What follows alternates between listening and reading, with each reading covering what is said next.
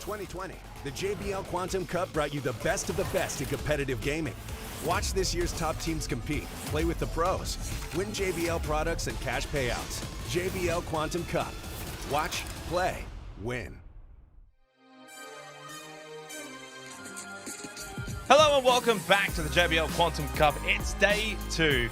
Day 1 was all about Fortnite. Now, today, we've got some Counter-Strike action here in the Asian region. My name is, once again, Xenox, and I'll be your host for today's matches.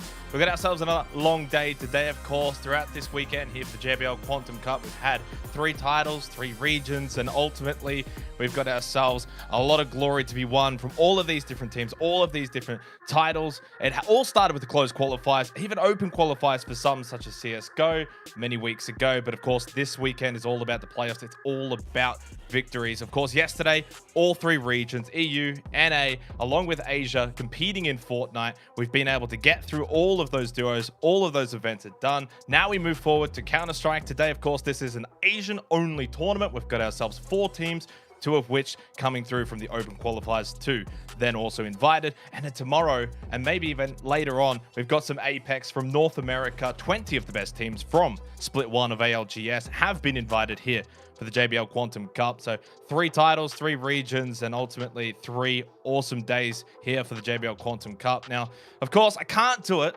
by myself. I need some experts. I need some help, especially when it comes to CSGO. And who better to get on board than Pansy and Vince? Hello, welcome, good morning, even in some cases, Pansy. Yeah, it's bright and early, isn't it? I haven't been up at this hour for a long time, but what better reason, right? Good bit of Counter-Strike, jump right back into it, check in with some teams that I know and some that I'm not so familiar with. So yeah, super excited to be here. Vince, obviously, it's all about maybe seeing some new and some old faces in this case, especially for the Asian CS scene. Now, what are your thoughts coming into today?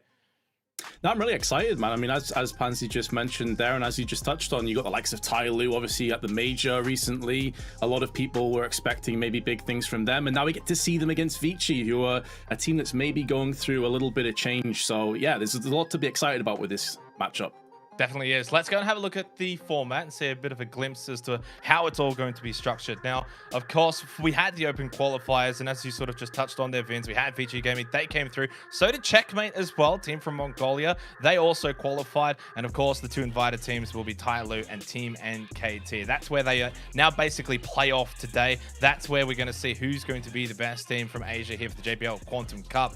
And now, I guess technically for these teams, though, Pansy, Tyloo is the one that definitely stands out the most.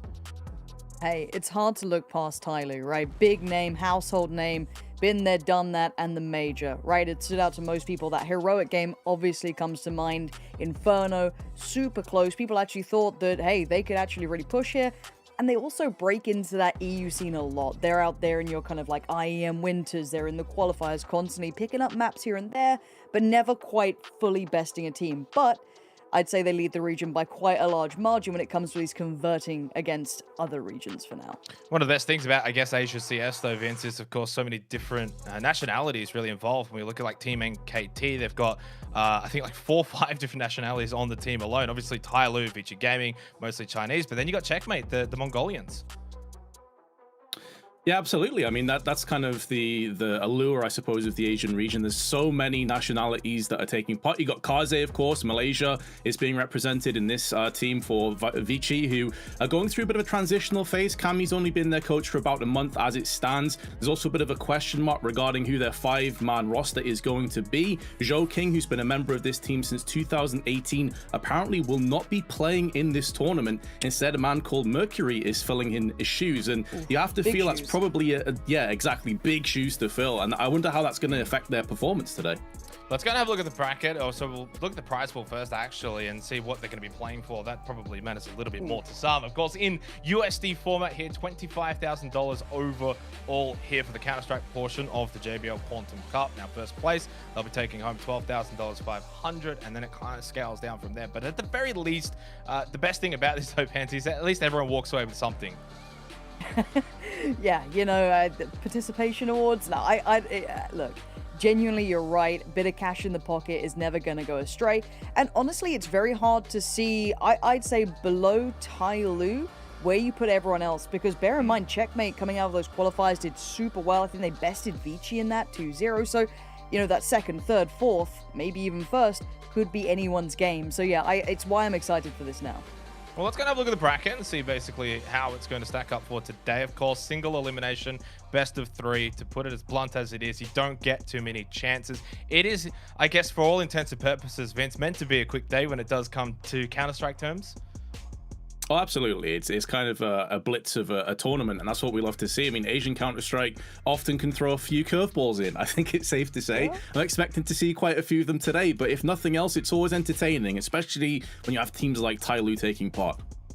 Of course, Tyloo, NKT, the 2 teams invited. They'll be going up against the 2 open qualified teams in Vici Gaming and Checkmate, respectively. Now, of course, in terms of the prize pool and the winnings, it's not just money that the winning team does get to take home. They've also got themselves a new nifty NFT JBL Quantum Trophy, first of its kind. Now, this is for all first place finishes throughout all tournaments here on the weekend for the JBL Quantum Cup. So that's not just CS, that's also for Apex, that's also for all of the Fortnite that we had yesterday as well. They all get to take this home, which this is very much, I think, a first, Pansy. I've never seen this before, an NFT in an esport competition as a reward for the winners.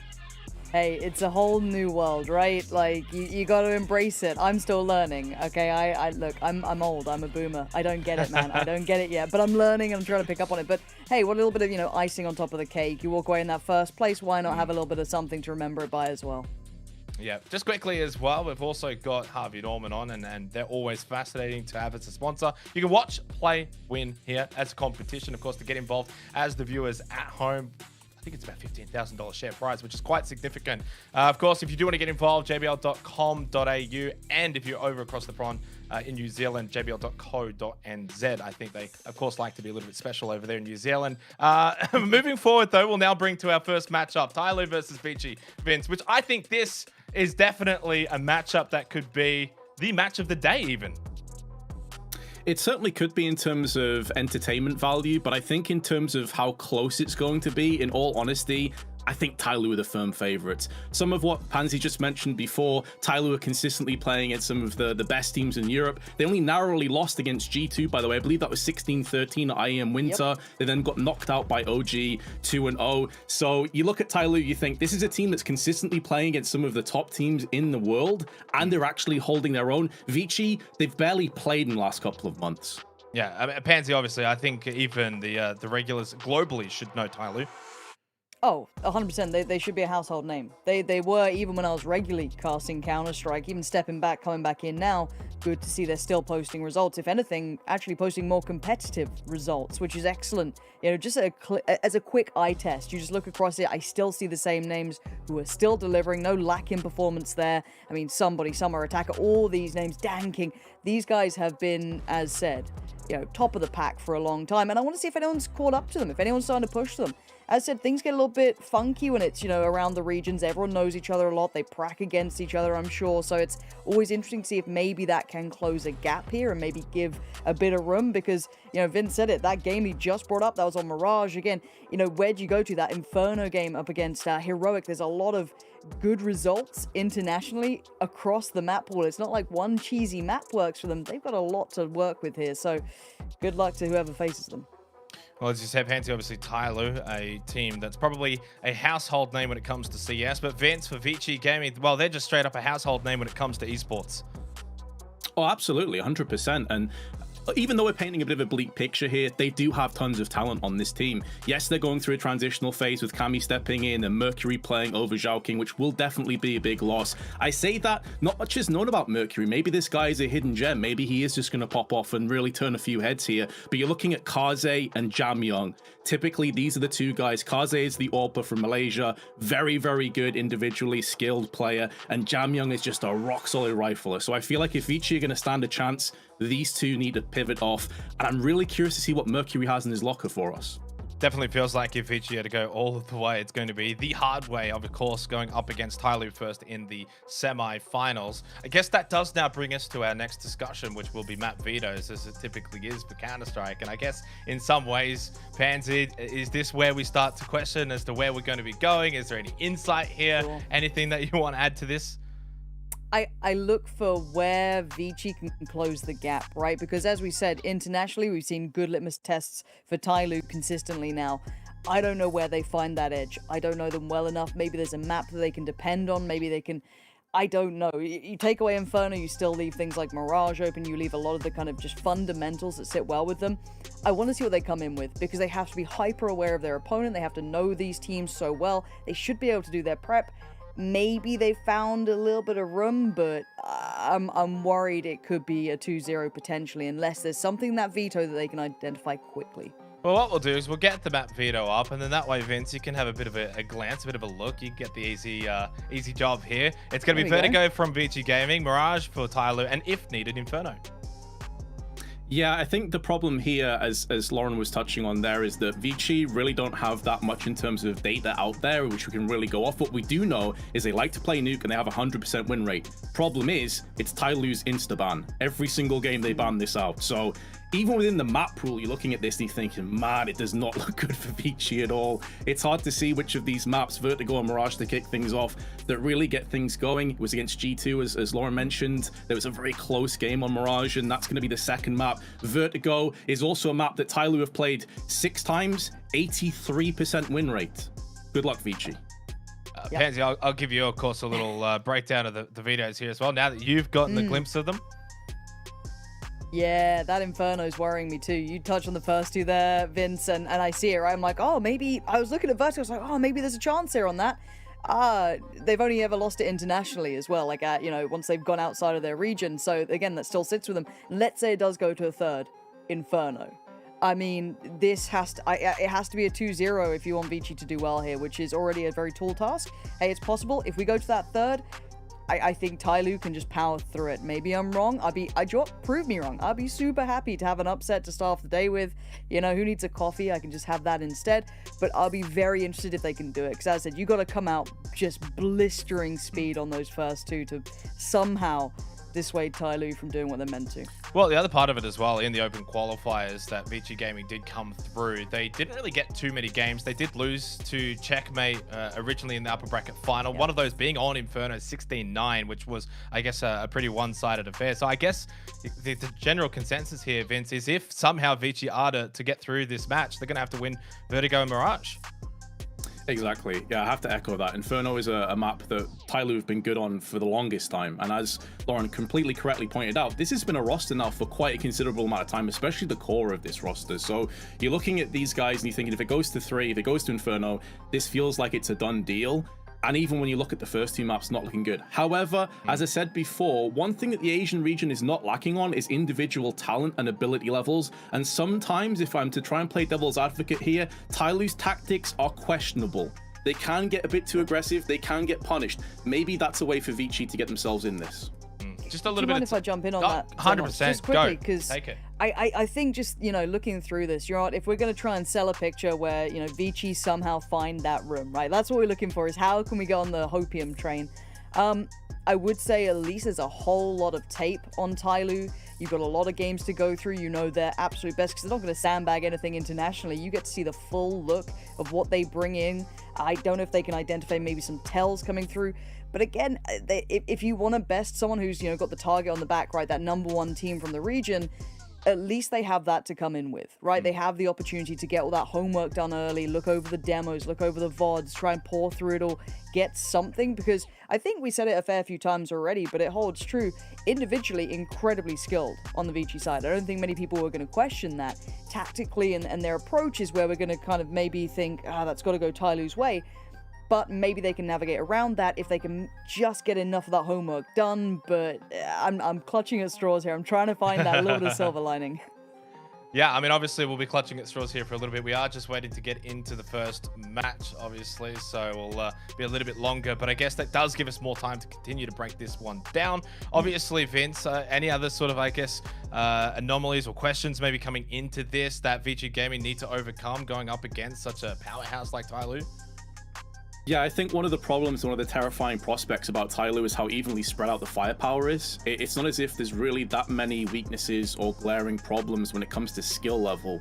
You know, sometimes in some of these top-heavy teams, especially as Tyloo is, I would say for the most part, many people would agree, the best team in Asia right now, going through to the major and actually doing pretty well, beating Sharks, if you remember, also taking a map against Movistar in their decider matchup, so they didn't just get blitzed out, they didn't get crushed. You have Slowly, Danking, Attacker, all of these guys are 1.1 or higher rating, and it's not like the other two in Summer and Somebody are down at like 0.9. These guys are 1 to 1.05.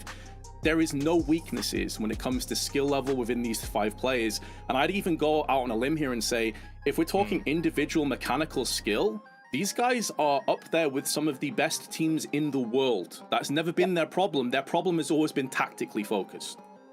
Yeah, I think obviously right now it's been a picture that's painted quite convincingly that it's going to be Vici Gaming that have a lot of work to do here. But is there a chance maybe Tyloo come into this and look, I don't want to say that maybe they have their minds elsewhere, Pansy, but is this the kind of tournament where maybe they might ease off the pedal a little bit, not quite go into top gear?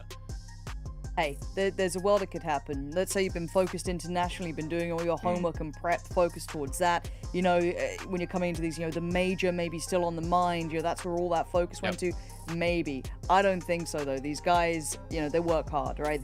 They're no slouches when it comes to it. So I wouldn't put that towards them, but it's certainly a theory we could look at if they come in and look a little cold. Maybe harder to be motivated against a regional team once you've, you know, gone past that potentially. You see it a couple of times.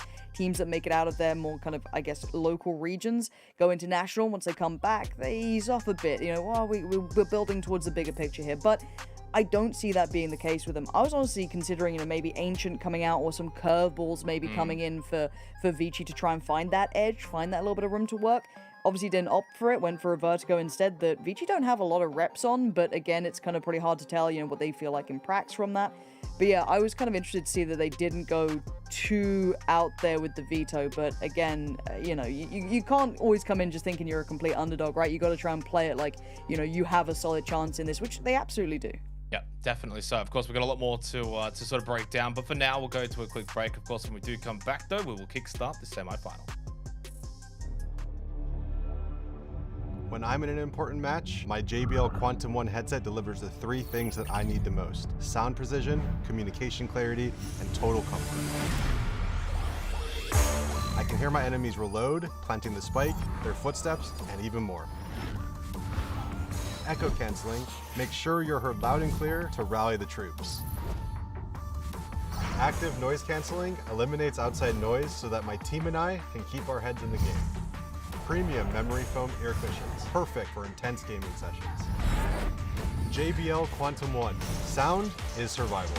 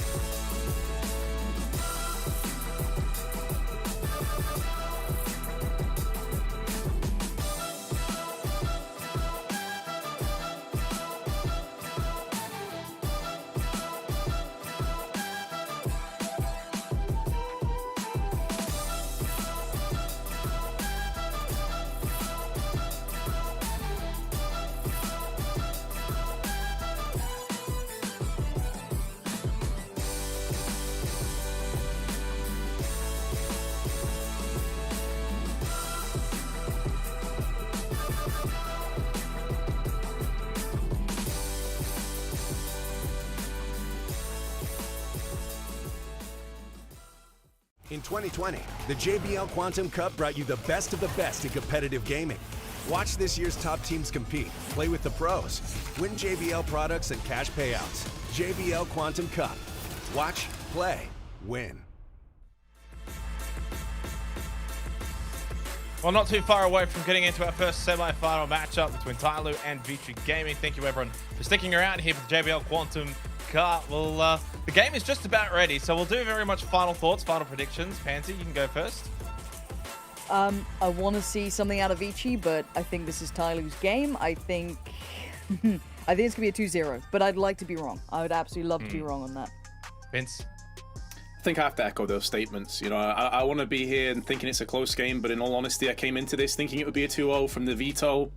My opinion hasn't really changed, to be honest. But maybe Mercury is the hidden gem. Maybe he is something truly special. We don't know much about the guy. He could be the ace up the sleeve. Maybe this semi-final matchup should be special between these two teams. It's Tyloo, it's Vici Gaming. We go to Vertigo here for our first map of the day. Pansy, Vince, take it away. Oh, we're finally in game, Vince. You love to see it. You absolutely love to see it. Now, we kind of touched on Vertigo as the map coming into this, but we didn't go into too much depth with it because I guess there isn't much historically when you look at Vici on this. Do you think this is enough of maybe a pocket pick for them to make much of a difference? Not really, because again, I go back to the stats of Vertigo. It paints a very solid picture for Tyloo. They've played it 6 times. They have an 83% win rate, and some of those games are against teams that are legit. You know, the European teams that you think maybe they would struggle against. The good news, though, is that Vici get to start on the T side, so they can dictate a little bit of the pace.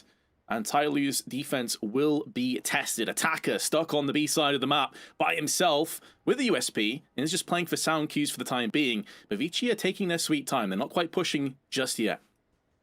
And I do want to see what they come in with on this one. I do want to see if Vici have much up the sleeve. Bit of contact made, but Attacker not looking too dissuaded from still sitting in a similar position, falls back just a touch, but still you can see the jump peak coming out from Danking on the other side of the map. So as soon as this gets noted, I'm sure the rotations will be relatively quick. So again, this shouldn't be too much to write home about. He actually sticks around for one, gets it, and falls back.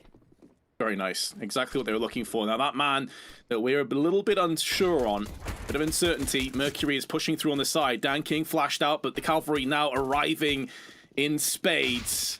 And more frags going the way of Tyloo. This time it's through the smoke into the head of Jam Young. It may be enough aggression, though, for Vici to yield the bomb plant, but there's Danking, and slowly, and there's the round secured oh so quickly. It is a bomb plant, though. Pansy, so Vici have some decisions. They can go in for a force if they want with some Galils and AKs. Not a single kill, though. So, yeah, they could. They could. They have choices to be made, and I think we're seeing them slowly coming in now. I'm seeing Tech-9s, and hey, a plant's a plant, right? But I kind of love watching Danking there. Just, you know when you watch someone just exuding confidence, just holding that jump peak, swings on it, still gets one, falls back to sight, and then closing down the round as well. So, Felting beginning and looking at the buy, you're spot on. Galil's coming out, 1 AK with Jamion, which is hopefully going to get a little bit of work done early on here. But already, look at the proactive play coming out from the CT side. I love a bit of this. Take deeper ramp control. Kind of keep Mercury and the rest of the T side kind of tucked down, having to fight their way back in.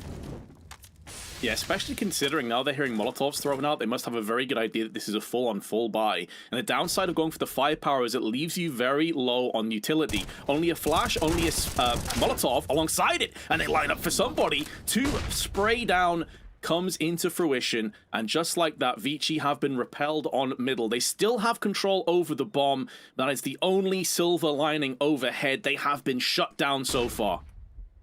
I'm going to be honest, they need to get on the board here. If you're going to come back in with rifles, Galils, do a bit of damage, do something.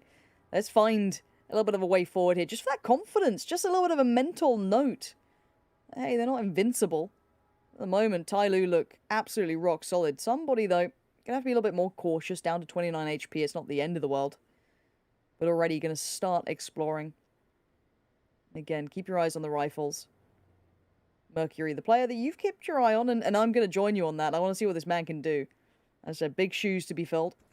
Clearing as they go, and slowly has found the other rifle that was still on deck, and this is not looking good, Vince. No, it's really not. At least they still have that bomb advent with it under tow.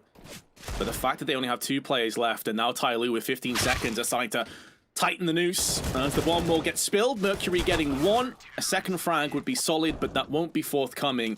And they did get on the board, Lauren, but honestly, it doesn't feel like that was good enough. I feel like they needed to get 2 or 3 kills minimum here.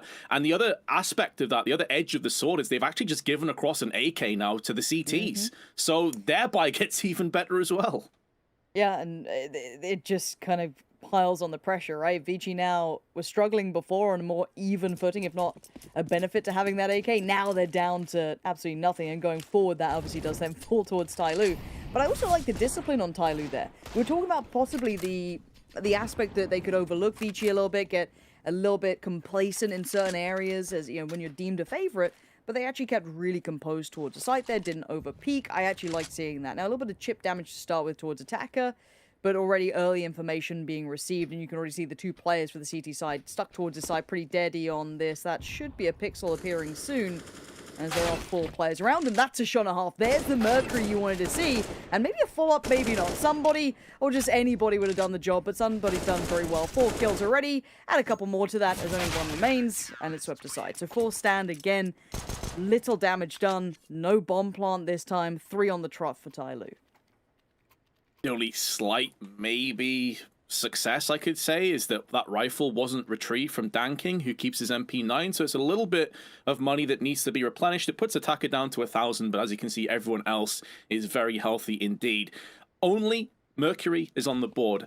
All the rest of the players on 00 and 3. That is going to have to change here very quickly indeed. Vici need to start putting some pressure down. Good flash, but there's no follow-up damage. Almond's been absolutely destroyed. An attacker comes straight through. Almond gets finished off by the grenade. You felt that flash was going to yield so much for Vici. How is attacker alive? 18 HP, the perfect flash. Yeah, the mid-pressure's done for.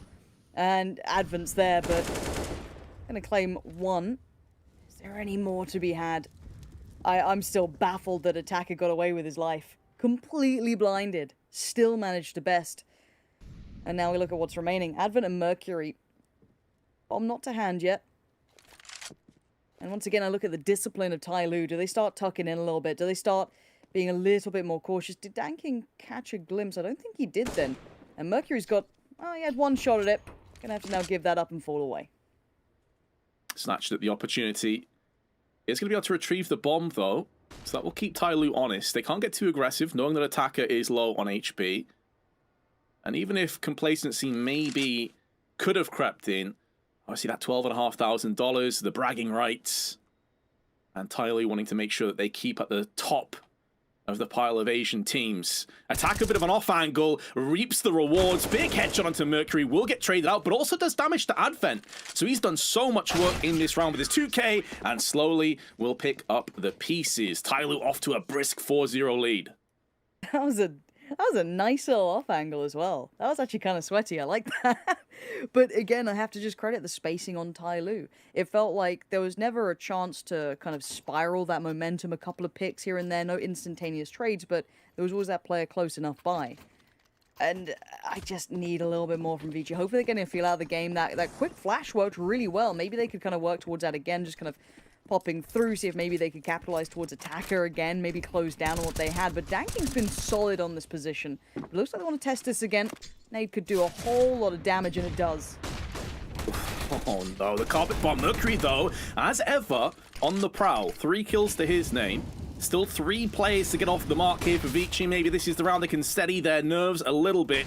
But good flash and smoke, a forward safe passage for Summer, and slowly to get out of the sandbags. And now as they're just up against pistols, you fancy them to hold this one down. A 3rd player has moved in additionally. So this A side has been bolstered significantly and slowly. 7-0, just shy of 100 ADR as he passes yet another bullet through the head of Alman. He's absolutely feeling himself, and rightly so. Now the Molotovs come in. You saw those rotations coming over towards the site as well. They pulled an additional player over. They took control back on short slowly. Actually going for the peak off that, side of things. Kind of caught my eye a little bit. I was a bit worried he might have got caught out there because it looked like they kind of fell back to draw them in for a second. But again, it just looks like slowly won't particularly lose any single fight at this point. But wait and see if anything else comes down. Let's see if Ty Lue really are patient. Flash to hand. Maybe a swing off the back. Once again, that creep towards ramp. Still jump spotting, still getting the information. Somebody, there's the flash we were waiting on. And only a 1-for-1 trade out. Mercury still delivering a fair amount here. 2 kills in the pocket, a rifle recovered, and he does have armor. So there's still a little bit of danger to this round, Vince.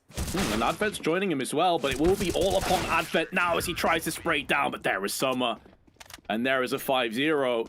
And look at the money here as well. It is built so solidly for Tyler. Yes, they're going to have to replenish some weapons. I'm curious if they are going to pick up their first AWP. Indeed, they will, in the very capable hands of Dan King. And that was almost the other element as well here, Pansy. We were seeing a complete and utter savaging from Tai Lu. Well, one of their star players hasn't even got his favorite weapon in his hands. Now he does. It's about to get a whole lot more difficult for Vici.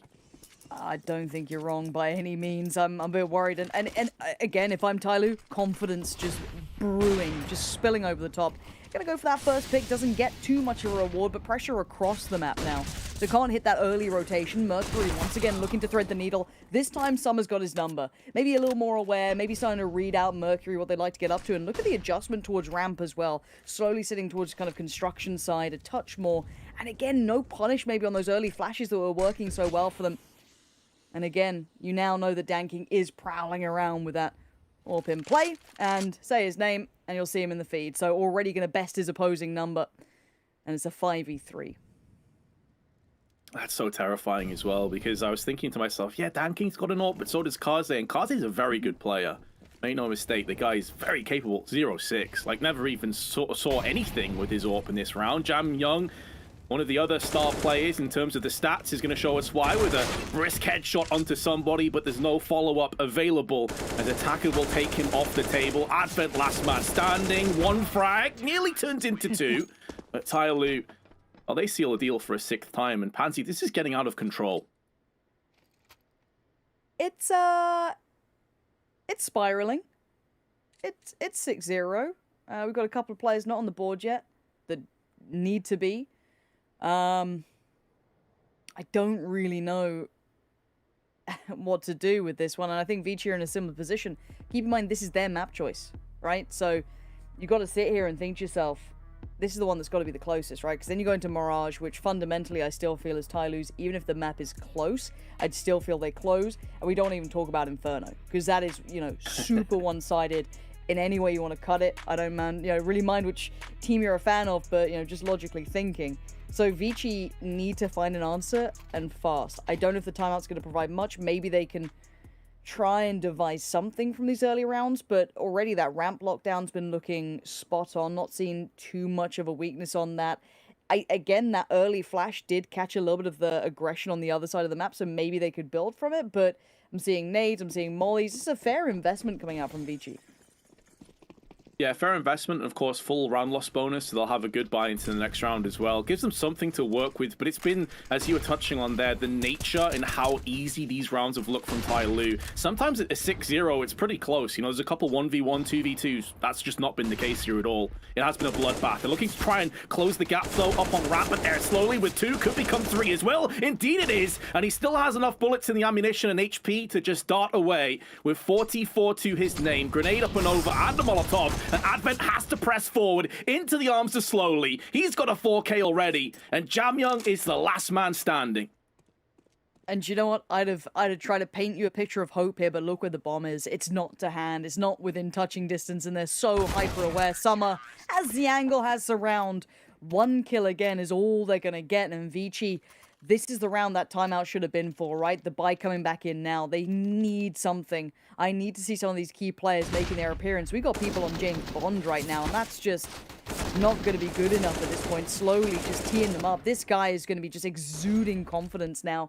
I need to see that wake-up call, Vince. It has to be now, or it might just be never. Oh, absolutely. And he typically is their entry fragger. You know, you're looking at Slowly to get the aggression, and you're seeing that on ramp. 12-0. T side, he's not going to slow down either. He's going to be very successful. Actually, in a lot of maps, he's better on the T half. So another element, I suppose, you're looking from Vici here is when Mirage does come around the corner, Mirage can be a very solid T-sided map. It's definitely not a super CT-sided play, and I think Tyler are better on the T side. Somebody, we've seen him get a couple of frags from this position before, but a well-placed Molotov forces him away. Okay, let's see what they do with this now. I need to see the theory. Vici, paint me a picture. What's the intention behind this? As slowly, it just seems like the immovable object, right? I don't think he's yet to die. Summer, similar scenes. Maybe depending a little on the AWP here to be the can opener towards his site, which, hey, they could do with something. And Dan King, other side as well. And the quiet creep up ramp, but what's the plan here? A couple of flashes maybe on the other side, see if they can draw some eyes elsewhere, but a well-timed Molotov will once again buy a bit of time. Slowly, though, he's going to go exploring, sees the Molotov, now falls away from this one. Actually, he's not falling that far. Yeah, he dropped that flash to his teammate, who's going to probably try and pop this one in. Flash gets tossed in, slowly now going to go for the peek and takes down the frag, but it's a 1-for-1 trade, 30 seconds on the clock. Jam Young trying to bridge the gap, bomb gets spilled, but will be retrieved. But Summer is there, opposite side of the smoke, and again he will pounce. And Alman has the right idea, but he needs the rest of his team to survive. He'll get the drop on Summer, but the fact that he's alone means he's going to get fragged from the back. You could see what Vici were going for, you could see the cogs turning in their heads, but they didn't leave themselves enough time, Pansy, and this is why Tyloo are so terrifying. They've played ramp so aggressive so many times. You touched on it before. Slowly has been this immovable object on ramp. This time they completely vacated the premises, and Vici took about 50 seconds even to just clear the ramp. That gave them nowhere near enough time for the rest of the round. And hey, that's the Sophie's choice, right? Okay, we go quick because we know that maybe they'll be up for a fight on this, or we take our time. How are you meant to read that when we're already seeing Tyloo just adjust so well on the fly? The adjustment of utility was perfect. They're so ready to greet them on so many fronts. And again, need to see an individual swing up, and the utility is just chunking away. And slowly, well, he's died once now, so he's like, well, I'm okay with getting a little aggressive on this. I'll play a little deeper against Tech 9s and just terrifying weapons at this sort of range. And overwhelmed indeed, but slowly still waits, pounces, gets Mercury, gets another. And what is this spacing? Why are they leaving him alone? He's just getting away with absolute murder. Yes, there's a rifle recovered, but it's quickly dealt with. And this round, just put a fork in it, it's done. Yeah, exactly. And Kaze, you can see, he's like, hold on a second, they're slowly behind me. I've got to try and take the aggressive angles. And in doing so, he gives up his back.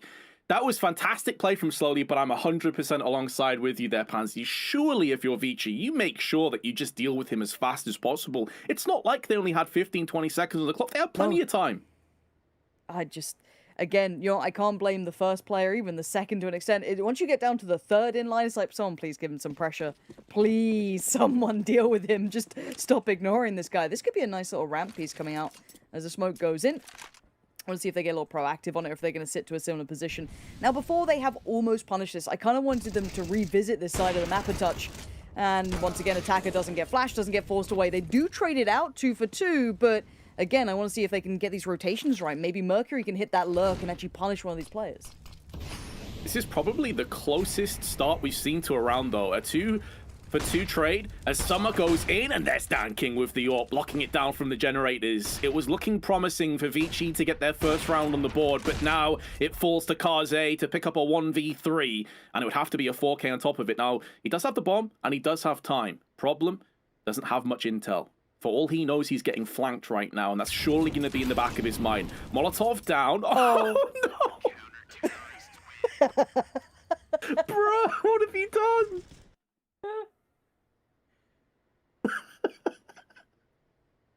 When people ask me, like, do you miss Counter-Strike? I'm going to just give them that round and say yes. First time they had a bit of hope. You know what I mean? We were all aboard. The lurk coming in, we were like, oh, this could be everything. Great trades on the site. He just jumps off the map, doesn't he? He has a moment. Right? Oh, mate. It's too early. It's too early. My neighbours will not be appreciative of this. Well, it's 10-0. Double digits has been achieved. And we need to see something in Vici that is not falling off a map or making a meal of it. This team is genuinely meant to be a contender. This is their map choice. I don't know how many times I can stress this. And again, the start looked promising in that prior round. The end was appalling, but now somebody, once again with the contact, we've seen the swing as well coming through by the elevators. This is going to be something we've seen before, choreographed almost, but actually a lot more pressure behind it this time, Vince. Yeah, and this is a really nice play from Alman. They've been threatening this middle push a few times. big pick, and now for the first time, I think they've got the opening pick, and they don't get traded back straight away, but as I say it, Attacker comes through with 2, is traded out, 3-play-3, bomb on the site, will be post-plant. Surely this is Tyloo crumbling for the first time. Surely Vici get their hands on this round and make it work, but Summer has other thoughts. First frag to his name, Advent and Mercury stand against him. Still 100 HP. He does have a flashbang, and he's bridged the gap so quickly that he has plenty of time allocated. Doesn't have to over-aggress and put himself into an awkward position. Oh, no. Another frag comes down. It's down to the new man, Mercury, standing against Summer, and Summer spins and takes his head off. He has enough time for the defuse, and that is heartbreak for Vici. A 1v3, and they couldn't even secure that. You know, when we look at 1v3s, you talk about you got to slice it into 3 individual 1v1s, and that was handed to him on a platter. I bet he was grinning ear to ear with that. That first frag comes in through on kind of CT side. You're like, cool, all right, first step. Don't have to worry about my back. The 2 on the site. How is he able to creep that close and just get that solo fight? Mercury didn't swing on the contact. Oh my, that's again, that's going to be a tilter. You're already frustrated, right? You're already starting to get a little bit anxious, getting a little bit, you know, uncomfortable. You're 11-0 down, like, no worries, I understand that. But then losing a 1v3, because that's just, I don't know which one is worse, losing that or falling off the map.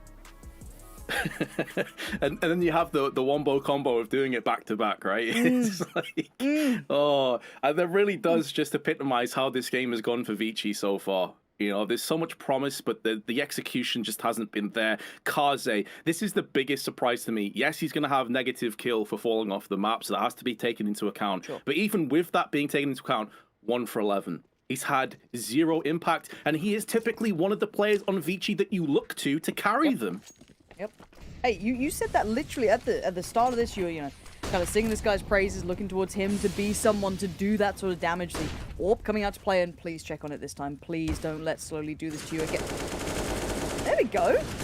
There we go. A little bit of damage going to force Slowly to have to rescind at least from the over-aggress, but Danking's right there by his side. But yeah, I'm still just, I'm in a little bit of disbelief after that prior round. Oh, I'm totally alongside with you. Let's hope that Vici have at least dusted off the cobwebs. Maybe it was a wake-up call. I'm really trying to be optimistic here, Lauren. I love that for you. I'm so proud of you. They do at least have a little bit of mid-control. We've seen that some of their prowess has really shown itself. Almond's had a couple of big entries. It's really what kicked off that last round and put them into that 1v3 situation. So Tyloo have bridged that gap. Good smoke, Danking behind it. Scaffolding is also taking control of a lot of damage to somebody. That will keep him honest, but there's only 15 seconds, or 50, I should say, seconds to play with. Did 2 players just pass each other? Slowly went through the smoke. He's just passed one of the T's, and that could be a false narrative that's coming to pass, or it could just be curtains for Almond.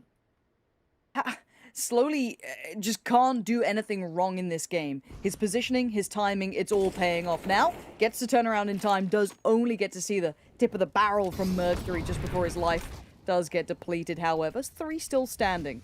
Attacker, Dankin, and somebody. Post-plant scenario may be the first time that Vici actually get around on the board. Something that they desperately require is Danking. Actually, gonna fall away from this. Huh. Yeah, fair enough. Not fancying it. Yeah, I was thinking that their economy is good enough to pretty much buy outright for the rest of the map. But to be fair, Attacker's down at 1700, somebody 3.5k. So they're playing this one slow and steady, and it's still an 11-1 lead, right? Like, they're still in a very commanding position. However, congratulations, Vici. Welcome to the scoreboard. They are at least going to get themselves up. And Attacker has also been dealt a fatal blow. That, for me, is a bit surprising. If you're going to make the call to save, then follow through with that. Why are you peeking when you have very little money left? Ah, so they can repurchase the double AWP, of course. Ah. 5,000 IQ. No, I mean, yeah, I don't like the half-hearted plan on that. It definitely stands out a little, but hey, this is more than anything, Vici finally getting on the board. So maybe there's a little bit of life in them yet. Maybe this could be the springboard. If they close out the rest of the rounds, hey, that's a little bit of wiggle room. It'd have to be pretty flawless, and they're trying to creep that smoke, but on the other side, there is 2 players, and Slowly, again, just doesn't seem to lose. Oh, a free AK. Not that free, though. Danking on the trade out. And it's a bit of a bloodied affair over by ramp. Neither side really coming away cleanly. Danking is going to have to respect that molly eventually. He's still going to get one with him. Yeah, that's really about as good as he could really do from that position. That's why he stayed in the Molotov. It looked a little bit odd, but he's basically saying to himself, right, I'm dead either way. I have to make sure I take someone with me. 2v2. Vici have a real chance to pick up this round. And if they did, the economy of Tyloo is no longer looking as good, courtesy of that double AWP purchase. So things could get interesting, and I'm totally on board with you. If Vici can get an 11-4, this may not be over just yet. Unlikely, sure. But judging from what it could have been at a 16-0, they'll definitely take that. Somebody playing with his food, waiting for the flank to come into effect from attacker, but he may not anticipate that both players are pushing side as one. He's going to get picked off in the back, and he didn't see both players. So he can't even relay the information to somebody that both players are there, and that's why he's pulling the plug. Vici will strike gold twice in a row. This is a huge turnaround. And I'm a little impressed that they won that ramp fight. It felt super, not scrappy, kind of one of those hard to replicate, right? One of those where it's like, okay, just trade effectively the whole way through. It's a dangerous game to play, but it works out incredibly well for them. Just playing as the pack, working it towards the site, and that pick, as you said, that double stack coming around over by, short, managing to catch the player, that pretty much scraps the round, or that retake potentially coming through, and slowly, I mean, he's still got one from this, which is relatively impressive, but you can see maybe a little overconfidence, maybe sticking around a little too long. They can now start looking towards falling back, potentially. They can sit on a slightly deeper angle on this. They don't have to keep running that same sort of, a little bit more dedicated ramp hold. They can play it slightly differently, but let's see how that then knocks on towards Vici's side of things, because already Danking's going to get the first, and that bodes problematic for Vici now, down to 4 players. Just what Tyloo were looking for as well, is their economy hanging by a thread. There's the boost. We've not seen it yet from Tyloo. And Kaze will have his eyes shut one more time from Danking's AWP. Jamyoung, Molotov up and over to the boosted box, will force some players out into the open, and Jamyoung just gets 2 free frags. The flash from Advent could not have been placed better. That's the player we've been waiting for. That's the guy you want to see activated, and that's a big round. Good answer from somebody, but still, the damage is done. This could be pathway towards at least a plant at this point. Bomb is left loose, does need to be dealt with, but maybe a pick beforehand would be ideal. Does get the chance and takes it. Gorgeous work. And now the 1v2, but attacker's flanks have been red, Vince. This may not be as easy as he'd like. Well, actually, it's a freebie, but does he get away with it now? Oh, I think that's like a millisecond from being planted down. That changes the entire dynamic of this round. From attacker having to live up to that name and get into the face of Alman to the other way around. 35 seconds. An attacker repositioning perfectly. Moving into the back room. Alman has no idea. He's still checking his angles, doing his due diligence. Attacker should have him on the cross. Spots him. Overstays as well. Gets punished. Didn't need to peek out there, but Alman wall bangs him down, and it's 11-3. Hey, we said, get that little bit of a gap. Get just that buffer coming forward, so maybe you could suffer through a lost pistol round or something going, unfavorably. And you could do some work here, do some damage. And Vici, I've got to say, at that round, we're starting to see some of these players that you were talking about finally getting into the game. It's taken them long enough, but they got there. And the flash as well, what a little MVP here. But we were talking about the money as well. It's finally been pretty much broken. As you can see, the SMG purchase has a bit of armor behind it, a little bit of utility here and there, but those rifles should absolutely outgun this. Yeah, this should be the easiest of the rounds from Vici, but how often do we see a mix match hodgepodge buy of SMGs and Deagles rain out supreme? Vici, though, building up that confidence, which is so important. When you think of the fall off from Kaze, the 1v3 they lost, it would have been easy to see them capitulate. It's great to see them bounce back, though, and they're bouncing back with authority. 1v5. A completely different look from Vici. The first 10 rounds, they were asleep. They were slumbering, but now maybe that giant has been poked with a stick one too many times. And it's down to attacker who smoked off the position. It's just almost impossible to see how he clutches this one, Pansy. I mean, surely the second he moves through the smoke, he's a goner.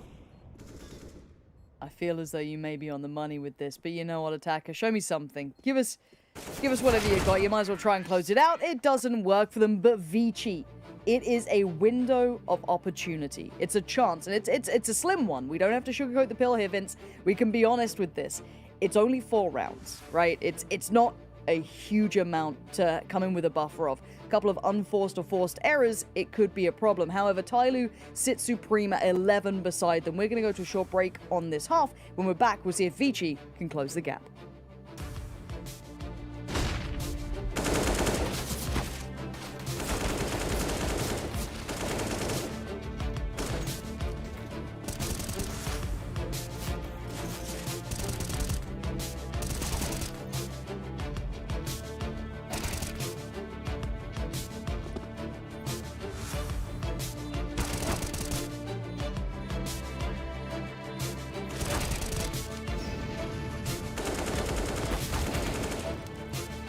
JBL presents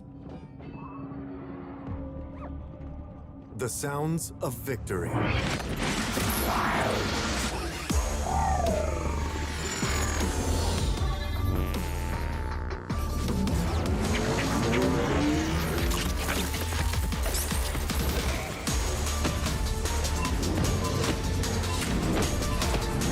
JBL Quantum Gaming headsets. Brooke, before you put those on, we have an idea.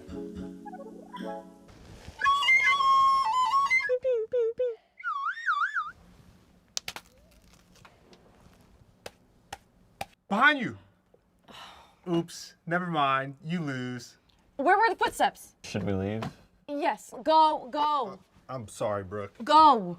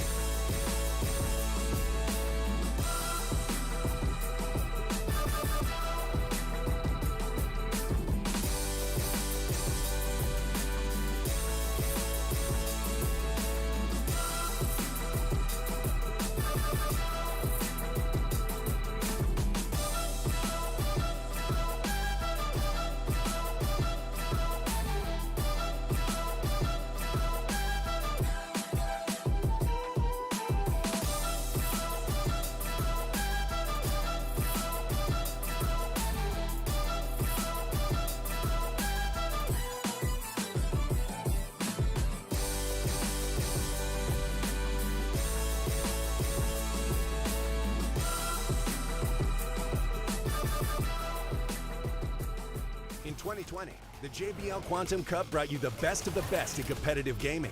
Watch this year's top teams compete, play with the pros, win JBL products and cash payouts. JBL Quantum Cup.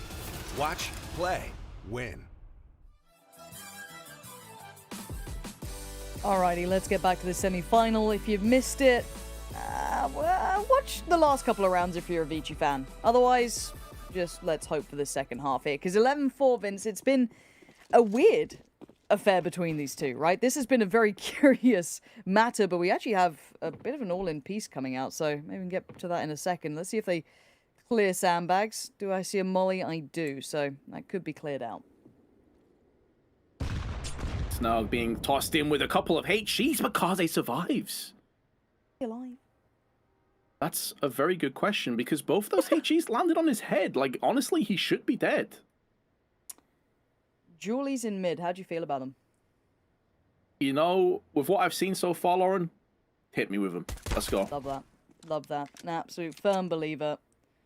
Clip it. Ship it. And honestly, Tyloo were just testing the waters across the entire map. They still got a fair crack of utility on summer, so they can adjust where they feel is the the end destination that they want to go towards. But as it stands, they haven't really committed anywhere. Yeah, I was a bit concerned when they tossed in the double HEs. They get lulled into a false sense of security and actually push the site right behind that. But they didn't end up going for it. Playing a bit more passively. Flashbang up and over.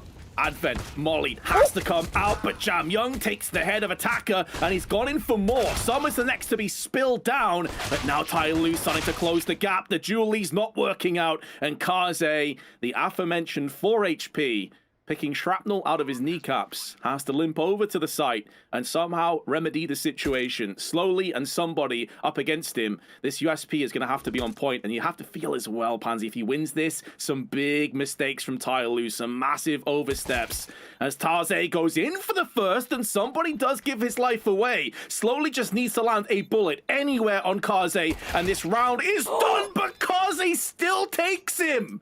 Does he have enough time without the kit? I think he does. He just clutched a 1v2 with 4 HP. I think he had 3 kills before that. He's made it to 5. Can we just watch this again? Like, this was a great start, right? Like, I was like, okay, this is kind of tasty. How? How has he done this? How's he done this? Slowly, of all people as well, who's just been rock solid. Absolutely rock solid. Gets domed. A 4 HP clutch. I mean... you don't see it every day, but we got to see it now. 11 to 5, and we talked about the gap closing. I really didn't think we'd see it potentially this quickly. But hey, purchase comes out. Actually looking a little bit tastier for Tyloo here, but... let's see what they can do now with those rifles coming through. 3 Galils, 1 AK, and Summer just going to be the utility man in this. Slowly on 19 kills. Typically the man that's going to be cracking open a lot of sites. It's called upon to go in. But Kaze with the MP9 off angle neutralizes him. Doesn't want to extend out and pick up that AK because for all he knows, there's more T's behind Slowly's corpse. But now that he has the backup, he's going to be going in and picking up that rifle. Excellent start on Vici. 5 rounds in a row if you carry over from the first half. Could very well become a 6th. And at that point, Tyler's economy is broken down and we have a real game on our hands. Yeah, spot on. This suddenly can spiral away from Tyloo, and the gap just gets, you know, really chunked in on a couple of key rounds that Tyloo would have to look at, you know, economy-wise, be able to pull it back. Otherwise, Vici are going to be actually able to do something about this. However, we wait and see. It's still not over in this round just yet. Smoke's going to start coming in. Going to ring the alarm bells and pull a couple of rotations. As Danking and some of the first 2 to really step forward. Sight now going to be gone, at least by somebody. Putting his body on the line here. Steps of Smoke and Mercury just puts him right back to bed. And again, down to 3. Aggression's the name of the game, at least to pick up that kill and deny the plant, leaving just 2 alive. Only 10 seconds as well. They need to get a shimmy on here. They want to try and win this round. They may pull the plug and just save these 2 Galils. I know it's a bitter pill to swallow, but the alternative is you get killed after time, and that economy is even in the dumps that little bit more. So they will hold on to the rifles, and they also put Advent down alongside it. And with 2 safe guns, I think they may have to force here, because you're looking at Attacker and Danking down at $350. It may be a case of going again. Very curious what their decision is going to be. Yeah, I'm seeing Eagles coming out, bit of armor. Ooh, and a late purchase from somebody as well. That was just on the wire there. A couple of additional bits and pieces, but it's not looking too healthy, this purchase, is it? But they are going to buy up around the Galils just somewhat. Maybe a little mid-burst is something they have in mind. Really, there is only one on this. But Kaze's been waking up, slowly but surely. A couple of key moments, key clutches. And spots out the first. Needs to not overextend here, maybe call for a little bit of a peek, and the nade does very well against Slowly. Yeah, Slowly down at 15. Be feeling that one for a little bit. Advent with the smoke up and over though, but there is a timing. The window has been opened slightly ajar as the CTs rotate away from the site towards the ramp, but now they decide better of it. It feels like that window may be about to get smashed in the face of Tyloo. We're slowly making their way over all 5 players, totally giving up and sacrificing any kind of map pressure or control or indeed intel. And they need to rattle off a couple of headshots, you feel, with one of these Deagles. That is their golden ticket into this round. But when you see the CTs moving over so quickly, and also Mercury going for an intel play, this is looking so dicey. This should be a bloodbath. And Jam Young, once again, just shutting it down by himself. Advent comes to the call, and it's going to be very straightforward for Vici. A 7th round now. 7 in a row. Yeah, no utility coming into that piece either. They were just down to as you mentioned, Tech-9s, a couple of Deagles. It didn't have much leg to it, but have a little watch back having to come in like this. You're hoping for maybe a trade, and 0 of that was allowed. The spray, the timing, lovely push and pull between Advent there as well, just swings out at the right time. Good little pick up on the punish. Now, we do have a purchase coming back in for the T side, but look at what's behind it. Absolutely no utility. You can hear the steps now, all being relayed. The call is going to be made. The flash is doing well. The Molotov just chipping away at attacker's HP as well, down to what, 47?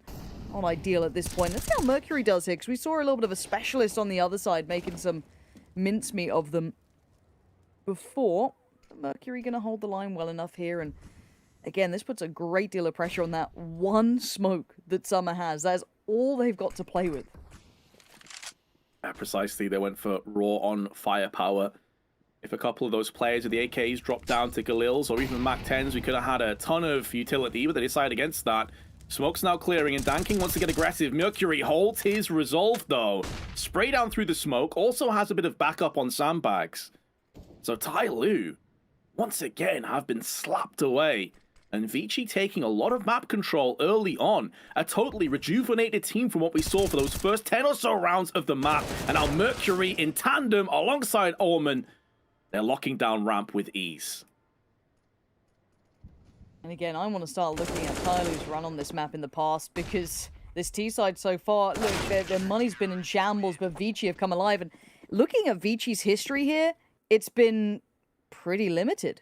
Unless I'm missing something, they have not had a deep run on this map against international teams. I haven't seen them, really leaning into this heavily. But Tai Lu, I know this isn't a map that they particularly shy away from. It's a perfectly reasonable map for them. They've actually done well internationally. They got, I think it was like a pretty decent run against Movistar Riders, if I'm not mistaken, in Stockholm. So, and that, yes, it was a loss, but once it was regional, I don't think they've lost this map. So to see them now getting closed in on like this by a team who doesn't have that many reps on here, that hasn't looked anywhere near this solid, is certainly garnering my attention. However, that pressure felt towards middle, as are the T's. So the molly goes in, buys a little bit more time, slows that clock down even further. And this 3-2 split isn't quite having the start that Tai Lu would have wanted. Definitely slowing down the pace. And yeah, I mean, you're spot on. You look at the stats, they paint a very strong picture. They've only gone double digits against them. One time against Checkmate. Everything else has been 16-8, 16-5s. But you also mentioned it yourself, Lauren, in the pregame. One maybe glimpse of hope for Vici is that there's a lot more information out there to counter-strat, to go through demos. Cammy coming in as Vici's coach, maybe wants to try and really pave the way for some success, but hold on to that thought, because we're about to have a little bit of aggression. Good counter flash, though, is going to keep them at bay. Now Kaze opens up with the M4, and players fall by his wake. However, somebody is giving them a lifeline. With this Desert Eagle, getting one frag. I think he's bypassed the player just behind him here, but he's stuck in the smoke, so they're not really getting too aggressive, and they knew that had so many guns pointed in his direction. Again, if you've just joined us, Vici have now won 9 rounds in a row. What is this game, Vince? Because, I'll put it out there, right? It's been a minute since I cast CS, right? So I'm coming back in. I'm excited to have a little look to see what it looks like. Is this something I should be expecting at this point? Hell no. it's Two not. mad runs. Like, essentially, Tai Lu just dropping 11 on the board and then Vici doing 9. Okay. Fair enough. Early fight, though. Early scrap. Somebody gets bodied by Advent. They hold on the ramp as well. Success on both sides of the map. You couldn't ask for a better beginning. No, it's just a phenomenal passage of play. Now, good news for Tai Lu is Danking, for what feels like the first time in this half, has actually got a pick. So it brings them back to just a 1-player deficit. I have to see if they can try and extend this a little bit more. Flash up and over towards the ramp. Going to be peeking behind that for Alman. No one's there, because the smoke is still in their eyes. If they continue to push down here, though, and that smoke dissipates, then Danking will be favourite to pick the frag. And Summer actually takes it down. Slowly was also waiting there. So that's multiple gunshots they've heard from different locations. So even though Vici have lost the player, they at least have intel. But with a minute left on the clock, that intel does have an expiry date.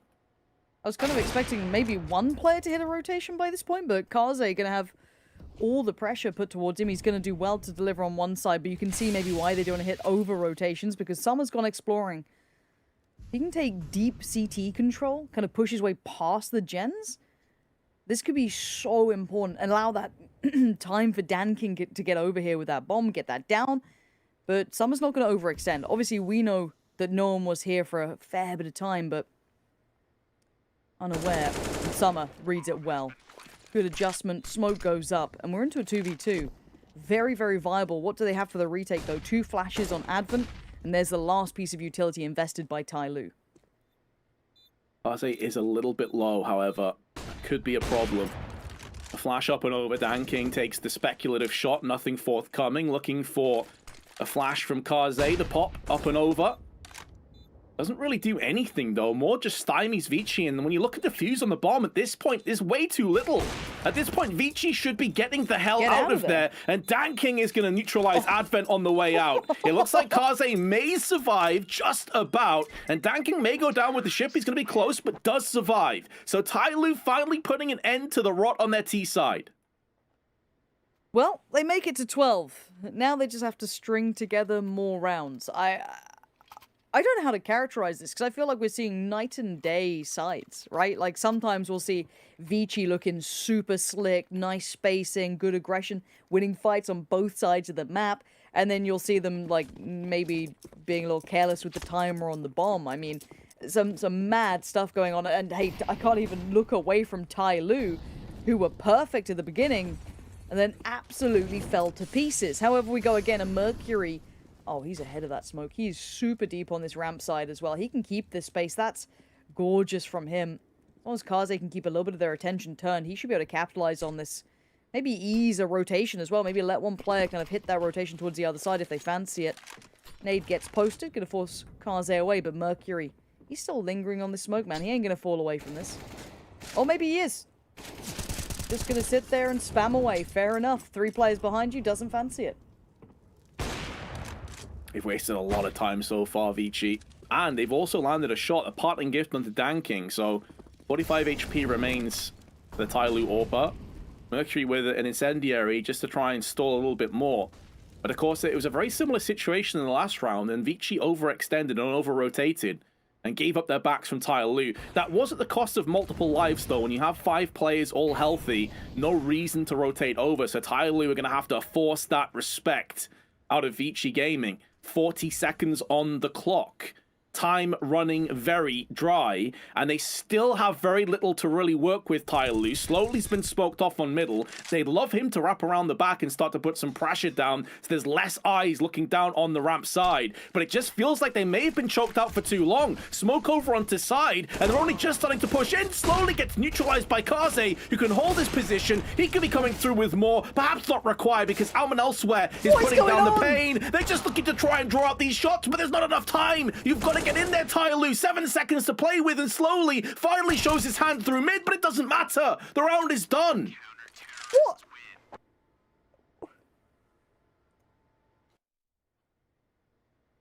I'm gonna be honest. I thought I understood Counter-Strike, and then I watched that round, and I think I've lost it. They keep leading themselves with no time. None. Like, don't get me wrong. Like, obviously, you're not under the assumption that you're going to operate at an error, right? Like, oh, yeah, we've got to kind of back ourselves in this scenario. But they just got choked out on time. They had a little bit of utility to play with. The ramp wasn't even that heavily contested. They could have pushed up. We saw it. Mercury fell away relatively early on. They were fine to at least get towards the crane, but no. Now, look on the other side. Looking into this round, we have the AKs coming back out, but not too many. Just one. Slowly with his, that's gone. Now a Galil's all that remains. As Advent can just sit here if he fancies it, buy some more time, keep a position, play off the back of that flash, has a little check, doesn't quite see the final player, but still cognizant of the fact there could be someone down there.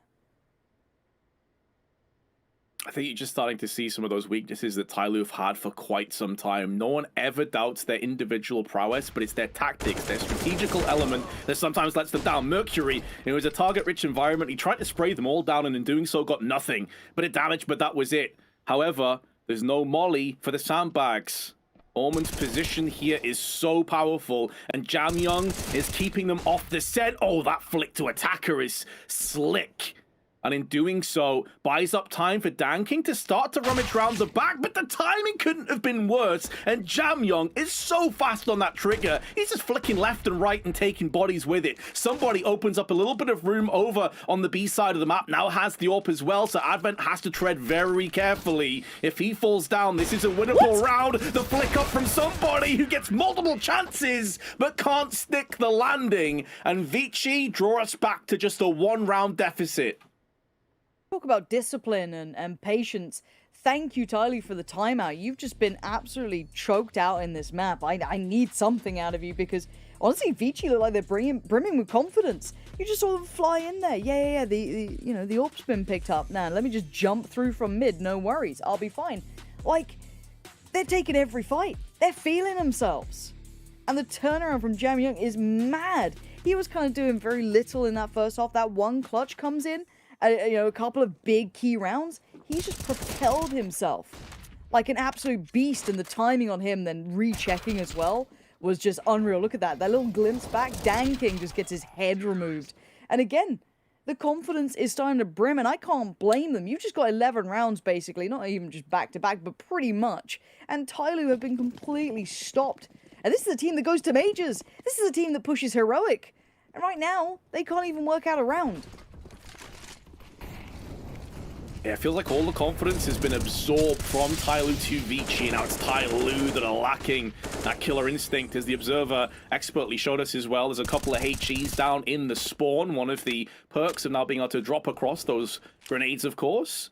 So if things are getting a little bit too hot and heavy, they can fall back and try and throw in a bit of ordnance to stymie the push. Attacker, though, getting 2 kills by himself and significant damage to Mercury. You cannot ask anything more of the man than that. But where was his team? Where was the trade? Oh yeah, Attacker, we're just going to expect you to probably deal with the entirety of ramp. We'll be back down here, though. We'll get there eventually. It wasn't like there was like a molly or a smoke or too much. I think there was a nade eventually thrown down, but they just left Attacker on an island. Like, credit to him to still get 2. That's impressive work. But this is certainly still recoverable. Don't think it isn't. Advent is still taking a good amount of space here. Audio cues would be primed for him. And it is a bit of a weird 1v1 with somebody, right? Somebody's kind of playing a similar thing. Making sure he's keeping that in the back of his mind, like, okay, we could get closed in on, but half of the map's pretty much locked off. So these two should be relatively confident in where they are. And actually, it looks like the gap's going to close even further. If Advent keeps exploring this way, now with the confirmation coming in as well from that Molotov, he's going to see a whole lot of players. That's 2. Doesn't need to overstep. Still has 2 players on the side he can depend upon as Slowly and somebody put to work now. Oh, Slowly is in such a difficult situation. Somebody has to bodyguard his mate. Smokes down, though, does a forward safe passage, but the second the bomb is planted down, Mercury rising again to the occasion, and Vici, they've tied us up all even. Who would have seen this coming? When we were at one point at 11-0, it's now 12-12. I'm a little stunned. And you know what, Vici are playing a good game. But just some of the spacing on Tyloo, some of the approaches, is just making me second guess myself. Like, again, Advent getting this sort of damage done, it's good timing, it's that good internal clock kind of working in. The retake's fine, but it's that early damage that came out. I think it was it from Summer? I think it was. And there was just, like, no one, or again, there was no one to back up those 2 frags or even trade out a death on this. Advent getting very aggressive here. And actually slides himself tucked up towards the stairs. Now, Kaze has found Slowly in the meantime. Good molly. Nice to see that intuition still working. But the frags, these guys don't miss. Vici are just banging out headies. Vici are playing exceptionally well, but I am so perplexed as to what the hell Tyloo are doing. I've got to be honest. Like, this is such a head scratcher for me personally. Maybe somebody and Dan King can remedy the situation, but Mercury's there, behind them. Yeah, this is over, and Vici will be taking the lead. But Tyloo, Pansy, they're running around like headless chickens. It feels like there's no predetermined ideas of what they want to accomplish in rounds, like what the plan A, plan B is. I don't know what I'm witnessing, but this is a Tyloo that I feel like as strangers. You know, you go back to what we saw at IEM Winter, you go back to what we saw at the Major, like, this doesn't feel like it's the same players. No, I'm with you. Because they, as I said, they fight as one. They've got this great style to them. Not seeing it here. And this is no discredit to Vici. They've been given an opportunity and they've taken it with both hands, right? They're like, absolutely, you're going to give us a window of opportunity. You're not going to keep hammering this down. We will absolutely pull this game back. But I just didn't expect that from Tai Lu. I think anyone who's watched CS wouldn't sit there at like 11-0 go, yeah, well, it's going to be Vici's game. Like, this is something else. This is one for the books. As Kaze is going to be sat in the perfect position, probably for, I feel, at least one, maybe gets forced off by a flash. Jump Spot's going to at least reveal his position. Decides to not stick around too long, doesn't want to kind of play that dangerous game, but there's that pop flash, and there's the build towards ramp. But again, nothing to really dissuade the CTs. Timing on Kaze is perfect. Commits deep towards the ramp when they have Tech-9s and Deagles, though. That's a brave way to do it. An attacker will lap that up. Gets an AWP for free. Summer gets a rifle. It's a 2v3 now. HP on attacker, who continues to press forward by himself and gets picked off from the side. Summer is nowhere to be seen. Can't really help his teammate out. They had plenty of time. Summer now smoked off. Does have the bomb. Another smoke. Yeah, this is looking very grim for Summer and this 1v3. They have picked up, obviously, clutches in the past, but that feels like an eternity ago, a completely different plane altogether. Summer now moving in. May have been spotted from that jump shot. Summer takes down Jam Young, but there is Mercury again. He's played very well, to be fair. Yes. As I said, coming into this, didn't really know much about this guy. I haven't really seen him play before, but I've been impressed. Hey, we said it. Big shoes to fill, right? Walking into this roster, coming into it. Like, we know Vici, but, we don't know the new look of this man coming in.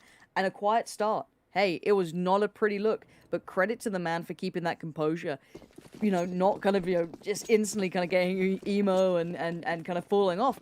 Coming right back in, 22-16. That's actually pretty solid work. 4 plays stacked this time, and a pop flash, and Mercury's away. He's trying to get in their faces, and this time he's going to get checked on. Nice work from Summer, being diligent about that, ensuring, kind of understanding Vici's plan. Those flashes coming in that deep smoke kind of gives away the intention, and you're seeing Tai Lu capitalize on it finally.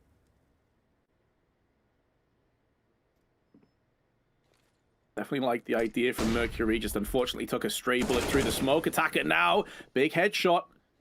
Can start to try and pivot in. Kaze in a world of hurt. Molly down. Oh, that was so nearly a collateral. They nearly lined up for the man. He's still alive as well. He should be perforated through the smokes. There's multiple rifles spraying him down. But now Jam Young can pivot in. Only 1 frag to his name. Damage inflicted to Summer. But Advent 1 on 3 post plant. In that smoke, an attacker doing his due diligence, just making sure that his teammate's back was covered. So Tai Lu, that's only their 2nd round on the T side so far, which again is just so mad for me to say out loud. Even if this is a close first half, Tai Lu typically do most of their business on the T half. That's what's been even more surprising for me, Pansy, like how poor that they've looked here on this half of Counter-Strike. Yeah, I think it's a shock to me. And even in that round, I like the way they read the tell from Vici. They were going to get aggressive towards ramp. That's the sort of diligence I expect from the side. Being able to punish that, build off the back, trade effectively towards the site, use the utility well, make sure no one gets away at that sandbag spot, keep those mollies. They had like 3 mollies to run through if they had to. So again, they were in prime position, but this time no aggression to be seen. And let's see if they note the tells. Did he just catch Attacker? You're playing a dangerous game, bud. Through the molly. No trade. On your own. No one near you. You try to make a bit of a miracle run, I get it, you're mollied out, but once again, you're playing at a player disadvantage. It's still above 1 minute. Yeah, no more pressure really over on ramp allows a rotation for Vici. At the very least, they don't need to over-rotate away from this B site. The problem could be forthcoming, though, because Advent is still alone here. So well-placed flashbang forces him away. And that's where the Stampede, the tsunami of T's, could just crash against this site. Molly's tossed in. Pre-Daning. That position would be under threat. Advent tosses the underarm smoke. Now Kaze's moved in, but Advent's lost his life. Summer bridges that gap. Kaze still trying to hold on to the generators, but well-placed utility will force them away, and somebody this time does have the back covered. This is more like the Tai Lu that we saw in that first half. It seems like they took a bit of a nap, but now they're starting to wake up. Hard one for Vici to retake, especially as Dan King goes in one more time, and Kaze and Jam Young on low low economy, have to pull the plug and tap out of this round. We are going the distance, the full 30 rounds. 14-14 is going to be the score. Hey, they were down a player after that ramp look, right? And I'm starting to get worried. They come back around, they pull off a nice little set piece towards that B site, beautiful utility work. And again, they look untouchable when they do this. I don't understand how round by round this looks like a night and day team sometimes. Gorgeous work, consideration towards the flank, danking even back in towards the feed. I felt like I hadn't seen him on the right side of the kill in a moment's time. But there he was, having impact. And Vici, there was no chance for that recovery then. They were locked out so quickly. It was down to the 2, and you're right to mention it. The economy's been just chipped away from them. They're down to very little. Probably what this timeout's for is to discuss how do we then approach this. What do we do with what we have remaining? Do we try and get something out of this round? What do we want to approach this with? Because options are going to get super limited. And Tyloo, I think you're right. They look like they were napping. How have you got set pieces like that up your sleeve that you've just been hitting your head against ramp for the last, like, 6 rounds? Like, Tyloo, man, it baffles me because you can see so much coordination sometimes, and then others, it looks so disjointed. But Vici now have been thrown back the curveball, right? Like, this is the thing. They've been pretty feeling confident about the last couple of rounds. You're starting to feel themselves. But Tyloo still had a tear, right? They were still over double digits. They were still looking healthy on the half. They weren't in a massive hurry to close out. So Vici needs to kind of maybe steady the nerves a little bit here because it is getting tight now at 14-14. Yeah, I mean, Tyloo have always been that kind of team. I feel like it's like a Dr. Jekyll, Mr. Hyde. You know, you got 2 very different sides to this roster. And that's been the case for so long as Kaze on the drive-by, flashbang preceding that AWP shot to the head of attacker. And when you're such low weaponry, getting an early pick like that is going to do you the world of good. That's just what they were looking for. However, it may not be good enough yet. There's only 2 smokes, but here comes the over-rotation. I want them to be proactive, try and bring that AWP into the places where it can work. Now, they're going to at least confirm that somebody's there. Great. Use them as an early warning system. Maybe they can still bring that AWP into the right place. So, I don't mind it, but they are going to give up space for it, right, Vince? This is the problem. Now, mid's wide open. They're going to be able to kind of slip through this, but Mercury seems aware of the chance of it. So this is a good time to check back in. Slowly, quick shot. Big trade, though. Jamyoung's been sharp today. Now, it's down to a 2v3. Now, Danking and Summer still well enough equipped. Has 1 smoke, so maybe the cross won't be too affected, but, well, I think the cross will actually be a bit of a problem, unless Summer hits that. Oh, Kaze, so unlucky as well. He actually landed the shot, but I think it was just a glancing blow to the shoulder. Looked on. I thought that was sent to mass, but apparently not. And now a 2v2 at such a crucial, integral moment in this map, in this best of 3. We'll see Alman and Jamyoung holding this one down, but it's the healthy Summer that is plucked out first, meaning that Danking and a lowly 22 HP have to try and remedy this. And Orman says no. Vici will have the first map point.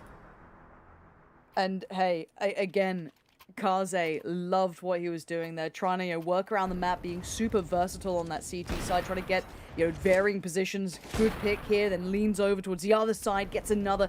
That's great work from him, and considering he wasn't really turning heads on that first half, or too much in that regard, that sort of round, he's basically kept his team in this and now pushed them to map point. He has been essential in this, and that's a good nade though coming out from Tyloo, and they have to respect that mid presence now. More shrapnel and Molotovs burning and expunging the HP bars of Vici. Affords them a bit of safe passage here, Tyloo, but what we've seen a couple of times is that they're not on the same page. A couple players push in, the likes of Attacker. No one's there behind, and this time it's Danking. They get stuck in middle, but a drive-by from Slowly. What a shot that is. Minimum damage inflicted, just a third evaporates from his health points. And Vici now get caught in 2 minds. They were looking to try and pull away from the site, and Summer takes that initiative, gets the opportunistic moment, pushes in, frags out, and now this site is ripe for the taking. The double swing in mid, though, still has a little bit of potential to it, but it is going to be a trade out. So a 3v2, and look at Summer's deeper position. This will at least allow safe passage for that bomb to come on over. Mollies and flashes almost giving this concept that he's not that deep, but Jamyoung seems aware of it. He's like, no, I'm not falling for this. I know someone's around, but can't make much of it, and it looks like OT might be beckoning in this. Advent now, a 1v3 presented. Maybe he can make a believer out of me, but not a flash to hand, not a smoke to play with. Just that gun by his side, and that's It's gonna have to do some heavy lifting now. A flash at least maybe could come through and facilitate one of these across maybe, but somebody's surely gonna sit this out on site, play this smart, play the time. Advent gets a shot at it, but no, somebody denies. And of course, it's 15-15. Oh, we go the distance. It's going to be the overtime, and who would have seen that at an 11-0 score? However, we're going to cut to a break before we reach our conclusion of our first map.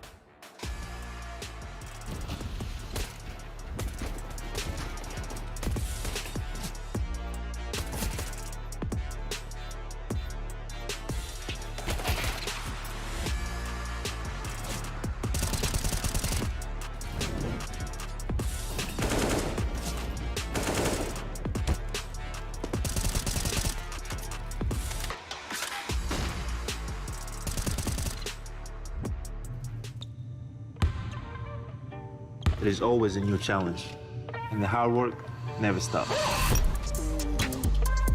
Strive to be the best.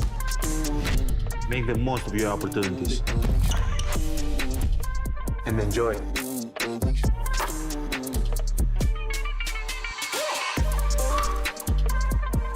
Introducing the JBL Freak Edition wireless headphones, designed by Giannis. James, I have to tell you how I feel. I love you, JHB. I know it may sound crazy, but I can see us living together. Well, your silence says everything, James. Goodbye forever. James. Sorry, I couldn't hear you. I was wearing these awesome JBL Quantum headphones. Look, it's me as a cat. The nose and the whiskers. Isn't that cute?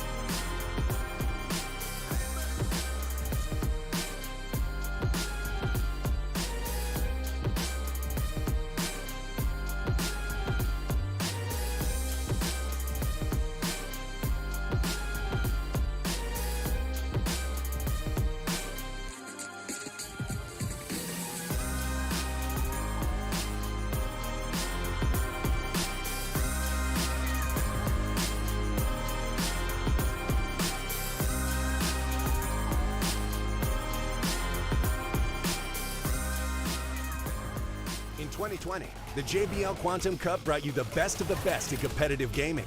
Watch this year's top teams compete, play with the pros, win JBL products and cash payouts. JBL Quantum Cup.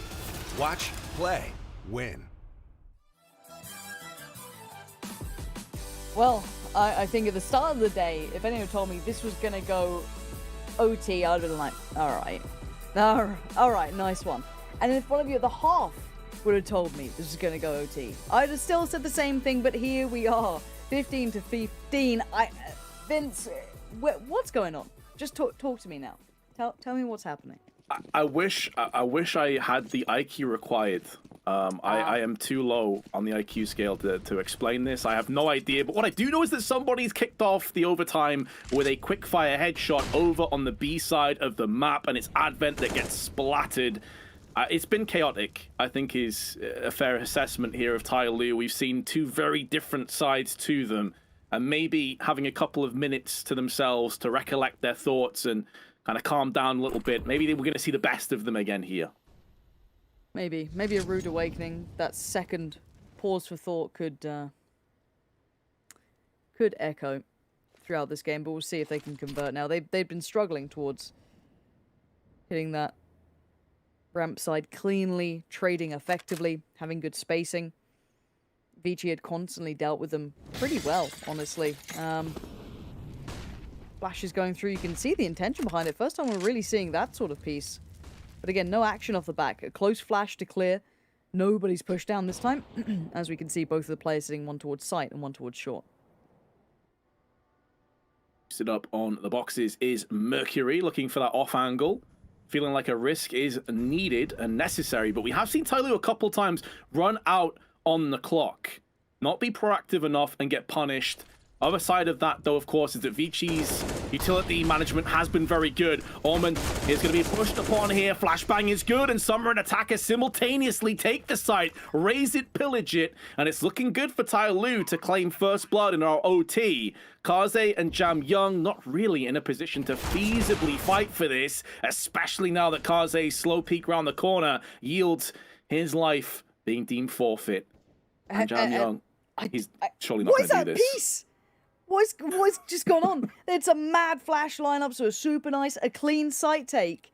After we've seen them struggle for like 12 rounds on the trot trying to even get towards ramp, we see 5 still standing and a set piece. Tai Lu, what's going on? Who are you? It just, I don't know who these guys are from one round to another. Because honestly, that little take there, those like nice flashes, somebody with a perfect beginning, great. And now this, look at this beautiful work coming out from them. The flash is being sent over from further afield. This is the side that I was like, okay, well, hey, these this is the Tai Lu that can push the EUs in majors. What a great narrative after this one. Advent fancying his chances again though. Still going to be put to task here as 2 players this time, slowly, and somebody going to be asked to deal with him. Flash to set him to motion, turned quickly, but Advent on the drop down. Okay, fair enough. Guess that works just fine. I'm sorry, Advent. What? Don't worry about that. Why is he just parachuted in? Like an absolute madman, and now Jam Young's gonna hold the line. 2 frags. Go the way of Vici. 2 players are low. And it is confirmed damage at least. Tai Lu gonna try and make a move up ramp, but they need this frag onto Mercury, and they get it. It's a great cost though. Attacker down to a quarter of his HP, and Dan King hoping that Alman maybe gets overzealous with this peak. If he peaks any further, he could have the frag here, neutralizes the player over on A, and that's now going to start to open up a little bit of business, but Kaze is wrapping around the side. We've seen these flanks come into fruition multiple times. They've been very successful. Kaze is going to go one better, spills the bomb as well, and that's going to play so much hell with Tai Lu. Kaze goes in again, and Attacker on his 21 HP. Surely not long for this world. If he pushes forward, it's into the arms of the very capable Jam Young, who's on 30 kills. Has been outright an absolute beast for Vici. And if he pushes back down the ramp, well, he knows there's an AWP there waiting for him. What he doesn't also realize is that Advent has joined his AWPer and will be holding down that angle. Also, Attacker doesn't even have the bomb. So even if he did take down Jam Young, the time itself was working against him. Okay, back all even, of course. Why wouldn't we be? 16-16. You have to put the kettle on after this one. It's been a bit of a run on map 1.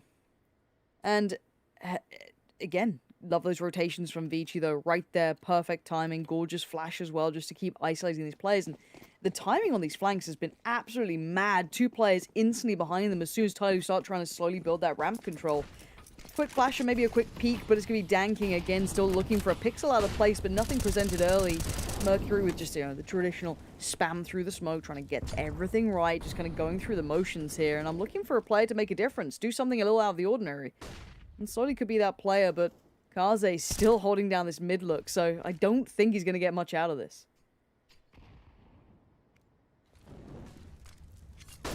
Flashbang does force Kaze back, and also the Incendiary. Tai Lu winning out in terms of that trade. Now some of those smokes beginning to fade down on the ramp. Dan King taking the initiative, wants to try and go in for a peek. Is definitely slowed down since that first half took shape. Molotov up and over onto the side. Flashbang alongside it. So at least Tai Lu are being more proactive. They're poking and probing this defense of Vici. But as of yet, they haven't really got much real estate alongside it. 50 seconds left. No casualties on either side. Tai Lu looking in trouble again. I guess the small silver lining is they still have a bit of utility just being committed now, but keep your eyes on the other side of the map. This is all but a ruse, but again, that Molotov coming in will keep Advent pushed back for now, but where's the follow-up? Where's the pressure? 30 seconds, you've got 2 flashes, and I guess a couple of kills will do the job. 1 on either side as well. It couldn't have been better, but Kaze is here, and Kaze's been a problem in the past, but he might not be this time. Maybe a deep smoke or Molotov. They've got bits and pieces to play with here. They don't have to just keep going dry, and somebody just swings it. Gonna be traded out, and Kaze keeps going though. That's 2 quick kills, and suddenly this round isn't completely impossible, but you need that final player to find a little bit of footing, otherwise it's all for nothing. Not impossible, but certainly improbable when you look at the positions of attacker. He surely neutralizes Orman, who tries to go in. There's the pop flash again. Kaze gets aggressive, but Summer is there to swat him out of the air. A valiant attempt from Kaze in that round, definitely showing us what he's truly capable of. But Tyler will be leading going into the second half of OT. And remember, it was the CT side where they posted up 11 rounds in a row. Their T side was shambolic. If we're being completely honest here, Pansy, it was pretty dire. Their CT side, though, other than the last 4 rounds, was looking rock solid. Vince, are we forgetting that Vici fell off the map a couple of times? True. Like, no, I'm just waiting now. I don't know what to expect. I don't know which team we're gonna get, but you know, it's entertainment, whichever way you want to cut it. So I'm down. Ooh, somebody, not a good miss, and he actually double dips on it. Less Advent for trying, but somebody feeling himself. And Jam Young, you're playing a dangerous game re-peeking into that. That could have been your life on the line, but somebody gets to keep his peel away and just pull that early blood away from Vici. There's that molly again onto side.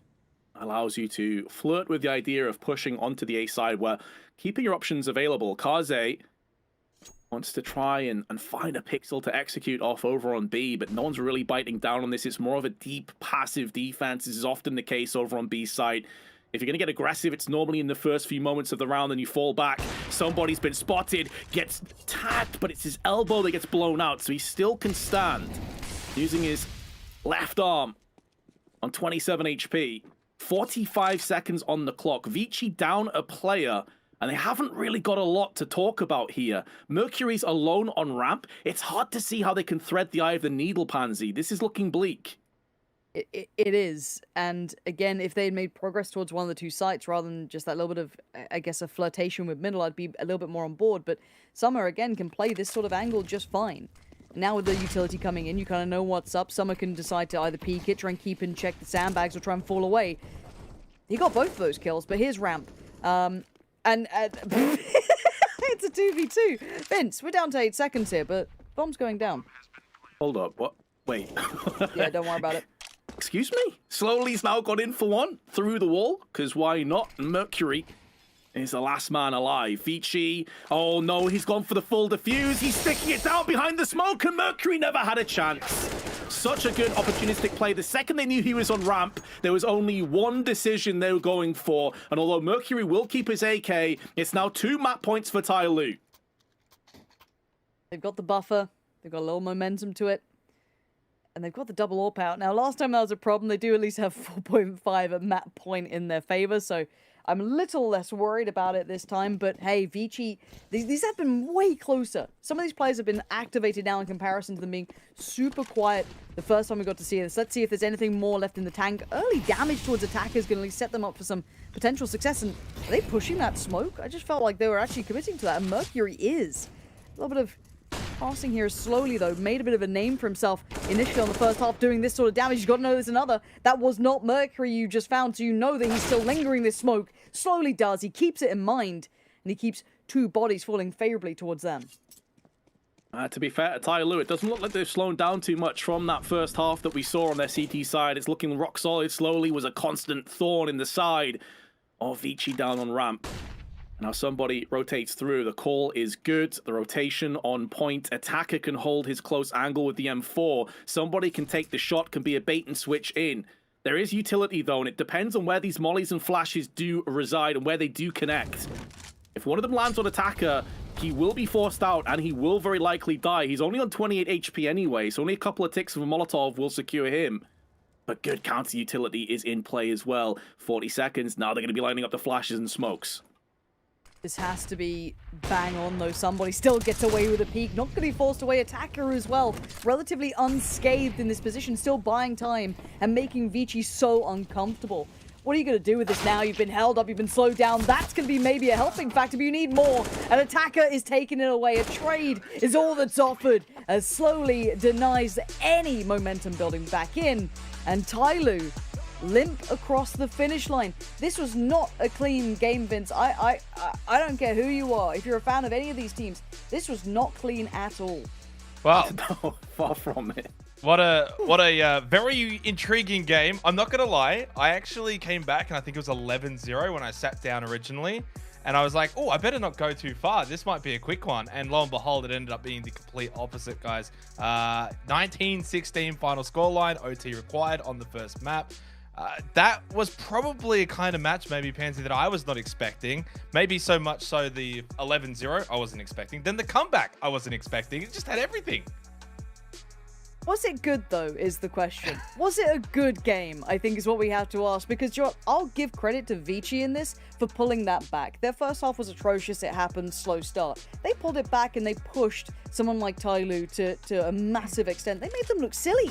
Like, watch this game back. The first half and the second half, you could put them in totally different games and they'd feel like they fit in because it didn't feel like it was meant to be in the same server. I don't know what just happened with these two teams. But then again, look, maybe I haven't cast enough CS. Vince will be your expert on this.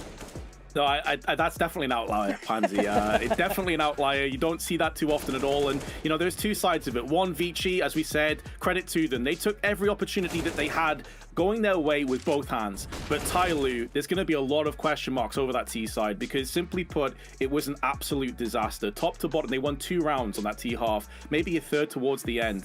And at no point did they look comfortable, convincing. We saw players running off by themselves. Attacker 4 or 5 times, just run up ramp, got a kill. No one was even close to him. We were constantly questioning their decision making. It made no sense. I just want to quickly say as well, I think sometimes stats don't always tell the full story. And I think a player like Kaze was someone who had a lot of really big moments where maybe it only gets 1, maybe even 2 kills, but it just, I guess, changes the outcome of those rounds, Pansy.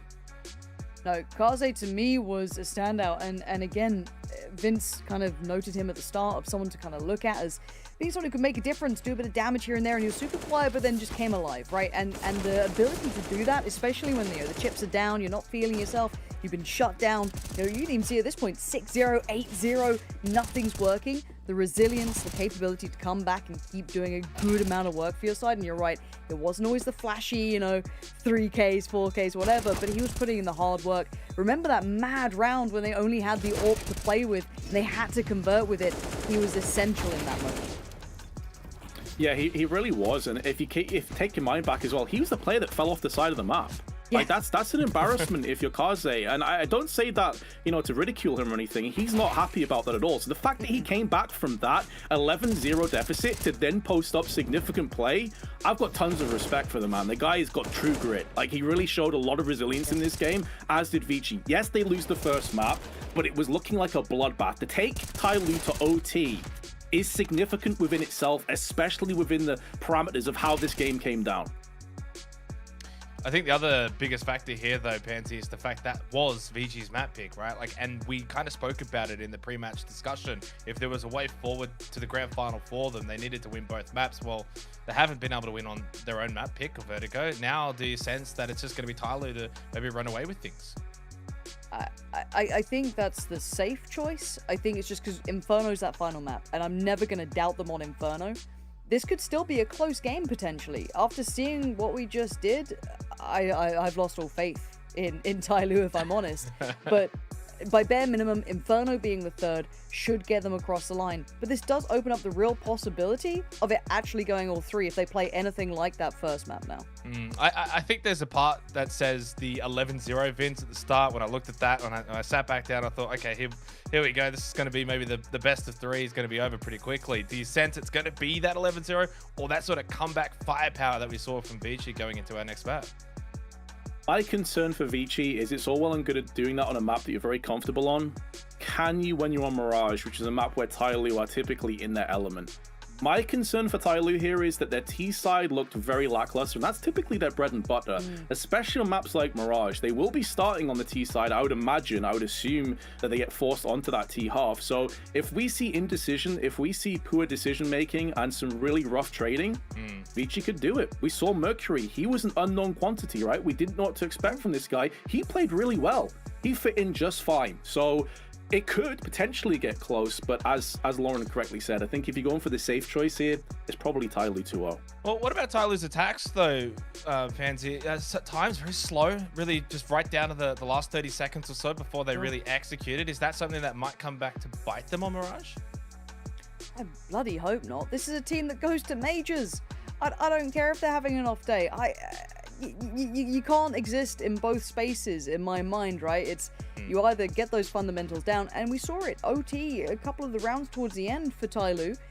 Beautiful executions, great spacing, really nice intentions behind it. You saw that look of Tyloo that makes you go, yeah, of course they can do this.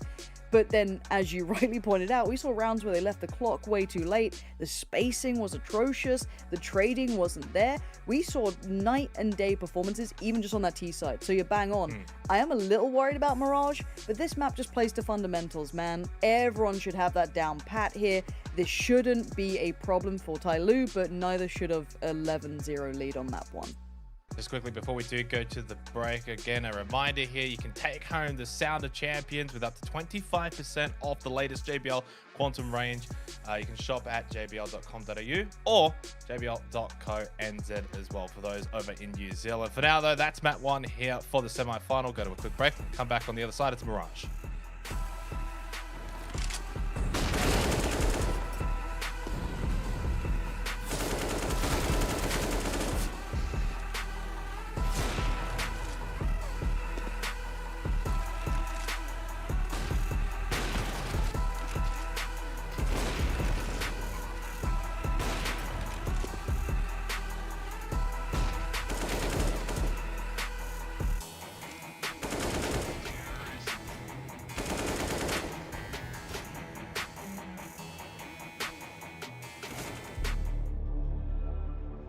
When I'm in an important match, my JBL Quantum 1 headset delivers the three things that I need the most: sound precision, communication clarity, and total comfort.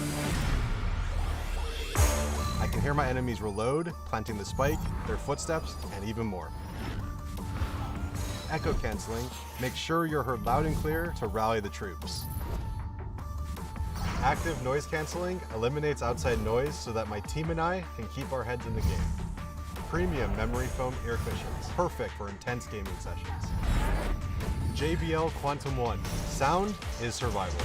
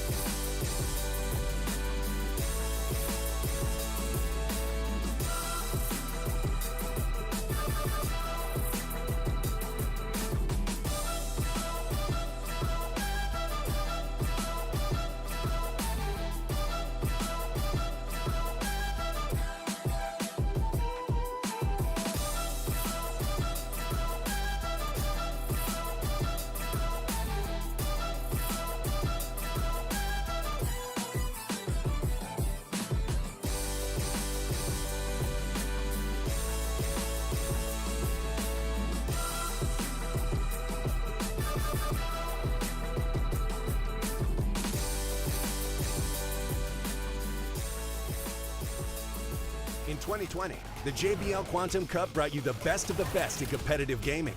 Watch this year's top teams compete, play with the pros, win JBL products and cash payouts. JBL Quantum Cup. Watch, play, win. Well, we needed overtime to separate Tyloo and Vici in map number 1 on Vertigo, but it was Tyloo getting the job done. 1-0 up in the semi-final. One more map, of course, to come very shortly, heading over to Mirage. Just quickly, though, just want to update for everyone at home. Checkmate actually ended up taking NKT's map pick in map 1 in the other semi-final. That happening at the exact same time. Of course, the winner of that will meet the winner of this matchup in the grand final to come. But I have got the good news, Panther. We're not too far away from map number 2, so we'll get final thoughts, final predictions going into Mirage.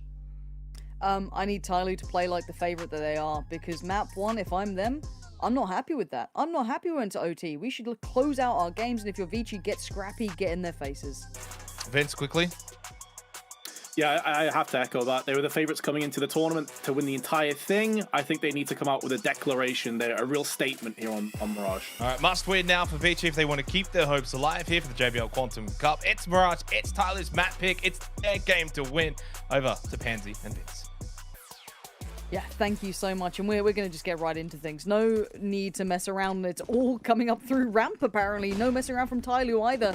Just exuding confidence now, maybe to set that marker, set that statement, as you said, Vince. And it has to start now, but already it's not looking so likely. Oh, ran into a bit of a gauntlet. It was looking good, but sometimes aggression can throw you into a few traps. Danking, though, trying his best to neutralize every threat that comes up against him. And with a post plant and the bomb not planted ideally, he has to reposition and go back up again. Tries to go for what he assumed was Mercury defusing the bomb, but Mercury splatters him more than enough time for that defuse. And Vici, well, they'll be taking the first round here on Mirage. However, as we saw over on Vertigo, the T side got the bomb planted, then subsequently lost those rounds, but came straight through with Galils and AKs, and I'd expect more of the same here from Tyloo. And I just need to watch this back. The jumping through towards jungle side, I'm not sold. Again, I don't mind the pressure coming in towards that, right? You know, the smoke down, kind of play up, try and take that space for the T side. Lovely. Get a nice deep post plant. I like that, but the overzealous commitment, almost the disrespect towards Vici, who've already shown you that they can easily fight back in this. Pound for pound, they are no slouches. However, purchase-wise, you're seeing Galils, you're seeing AKs. Danking going to be rocking that one after the beautiful 3K, but again, just going to ignore the fact the window exists. It's not going to go well for you. A quick two-piece comes out for the CT side, and now the rest of the attention gets turned towards the site itself. Yeah, they got splatted down middle, but they were so aggressive through the ramp, but they've now been neutralized on their approach, and Summer will get the drop onto Mercury, but it's going to have so many threats to contend with. And Orman says, well, my M4 is a little bit too hot for that Galil. 2-0 start. Tyloo instantly just battered and bruised down middle. I thought maybe there was a lifeline through on the A side, but Vici, to their credit, are so fast on the trigger where it really counts. Oh, they were perfect. That play in middle, it kind of nullified any credit this round was going to get for Tyloo. Just kind of, again, you don't get away with that. Vici, they'll at least have a bare minimum flash to put into practice, and then they'll just take the fight. They're swinging on window, man. They're feeling themselves. And rightly so, these Deagles are doing nothing. It's just Summer and somebody. And that's pretty much it. These rifles can keep them at arm's length. There's nothing really to close the gap. No flash, no smoke. Not much beyond what they have in hand. Yeah, this dynamic duo of the Eagles going to have to really land some crazy headshots. A lot of overextensions as well from Vici. And Kaze gets the perfect timing. Summer will not be avenged by somebody who is just starting to wiggle his way down middle. Damage inflicted to Kaze, but it wasn't the insta-headshot. And therefore, Vici keep all 5 players alive into the next round. Their money is building up perfectly. And Tyloo, I'm not going to say it's, danger stations just yet for them, but when we saw how bad their T-side looked on Vertigo, pardon me, I think you're at least in the back of your mind thinking, oh, please not again. And for me, it's fundamentals that I look at. And for Tyloo, I need you to get that back in check, because we've seen some, not necessarily questionable plays, but almost overzealous plays, right? They're kind of pushing a little too deep. They're taking kind of unchecked on fights that they seem surprised that Vici are going to greet them on. Again, Vici are doing exactly what is required. If you're going to kind of play to them in this regard, you're going to kind of play to that mindset, Vici are just going to stand there and absolutely meet you halfway. They'll take it across the line, as they've done now 3 rounds on the trot. From the very word go, that pistol round made me a little nervous with that fight deep towards jungle, almost too deep towards window, and then kind of followed that back up with that mid piece that came out that just seemed to ignore the fact that someone actually might take a bit of a risky fight through from window. It wasn't like a mad flash came out or something. It wasn't like there was like some crazy piece that Vici put in. It was just, you know, a little bit of a good timing to it and confidence to it. And for I guess my eye test alone in this for Tyloo, I just need fundamentals to be on point. I need to see good spacing, good trading, nice utility usage. I don't even need like these mad set pieces, right? Like when I look at like high level Counter-Strike, I see some gorgeous set pieces, some really, you know, choreographed approaches, you know, pulling rotations here and there, you know, catching the punish on that. I don't even need to see that. I'm not even going that far down the line. I just want to see good fundamentals, because I know that Tyloo have that. At bare minimum, they have that. But Vici at the moment are doing it better than them, and that's something that I didn't expect. But again, this is Mirage. Everyone can play Mirage to an extent, right? Like, that's the beauty of this map. And yeah, we do have a little bit of a timeout. I think a player's just DC'd, so yeah, as you see, only 4 in spawns. Hopefully they'll be back nice and soon. Yeah, I don't say this to be disparaging at all.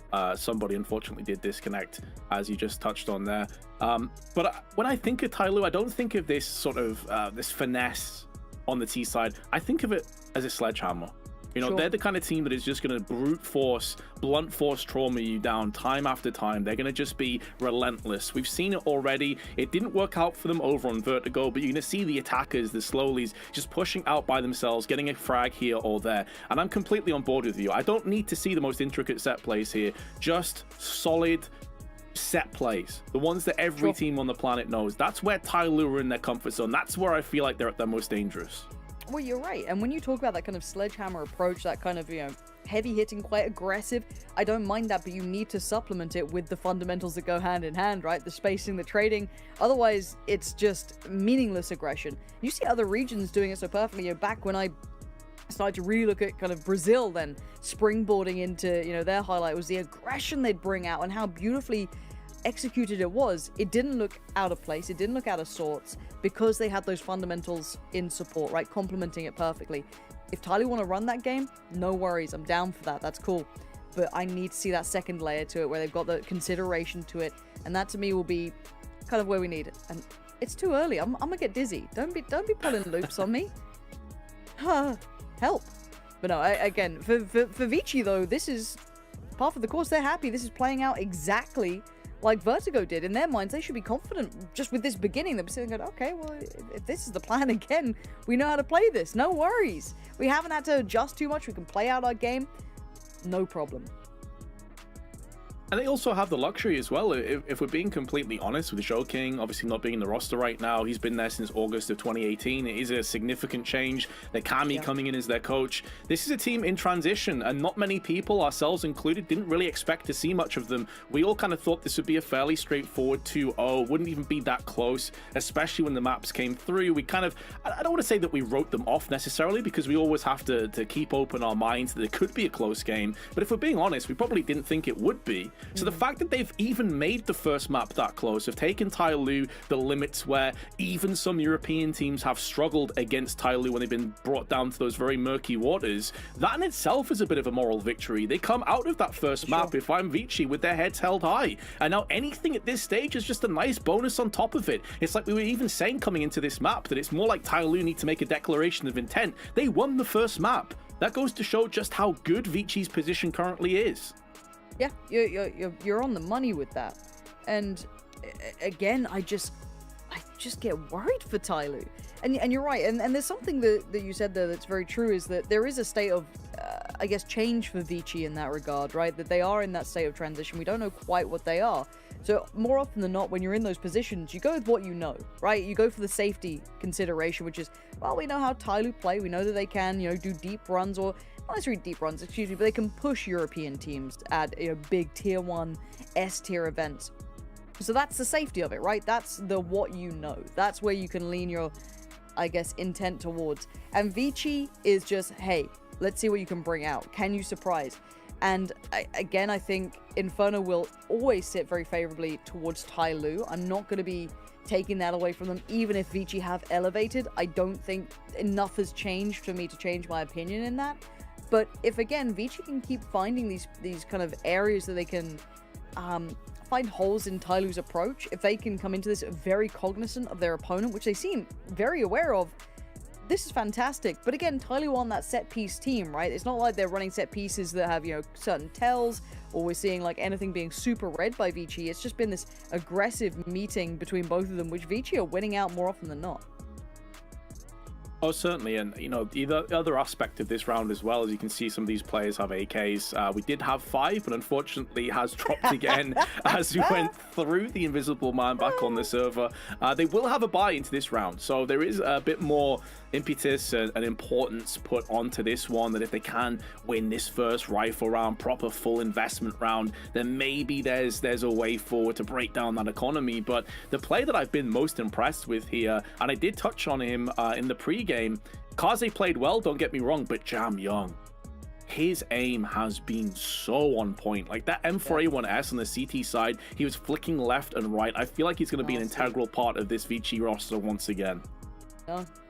He was just unreal on map 1. Like, again, I think, you check out the sides coming into this, you look at the individual players, and he definitely stood out, but I was like, oh, I wonder how it fares, right? How deep does that go? Was that just a couple of good performances, or is this, repeatable success? And it certainly looks like it is. Now, again, we are in a timeout, so life is pain, Vince. I don't know, man. Like, I find it really hard to read into upsets potentially, or kind of get overexcited even by like a 3-0 start, because I always just think pedigree will show through, because more often than not it does. But there is a world where Vici just keep going. I mean, it looked like once they had the wind under the sails, they were very hard to deny, and it got all the way to OT, and it's kind of hard to take that away from them. So I am interested if I'm on board yet. I wouldn't be opposed to a third map, because I think Inferno to me would be the biggest tell. But speaking of tells, because there's still 4 players, we're going to go to a short break. So hopefully everything gets back up and the Tyloo player can rejoin us, and they'll be back up to 5 and we can get this game cooking. So guys, do stick around. JBL presents the sounds of victory.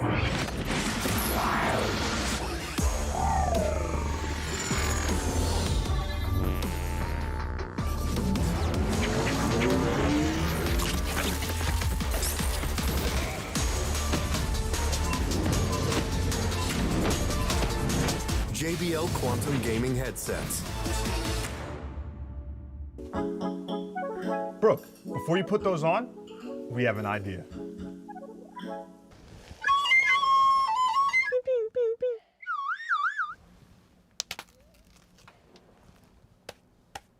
Behind you.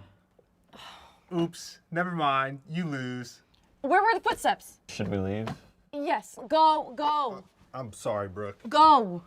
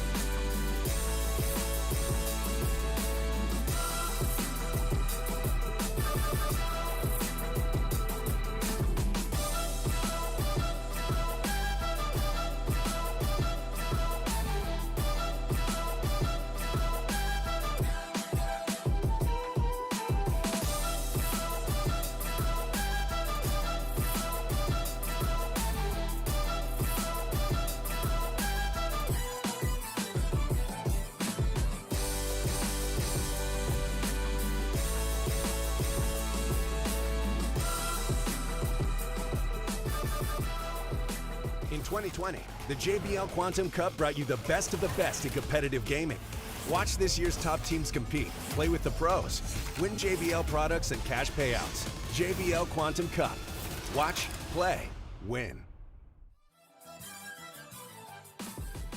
And I feel like I should apologize. I know people are enjoying the song.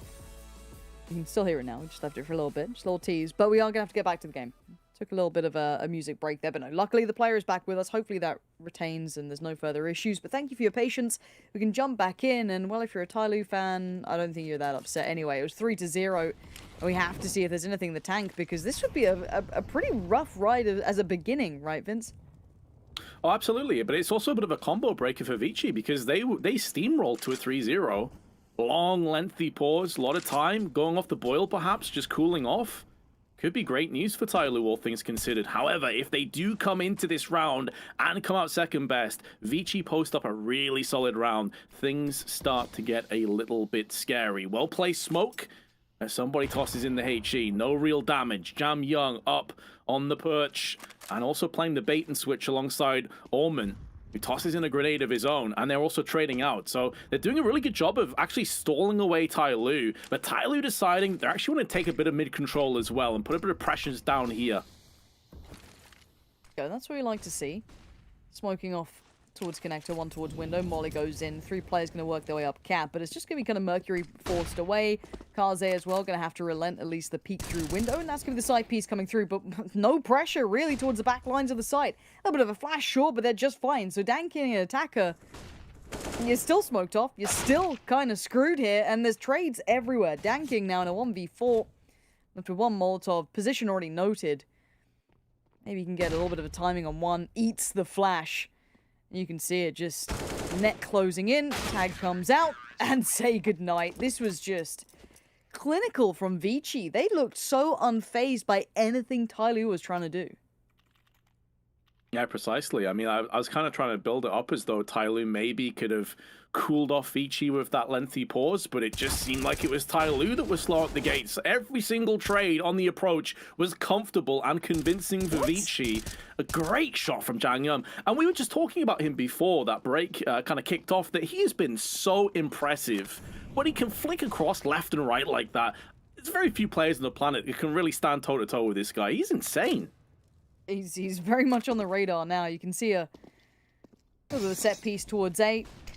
Similar scenes on the smokes, nothing crazy, but that shot's going to put them on notice now. That should at least allow them, I don't want to say a plant, but I'm looking at the bomb in the hands of Summer. Should be able to get a plant down. Looks like they're going to be planting for mid somewhat. I guess it's complementary towards ramp as well if they want to go for that wrap. Eventually, it could be the case, but the smokes are still going to prevail for a second or two, and one more left in the pocket of somebody. Just going to be invested now.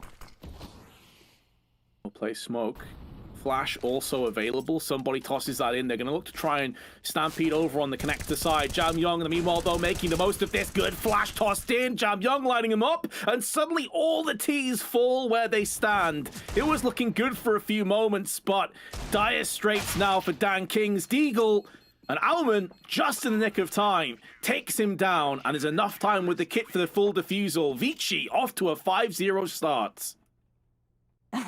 This is going so right. They have everything going their way. Now, okay, Tyloo, I guess, gets the silver lining of a plant, but it ain't much. It's not what you're going to be really all that pleased with, bearing in mind that somebody and Slowly both unable to make it on the board yet. They're still struggling to get off the starting blocks. And, hey, we go back again. Now the AWP comes out for Kaze, which looked fantastic in his hands on map 1. Early mid-aggression as well. I'm looking at Mercury going to be pushing up, and Slowly's in trouble. He is indeed. Confirmed. Signed, sealed, delivered. Mercury can back away. He's done wonderfully already. Just the cleanest of opening picks, and there's another one. Mercury just re-peaks the new kid on the block. 7-1, 2 huge kills against a full rifle round. It's not as if Tyloo were limping through with Tech 9s and P250s. This was a full investment, and they've been sent packing so easily. Dan King now up with the AWP, hoping and praying he can get a pick, but no one's home. Vici are playing this one passively. They don't need to peek. They know that all of the cards are facing their way to their favor, but Dan King plucks out Alman in mid-air. Maybe an opportunity has arisen. Looking at Advent, though. Get a flash or something to play with, but he's just hoping for timing, and Summer just better on it. For now, Mercury, this guy's chomping at the bit, man. He wants to try and swing this, but has to maintain patience. Kaze going to work around towards CT, and no deep commitment yet. That bomb's still in towards Apps. Flash, not quite on point, but the spray is from Summer, who doubles up. Jam Young gets one in return, and now it's down to Kaze, who's so often been the last bastion of hope, and so good on that vertigo performance. But Summer, brisk 3 kills in the round, and Tai Lu have finally stuck the landing. Their first round of what they'll need to be many in a row. They have brought the economy down on a couple of players, but they're still well and truly up against it. This spray transfer was beautiful. Both of them headshots. That really was the sledgehammer that we were talking about before, just crunching through the door of the A site. Yeah, now they just need a little more of that. And kind of surprising after that mid-aggression worked out so nicely for Mercury. I'm sure he's going to dabble with that again, but this time going to be quelled and kept in check, at least by a Molotov, forcing that smoke to come out. Gives Tyloo a safer beginning. They have to kind of cross the T's, dot the I's, and go through the motions once again. Attacker just going to be slowly clearing through as well. We'll see if Mercury maintains this patience or if he gets a little curious around that corner.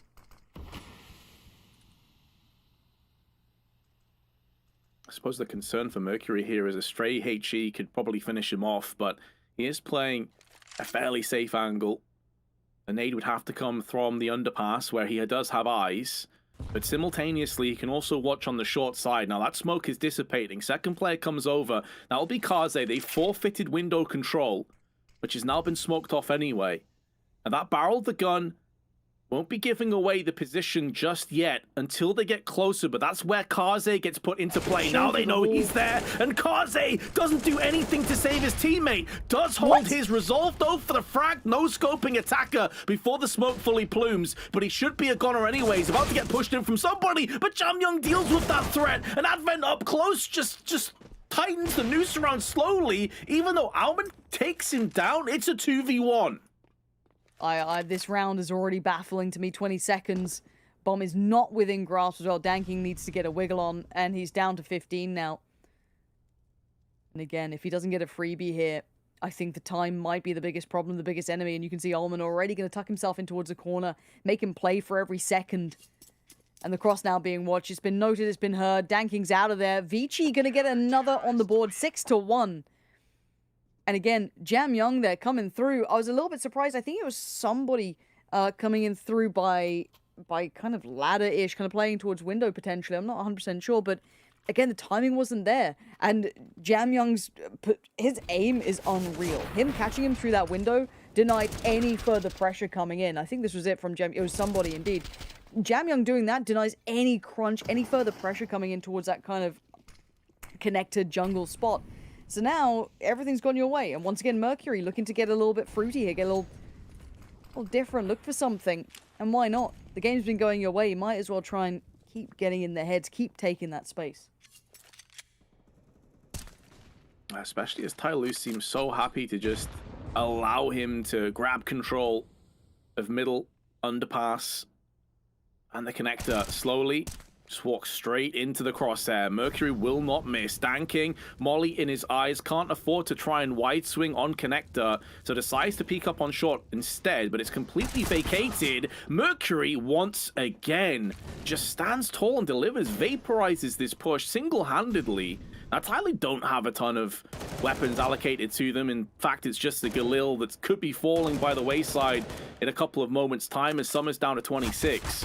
But the way that Vici have been repelling these pushes, when you consider that Slowly is on 0 and 8, like somebody's not a bad player by any stretch, but Slowly is one of those guys that in terms of stats, raw fragging power is very high up there in the Asian region. He has been completely and utterly silenced this game. He's had no impact whatsoever. That is so surprising to see. And look, on map 1, I think if we're being very honest, it was partly Tai Lu losing it and partly Vici winning it, right? It felt like Tai Lu made so many mistakes, but I want to say in this time, yes, there are plenty to look at here, but Vici have been playing substantially better. They have really elevated. I love this aggression from Mercury. We've seen 2 looks of it now, 2 different looks, showing a bit of variety in the way he approaches it, and it may be a little bit more cut and dry this time from Tyloo, not really coming up with too much variety. Somebody still toying with the concept of mid-presence, but it is only him. The rest, obviously, of the T side over towards that A site. To put it in perspective on that first map, Slowly was second highest rated player on Tyloo with a 1.16. So he's really cooled off. And most of that, as you touched on, is Vichi's doing. They have been sublime so far on the CT side. Slowly, speak of the man, maybe he will start to deliver. He is one of their aggressive components on this machine of Tyloo. Mentioned how it doesn't have to be intricate, doesn't have to be particularly fancy. Keep it simple, keep it steady. That's typically where Tyloo will be at their best. And Slowly, because he landed the shot onto Advent, the Molotov will finish off what he started. Great headshot from Mercury, though. Summer survives only because of it's the M4 against him. But at 10 HP, has to pull the plug. And Kaze gets aggressive. Attackers spilled the bomb. I'm in pieces. What's going on? They're stuck at ramp. Yeah, okay, somebody's on B. Brilliant. Jamyoung's already heard it, I'm pretty sure. So that's going to be relayed. That makes no odds here. They could hit a rotation now. I'm already looking at Alman kind of leaning that side. Okay, somebody can maybe hold the site. Maybe. Does he have any utility? No. So if Alman decides just to go walkabouts, which would be pretty risky to be fair, but surely you'd clear this. They must have heard something, a tell that gave it away, because gone back for a second glance. Now they might have a good idea. This could be a good way to punish those rotations. I'm also keeping my eye on Summer, who's going for that late lurk over towards A, maybe try and catch some of these players in the heels. But a lot of the pressure falls down to somebody to keep them back. Same with Dan King. If they try and save, they might get closed in on by Summer, but how much would you want to push that? You're against 3 players. If it's the 3v2, it becomes very possible. Oh yeah, they're pulling the plug. They want to save the AWP, these 2 M4s. They're playing for the bigger picture. They're at 7-2 lead. They know the importance and how quickly the economy on the CT side can vaporize if it starts to go against you. So I'm not completely against the idea of Vici, as you say. I think Orman getting a bit too aggressive for his own good may have cost them dearly, but even in a 4v3 retake on the B site, it can be very difficult if you've got angles that have gone against you, and Tyloo with AKs and an AWP in their hands. They're going to be happy to just tap out as well, because their money definitely has not built up to a position where they could really argue the case to go and throw a couple of AKs away to hunt down on Vici. So it ends a bit of a stalemate. But it is 7-2. Tyloo do have a little bit of wiggle room back into this, and if they can win this next round, maybe there's a way to break down that economy of Vici. That is their next mission, should they choose to accept it, but we'll have to wait a little bit longer to see if that happens, because we do have another match pause. Hopefully, it's not going to be too long, but I do see there's only 4 players on Vici, so unfortunately, I think it is going to be a case of another tech issue. Now it's 3 players. All right, we're losing them very quickly. Oh. It's 10:30 in the morning. I want to get a little brunch on the go, maybe, you know? I'm fancying a little sarnie or something, but I think it's going to be Marmite on bread at this point. I don't even have time to toast up the bread. This is going to be very upsetting. Do you like Marmite, Vince? I do like Marmite, actually, but I can't have it too often. It's more like a treat, you know? God, your life just sounds atrocious. How can Marmite be a treat? It's a staple. Well, it's like I'll treat myself to some butter today. Really push the boat out. As those words left my lips, I realised how sad that sounded. The Marmite as a sodium's treat. a little high, so I've got to really watch the intake. But, it's like, I just had like a realisation. It's like, my life is terrible. It can happen. The second tech pause. You know, when you see a 3v5, you start, you know, the emotions get a little downward in trajectory, but we can bring ourselves back up because, as said, we've got a 7-2 scoreline. It's kind of surprising at this point. We'll find out if we're going to go to a break. Hopefully this gets resolved quickly. I am seeing a player already back in, so hopefully this is just going to be a nice, quick, like, you know, jump back in. Not too many issues, but 7-2, though. Have I just been underestimating Vici this whole time?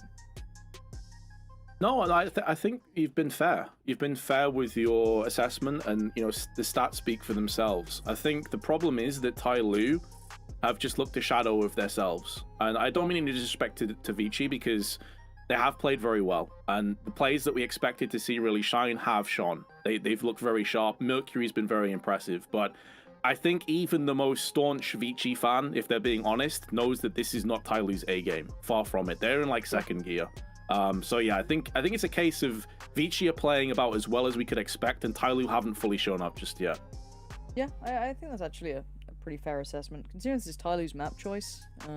Yeah, I didn't expect to see the scoreline like this, and as soon as we get updates about what's going on, we'll let you know. As we can see, this time it isn't Tyloo. They've got all 5 players chilling out. Oh, the Observer's having a good day. There we go, threading the needle. Well, have had a little bit of an update, and production feels so sorry for Vince, they're going to give him some time to potentially free himself to a little bit of Marmite. So we're going to go to a short break, and hopefully things are back and all fixed up and the player rejoins, and no more issues will be in front of us. So guys, stick around.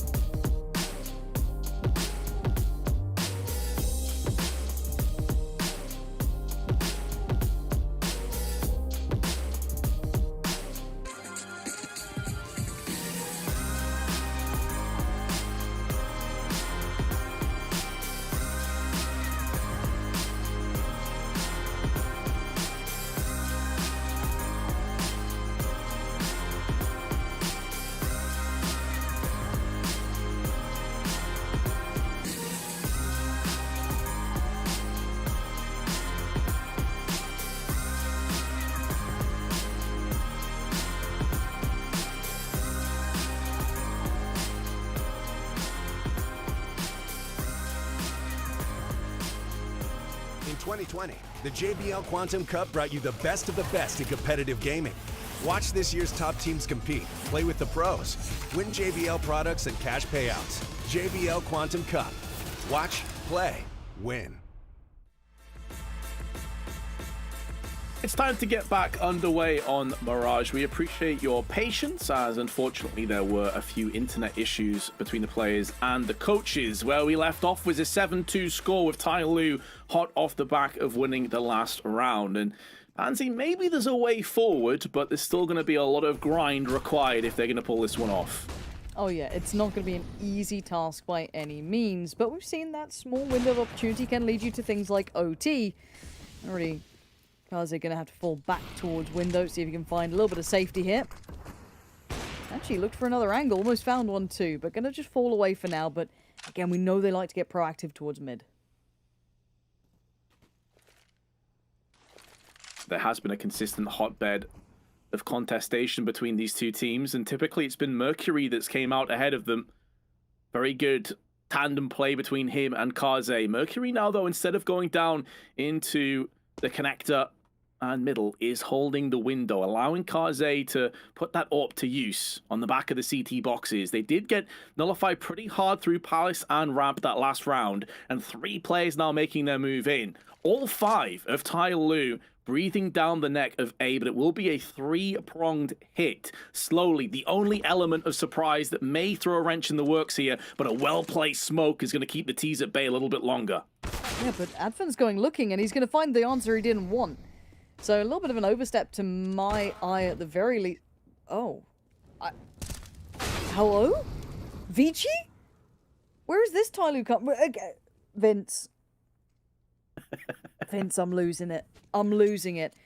I don't mind the ramp peak so much with that smoke, but it wasn't a perfect smoke, and it always gives a chance for that if they were walking it. The jump up on ticket booth at that point is a little bit brazen. They'd already worked their way up towards kind of Tetris.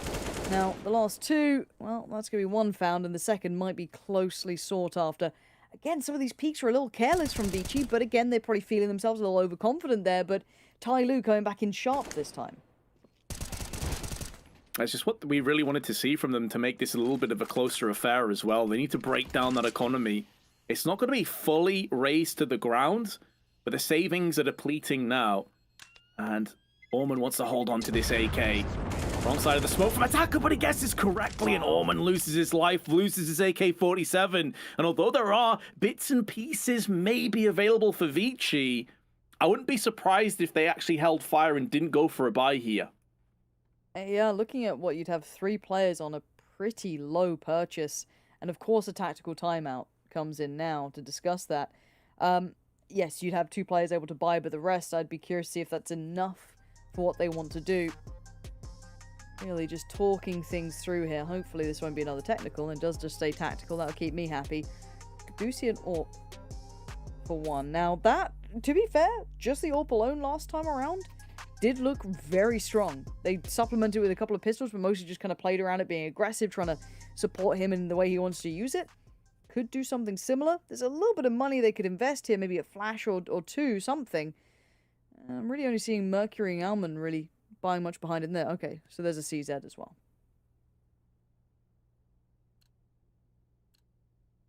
Yeah, so an interesting kind of like hero AWP purchase with enough moving parts alongside it that maybe they can make this stick with like a CZ up close, or one of these Deagles can really rattle off. However, there is going to be a run boost through middle. Now, the AWP is actually over on the B sites. They're stacking this pretty hard, getting Kaze quickly into the B apps, anticipating maybe a fast play would be coming in. Now, this could definitely catch Tai Lu off guard. The problem is, though, even if Kaze does signify his position with a kill, there's still a lot of vulnerabilities elsewhere on the map. And Alman's gone out aggressively, gets picked off, but there's Kaze with the trade. And this was the same intention on map 1. We saw it before. They'll happily put their life on the line to allow for the trade to come in. It's worked well enough that you'll imagine that Tai Lu will quickly look towards that A site. So maybe a little readable, but let's see if Mercury, or maybe even Advent, could do something to dissuade this hit coming through. Mercury's going to have to just withhold for a second. That AWP's en route, but it's still not quite there yet. Going to slip in towards CT now. Bomb plant is down, and we're in the post plant. This is where things get a little bit trickier for that CT side to bring that AWP into a better position, and Summers just cleared Advent like he didn't even exist. Yeah, you hit the nail on the head. This kind of composition of weaponry is pretty good at taking down a player or two on the approach, but as soon as you're in a post plan, it really falls off the edge of a cliff. And at least Vici realized that as well. They're already pulling the plug on the AWP. Yes, it's only Jam Young with a Zeus, but he knows that some players did get fragged down towards the upper staircase, so he's going to pick up the AK-47. This is a good save. All things considered, you got a frag. Yes, you lose the round, but that was anticipated anyway. The more important thing is you've held onto an AWP, and you've added an AK into the mix as well. Absolutely, that's fine.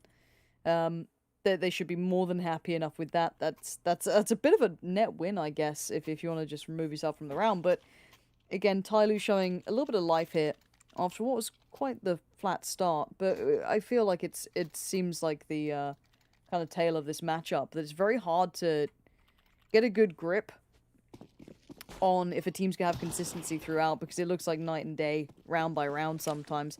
I do see this A-lean once again, but Mercury this time looks a little bit more dedicated, a little bit more posted up towards it. But similar scenes this time. No one playing towards middle. And actually, Mercury's going to aggress way further now. Actually, pretty much vacated B entirely now. A slew of smokes and mollies being traded out. Mercury blinded for 5 or 6 seconds. Finally pulls back. Surprised he even survived down into the sandwich, but Kaze missing his shot will cost his teammate his life. At least Kaze, though, can get out through the smoke and seek sanctuary on the CT boxes, but it will see his team a player behind. Smoke starting to dwindle. They deny the bomb plant. That's huge for Vici.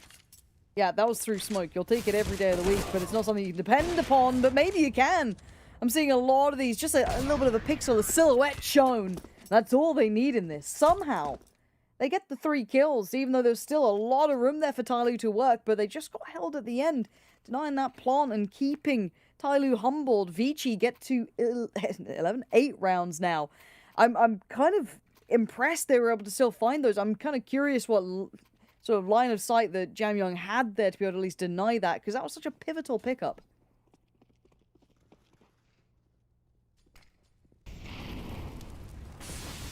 No doubt, I'm right alongside with you. I thought the start of that round was looking very good for Tyloo, but it quickly shifted. The dynamics went against them. And now early into this round, will they be deterred? Because A-Site has been fairly good for them, all things considered, even with that previous loss. They've been getting a lot of early picks and making it a little bit more pressured. But it's starting to get a bit telegraphed, I feel like. You're already seeing Vici not necessarily respect this B prowess as much. And the fact they've already picked up the first frag in the hands of Advent and he can relocate towards the shadow makes this very difficult, but a good Molotov. Out into the open he will fall. Mercury doing his damnedest to hold on to Connector. And this pretty much fizzles out this push from Tyloo now. They're one-dimensional. They've got to get into the face of Vici. Yeah, no more smoke, so they can't facilitate this cross other than the guns in the hand. Flash has come out now and it's going to like pull them away, but you can still see the damage being done. Attacker and Slowly are left in no man's land with very little step to go forward. Bombs down in a precarious spot as well, and Kaze's given them a couple of opportunities, but he's also feeling himself, being a little bit maybe overzealous in this, and let's see if this pack of 2 can do something. The first response will be a swift no from Jam Young, who is absolutely cracked, by the way. This guy's been wild so far, and Attacker left in the undesirable position to try and face down 4. And Vici, I think you said it right. They've got that nice read now on Tyloo's A pieces coming in, and be it, you know, Mercury dealing with ramp or not, maybe more of him towards Connector. He's been a really big presence on this and just making it such hard work for Tyloo to get that footing, but maybe getting a little readable now. I want to see if they have a little bit more left to bring out something interesting here. And this is one of the issues they struggle with Vertigo as well. When plan A didn't work for Tyloo and Vertigo, there was no plan B, there was no plan C. There wasn't much in terms of mid-round calling or faking. We saw it a couple of times. This time, someone just walks out into his death. Now, maybe they can bite down on this fake, but the fact that Jam Young's already got an incendiary and a smoke behind it funnels away Tyloo from quickly replying and retorting back onto the site, but the timing was off and Danking punishes him. Alman goes down the same way. This will be a post plant. This is winnable now for Tyloo. Yeah, it really is, and look at the weaponry that's now being collected. Somebody gets himself the AK. Did that get noticed? I think it did. A little bit of respect now shown as that fight doesn't feel so favorable. This could be the goer though. Flash in, push towards short. Didn't quite get what they wanted still. Somebody's going to be kept busy, but the other two still have plenty more on the plate. Somebody trying to buy some time, but Mercury does well to find slowly. Oh, wait, what? How is this getting down to this scenario? But time is of the essence, and they're running low. Somebody desperately trying to hold on, and the defuse just about comes in, and Vici pull it back. Double digits achieved, and Tai Lu looking rough around the edges. Yeah, again, it's Vici clasping and just grabbing onto any opportunity that is afforded to them, but Tai Lu just seem lost. This is not the team that I was expecting to see today. These are fundamental, the meat and potatoes rounds we were talking about before that they typically just grab onto for dear life, and they're very hard to shake away. Vici are doing a great job, but Tai Lu, not a single player on double digits or higher. Meanwhile, on the side of Vici, you have 4 players hitting that mark already. And I said before that there's no weak links on Tai Lu in terms of their fragging. Well, I mean, the fact is that no one's really kicked off just yet on Mirage. We've seen glimpses at best of Dan King, and that's pretty much it. Looking pretty one-dimensional in this Kaze. Light work towards Dan King. That's simple stuff. Every day of the week, they'll take that. Now, yes, slowly did at least get across towards the top side and maybe able to close the gap a bit here, but they haven't had great deals of success towards Connector. Generally, Mercury's been bang on with this. Kazi's still going to show a little bit of presence, but is going to eventually give that spot up, move away a little bit, maybe sit towards window, slip even further back and kind of shuffle the position, allow Alman to kind of pick up the slack there. And keep my eye on the bomb, slowly leaning towards that B side. And I am seeing somebody kind of tending to go that way, but would I want to go towards Jamyong? Absolutely not. This guy has been off the charts so far. Oh, yeah. 10 kills, but it feels like every single one of them has been so impactful. And keep in mind, he hit well over 30 kills in the first map as well. In some truly dire positions, he still was getting multi-frags.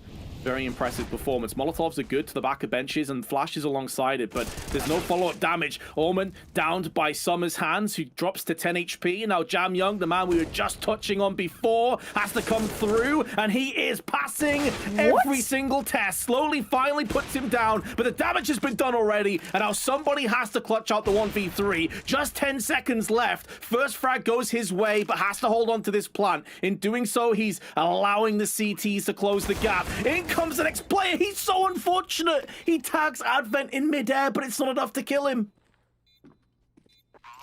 I am stunned by some of these shots coming out. Jamyong, again, how is he finding so much room? I could not tell you. Some of the plays from Vici Gaming right now are superb. Some of the mistakes from Tai Lu are severe, but we are on the half. We're going to go to a short break, and when we're back, we might be going to a map 3 at this rate.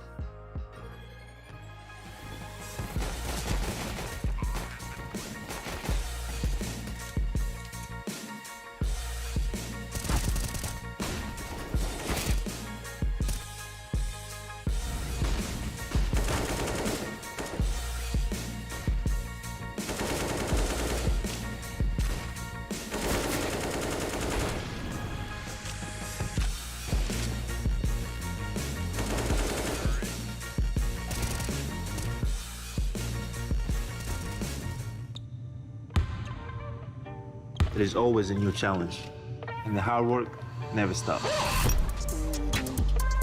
Strive to be the best. Make the most of your opportunities. And enjoy.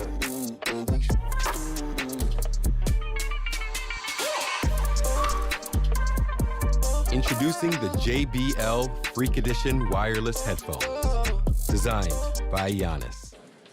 James, I have to tell you how I feel. I love you, JHB. I know it may sound crazy, but I can see us living together. Well, your silence says everything, James. Goodbye forever. James. Sorry, I couldn't hear you. I was wearing these awesome JBL Quantum headphones.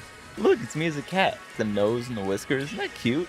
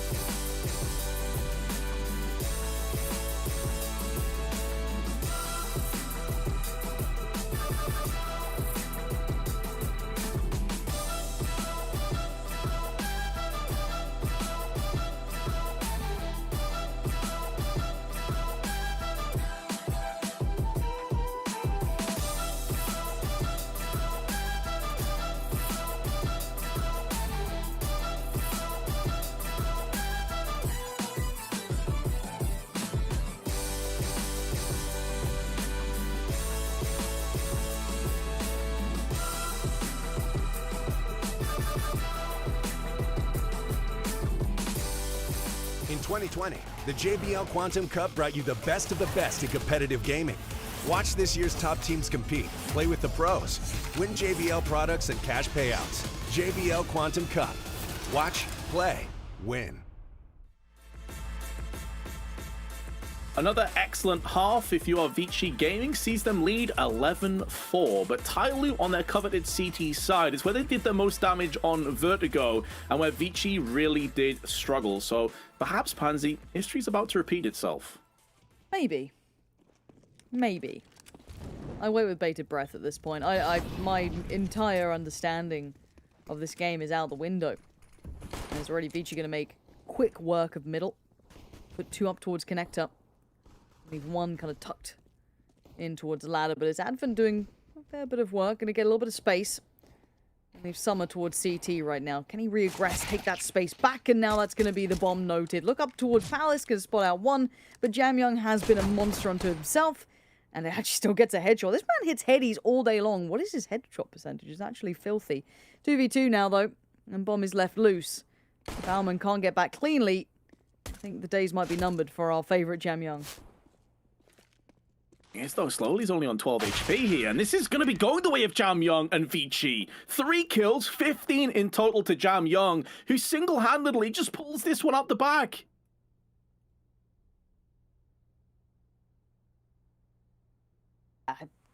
Still kind of stunned here, because again, you know, you come into this with expectations, you look at the previous results. Okay, they faced Vici, Tyloo, obviously. Let's talk about, you know, their previous results that caught our eye, that made us think, hey, Mirage, yeah, it's a tricky map sometimes, but they should be fine. Well, they pushed OG 10-16. Still a loss, but 10 rounds on the board. G2, big name, big team. Got 13 rounds. They've made 4 here. Bobby Star Riders, they bested them. 16-7. Even last time they met Vici twice. This is going back a little bit of, you know, fair time. They won both times, and Vici mainly made 8 rounds or 5. That is it. These guys on Tyloo are deemed the favorite for a reason, and we are seeing very little of that right now. Vici have come out and given no care for any narratives that we may have had or any statistics beforehand. They have come out and absolutely shown diligence across not only map 1 here, but kind of following into map 2. Now, this round, I mean, they've invested behind it, Tyloo. This is a fair crack of the money put into this. But again, you've got Galils and everything you need on the other side, and that first pick as well. Yeah, a bit of damage done in return, and now Omen has been put down slowly with the Deagle.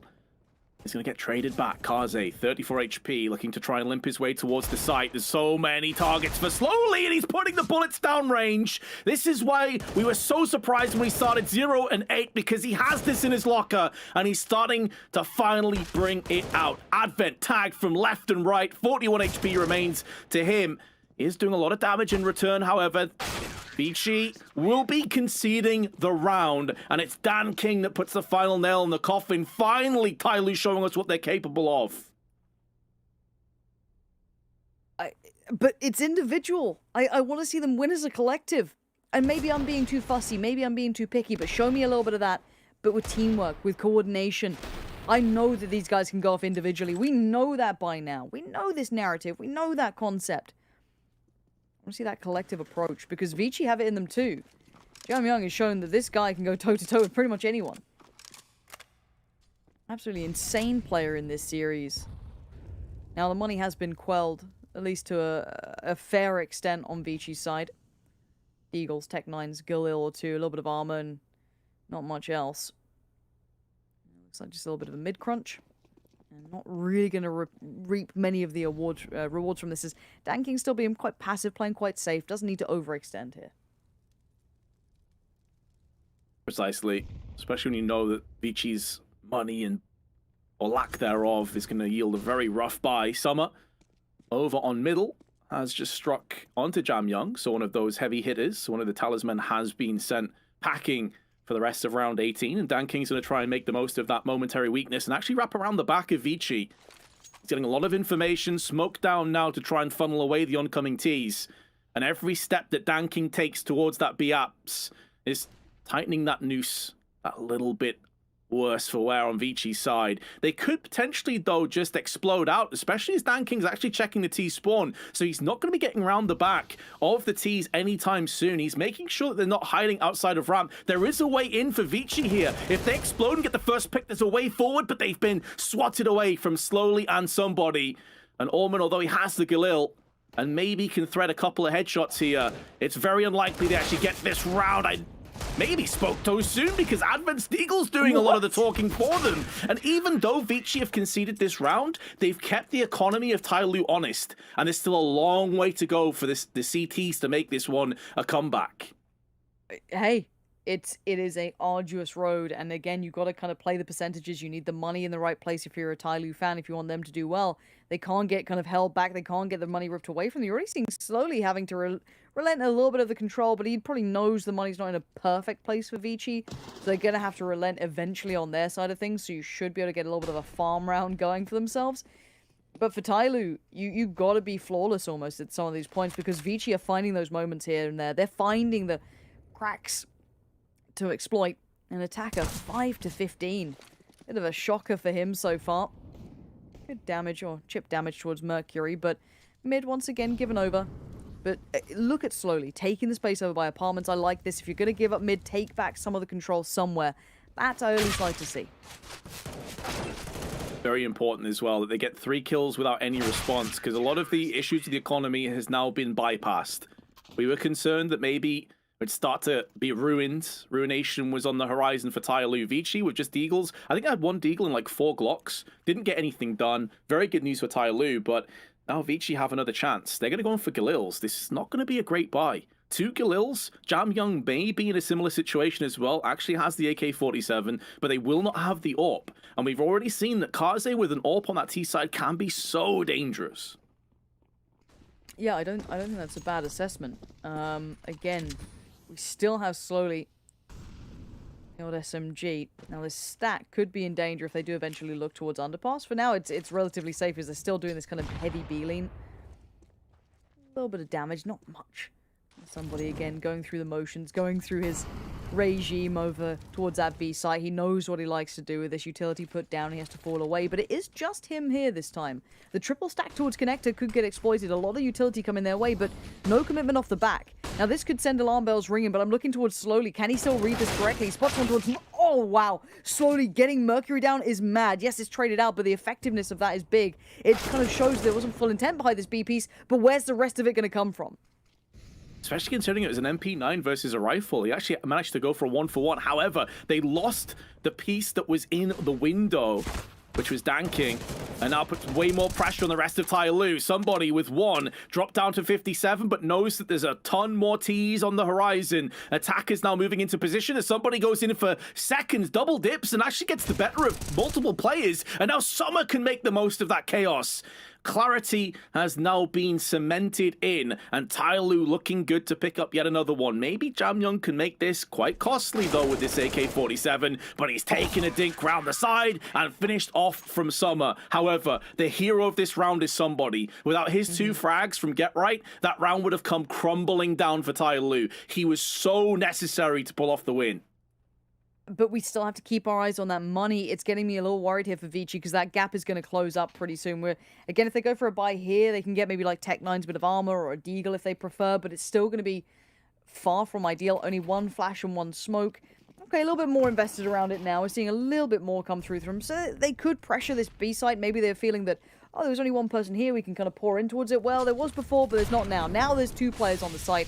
Somebody being 1, and I think Slowly in support as well. Perfectly flashed up, though. Great damage of the nades and every piece of utility from the CT side. But the frags go towards Vici. They'll at least get a step on the site, but can they get the bomb down?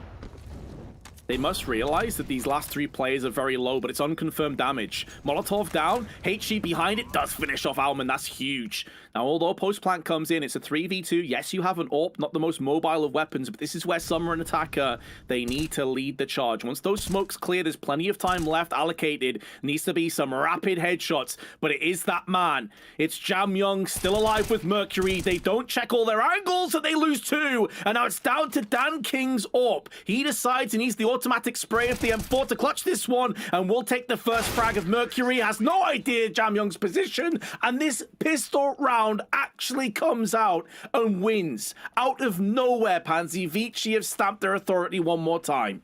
That was a shaky one from Tyloo as well, but you're right. Recovering those rifles, those two players, and I love that little kind of bait in. Mercury was in a bit of a one and done, right? It wasn't going to be a position you get much from, but Jamyoung was happy to put a little bit of risk on it, spraying towards the smoke, kind of showing position. And as soon as Mercury got contact, swings on the door as well. Lovely little synergy between the both of them. That's the fundamentals I love seeing. Making something out of nothing. And now we have the AWPs out on both sides, and actually double AWP coming back in for Tyloo as well. So big reinvestment this time.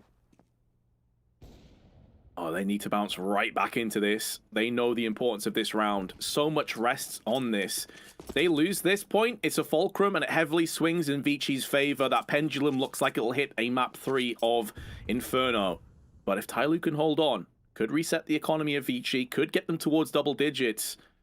And that's where the pressure begins to swell. They've got the first pick, and it's Jamyoung that goes down. The heavy hitter has been doused for the time being. And not really anything in return. 1 health has been lost on Tyloo. They still have plenty of utility and very good positions as well across the map. They're safe so far. No overly biting into any utility, no over rotations. Let's see what's up Vici's sleeve. They've still got a little bit of util to play with, so they can try and paint a picture or maybe allow themselves an approach towards a site. It looks like a re-aggress towards A, but with a touch towards middle. But slowly still here. Gotta be careful to not overdo it. Attacker towards connector as well, cognizant of the pressure that could come in through underpass.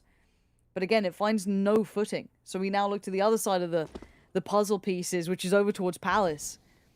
And it's only Summer to keep this in check. And actually, Tyloo are leaning towards this kind of notion of this B piece coming out, and they've pulled the rotation correctly. Summer's going to be in a lot of trouble here if they don't lean back that way, potentially. Attacker's got his back, though, finds Mercury, and this should be the giveaway. That should be enough of a tell. Kaze's been stuck, 10 seconds left. Jungle gets mollied out, but there it is. Summer hit the nail on the head there. Pansy, he was always the ace up the sleeve. As time was beginning to dwindle down, the good news for Vici, though, is it looks like they will hold on to this AWP. Not bad. About as good as they could have really hoped for, considering that was, what, like a 2v4, 2v3 towards the end. So they do still have that firepower. We know that Kaze, with these hero AWPs, has made them work consistently. So this is one of those situations, again, for Tyloo. You look at their economy, not great. Attacker, $100. No one's over 2.5k at this stage. If Kaze can just thread a couple of frags, even if they lose this round, that could be good enough for the bigger picture. That could still get Vici into a commanding position come the sort of end game of our Mirage performance here. Yeah, I want to see what they do with this, and I'm glad they've taken a timeout now, because they've shown such diligence and creativity in these rounds, especially with that AWP left in play. Seen a couple get so down to the wire. They can definitely buy a little bit around it. I want to see how much they can get out of it, though, right? A little bit trickier maybe on the T side to bring that into those sort of positions where you're willing to kind of like bait out for it. And again, still coming up against a double AWP too. There's a couple of trickier factors now coming out, but again, don't write it off just yet. We've seen stranger things in this game. But Vici need to keep their minds in the right place, because yes, it looks close. If it's not over the line, it's it's certainly not done just yet. And looking at the pace of this from Vici, they're not slowing down by any means. And we'll see where Kaze heads towards. Looks like he's trying to punish any sort of mid presence, but again, Tyloo saying, screw it, you can have mid. We'll play the sites. We don't want to mess with this. We've been doing this the whole time. We don't need middle. Yeah, which is definitely an interesting take on the defense, because you got to assume that they have at least an understanding, therefore, that window could be controlled, and that's why Attacker is down in the shadows, watching through jungle and connector. That AK has now been laid to rest, and no one's really close enough to retrieve this apart from Mercury, but he would have to walk out into the open to pick that one up. He has gone for it, as Attacker's actually vacated the shadow area. Now, Do they realize that Mercury's actually here? This could be the ace up the sleeve that Vici can do some real damage. Again, remember, it's not necessarily a case of winning this round for Vici. It's just bringing that economy to its knees. And they're in a position that is feasible. Slowly, though, with the M4, sprays down onto Advent. Kaze up on the boxes, has to drop down. Faces slowly, deals with him accordingly. And with 30 seconds left, Tyloo, they haven't quite punched in the numbers just yet. They still need to bypass a few tests, one of which is going to be Almond up close, who picks up the M4. Somebody misses the shot, gets punished. This is a disaster in the making for Tyloo and something dreamy for Vici. Already the bomb can go down. That's going to be uncontested. And Danking and Attacker are probably seething at the sights that they've just been presented with. 2 AWPs to play in this post plant as well. What is going on? A late smoke towards kitchen. The doorway's now going to be blocked off. But there's going to be a second to peek into that. Maybe a little ahead of it. Almond is going to be standing still. And the only one left standing in this 1v1. Danking going to try and close the gap, but does he know where the final player is? He's got a smoke to put towards the site, maybe to draw him out, but Almond not giving away too much. And Vici are going to make it to 14, and I told you, and we both said it. Vince, these sort of rounds are deadly with them. They make it work. They make something happen for themselves. They don't treat it like a throwaway round. And once again, they find these moments, and this is, again, opening up that map 3 possibility. It just blows my mind that Tyloo effectively played to sacrifice mid and then still fall prey to just getting pushed deep on the sites. Like, Vici, they did the most of making those opportunities really sing, but they didn't do anything particularly intricate there. They just sent players into the window room, and it's just worked out. Jamyoung may get caught. It's been tagged down already. Spray is good for 1. It was looking like it would go a whole lot worse than that, and Dan King was not anticipating a second player. 2-for-1 trade. Tyloo hot off the back of forcing. This could basically be the map that falls with this round. They've barely even started whatever their plan was going to be this round. They're still sat down by Ram, by Spawn, barely working apartments. They're expecting aggression everywhere. So Vici are going to probably hit the brakes just a second just to try and re-clear some of this space. Make sure there's no more players pushing up, trying to get overly aggressive. So for now, they're trying to show a little bit of patience because there is a real threat that someone's trying to push up middle potentially with that MP9, or someone's playing something a little off kilter, but you know where they are. Someone like Slowly could have some impact this round, but for now, 3 players creeping their way up. Cat and Slowly's going to get an eyeful. Spots at least 1, takes 1, tags the second, and he overstays on the third as well, getting a little bit of bloodlust going on. And somebody, did he slip in time? I don't think they noted him. No, they definitely didn't. And now that he has found a frag, there's going to be a Molotov there to greet him from Kaze, forced into the open, and they do deal with him accordingly. Well played. Making sure that they use that utility to its utmost potential. And now Summer with a FAMAS. It's not even like he's got 2 super weakened targets to try and pick off here. This is going to be very difficult. He spots the first player, drawn out into the open. He knows where both of them are, but Kaze is too fast with the AWP. That force spy does not yield anything, apart from Vici having 6 map points. And I want to just highlight, almost every player on Vici is having a great game here too. Initially, I was like, okay, Mercury's looking impressive. Jamyoung, obviously, we know this guy's got the firepower.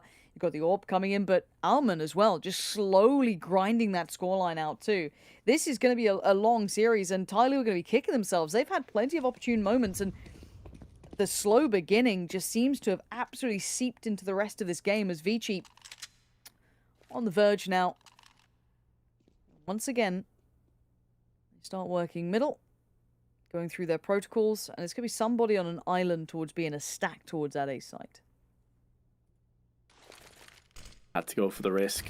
Rolled the dice, decided A was the play, leaving SMG over on B side, and now smoke's being traded back and forth. A bomb being over on B doesn't necessarily guarantee it's going to be a B-sided hit, but the push through catwalk suggests it will be somebody. Tons of flashes down, falls, stumbles on the first hurdle. MP9 at range does counteract onto Almond, but they've already lost the sight. And B-side is so hard to retake at the best of times with 4 players of full utility and rifles. That is not the case here for Tyloo.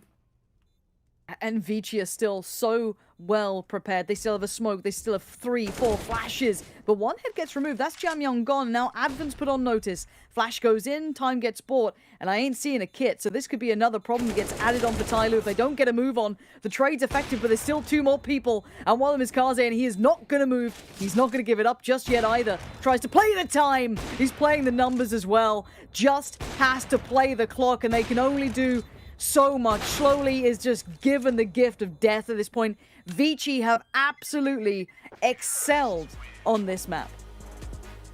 Huge turnaround as well from Vici. They led in the early stages on the CT side, and they capitalized. They made it come full circle there, Pansy. I mean, I'm absolutely blown away by that performance. Yeah, me too. Xenox, how you feeling, mate? A little bit confused, as I probably was maybe at the conclusion of match 1 as well. I think we all pretty much thought that this was going to be a 2-0 off the back of Vertigo, but lo and behold, VG Gaming, clearly they've still got some firepower left over, and honestly, this now begs the question going into Inferno is, we just don't know what we're going to see anymore, Pansy. I mean, like, this is really the day in a nutshell. Is it so hard to predict what's going to happen? I feel like I can't ignore that these guys play at international levels and they push teams, but they just got blown out of the water. Like, not even breaking a sweat by Vici. It looked like they had the right plan the whole time. They had the perfect beginning, everything looking super solid. I don't know what to make of it anymore. Like, I still feel Inferno should be theirs, but man, I've got to say, Vici are making me a believer. No, I've got to agree with that. I mean, I think Inferno, if we're looking at sort of home maps, has to be the tip of your tongue when it comes to Tyloo. But that's on the proviso that they're all playing to a fairly decent level. And I said it in the start of Mirage, it feels like they're still in second gear to me, Pansy. Like, I haven't really seen anybody excel. There's been moments, there's been glimpses. But even within that context, if we're looking at like heavy hitters and individual performances, the man on your screen right now is at the top of that list. Jamyong was absolutely sublime this entire map, as he was on Vertigo as well. Yeah, it's... Again, when you could bring up the individual performance from Tyloo, and there's not enough of that. I just need to see a collective approach from it, because Vici are delivering individually and as a collective. It may not be the most perfect picture that they're painting for us, but it's more than enough to get across the line. And they've done it in a cleaner fashion than other teams have beating Tyloo, even, you know, as I said, like the likes of G2 and such. I don't know how that works out in my head. I can't make head nor tail of it. There was that little mini comeback, Vince, on CT side for Tyloo, where I thought maybe they were going to be able to claw their way back into this and steal the map, go for that 2-0. But ultimately, you have to give full credit to VG Gaming for being able to withstand that little attack. No, exactly. And it's kind of what we talked about after the first map as well, that we can't deny Vici's grit and their resilience.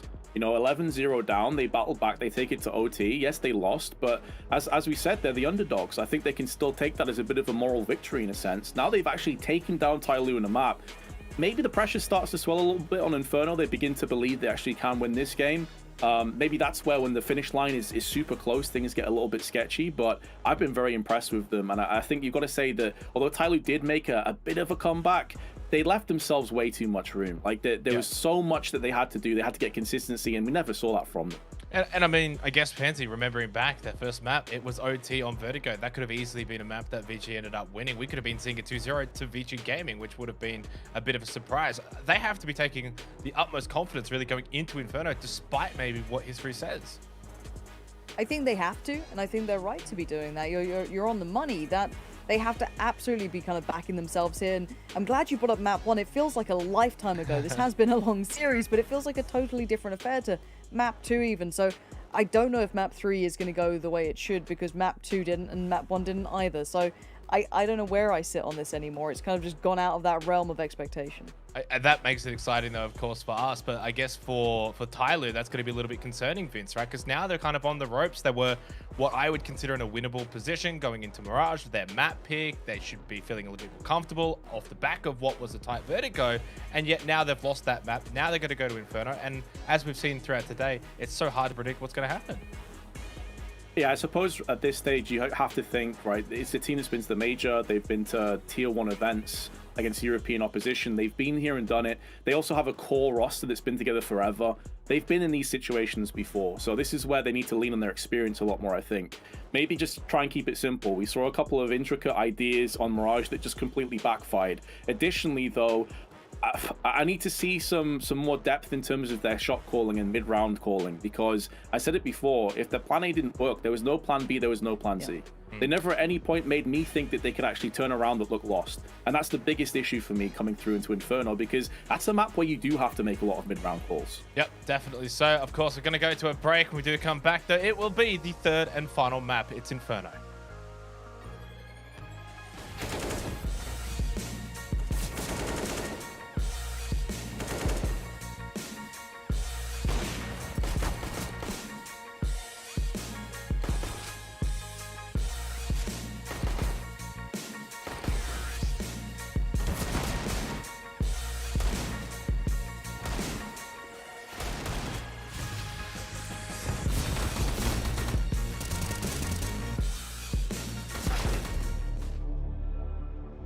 When I'm in an important match, my JBL Quantum 1 headset delivers the 3 things that I need the most: sound precision, communication clarity, and total comfort.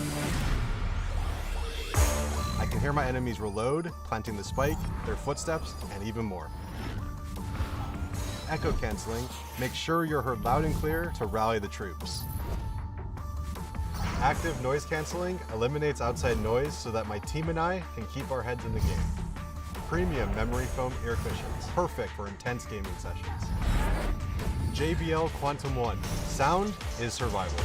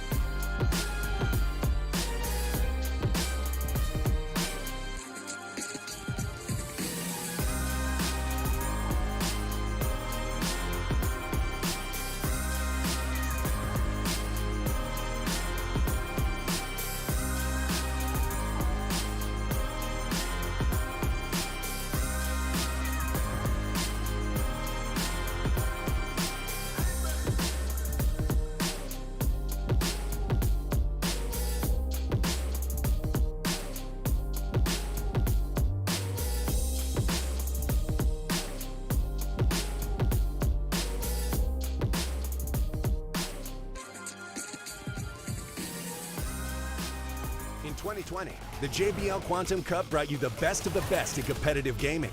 Watch this year's top teams compete, play with the pros, win JBL products and cash payouts. JBL Quantum Cup. Watch, play, win.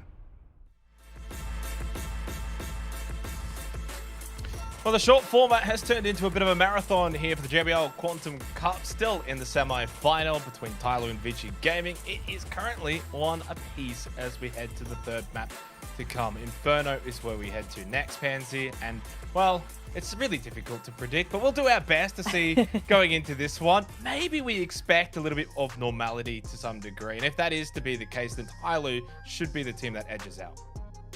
Spot on. It's very hard to find a narrative, excluding the weird last 2 maps we've seen, that you give it favorably towards Vici. Now, they are playing outside of their means, right? They're playing above their station, and I love to see it.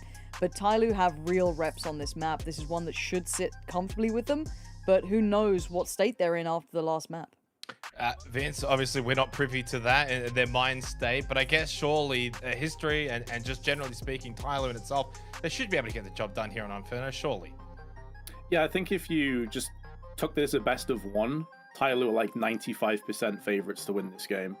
You have to take into account the last 2 maps and what we've seen, though, because that paints the picture of what the current form is looking like. Off that basis, I think you look from maybe like a 90-95%, maybe to like a 60-65%. Yes. I can't overlook the likes of Jamyong. I can't overlook the likes of Mercury and Kaze. These guys have all been playing very well. They may be playing above their means, Tyloo playing well below theirs. And at the end of the day, that's what really counts. What we do know, though, is Tyloo have been backs against the wall many times in the past, and they've came out and landed that KO blow. They can do it again, absolutely. Well, the best thing about Counter-Strike, Pansy, is in its beautiful, rich history, the amount of times we've had upsets. And for them to be upsets, it's generally us on the desk that's sitting there saying that, oh, that's not going to happen. This should be what's happening. Well, this is that perfect storyline that has now been developed for Vici Gaming to push through, find victory here 2-1, make their way to the grand final. If that does happen, they would actually be playing against Checkmate, the other open qual team, as they did, in fact, take down NKT. So I think it's actually set up perfectly for a Vici run here.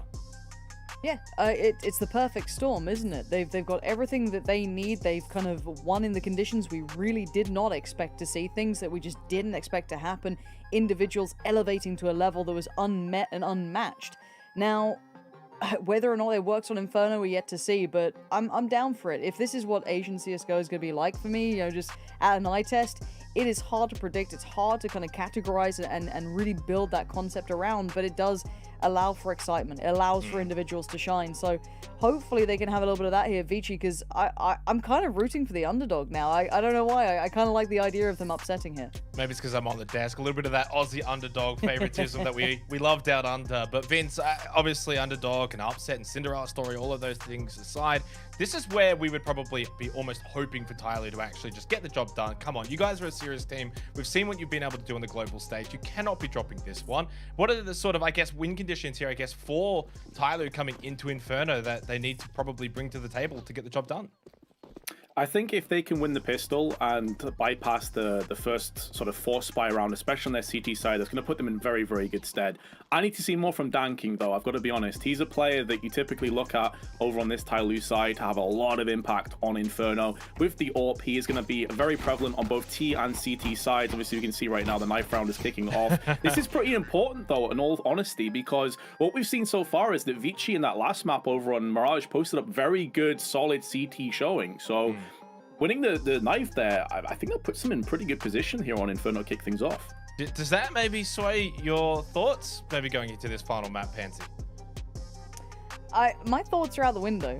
You know, head empty, no thoughts at this point, man. I'm just here for the ride. I don't know what to expect. As I said, it feels like every time we outline something, we're like, oh, but with this start or this, you know, piece coming into play, this could really pay heavily in their favor. And it just goes astray and it doesn't matter, and suddenly you get this mad scenario play out in front of you. I think this is anyone's map. Vici are unpredictable and hard to kind of pin down right now, and if they play like that, they could absolutely best Tyloo, and Tyloo are going to be kicking themselves. There's no two ways about it. Well, Vince, you were the one that brought up sort of the statistics there. It was just 65% or so, winning that knife round for Vici. Does that give them an extra 5% in your books?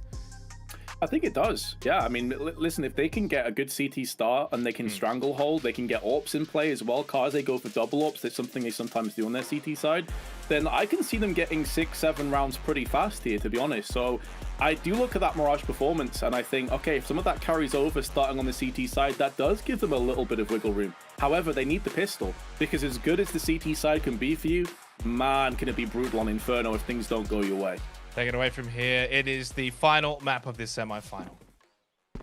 Yeah, let's do it. Let's see if there's some real validity to this Vici side, because it's all good and well to say, well, they got to the third map, but if it falls to pieces, no one remembers the journey there. They remember the result, and Tyloo would continue as deemed the better team of the region. However, let's see what this looks like. This is meant to be the stronghold for Tyloo, but they do get that T-side start, Vince, so this could still be a tricky one. Certainly could. Thing is, though, if they can mount that pressure on the CT side, win the pistol, get a quick 5-3 or 4-0 themselves, Tyloo, they absolutely could run away with this one. It just paints the picture of how topsy-turvy and how much of a seesaw this is. Mercury has so many chances. The flash is good, but they still bypass it. They're still rushing straight through the CT side. And Speedway, they've not checked their angles. Almond, though, is missing everything. He needs to land some frags. It's put the T's into such an awkward position, but they still push forward into a whole bunch of gunfire. And now Almond is getting his kills. Tyloo have got nothing in return. I'm more baffled at the start of this than the last two maps. What was that pistol round as a starter, and why are they peeking? The bomb's not even down. The bomb's still in ruins. What's going on between these two teams? Almond's just feeding in CT, is he? He thought, yeah, no, I'll take a fight on this. I guess the bomb will be down soon.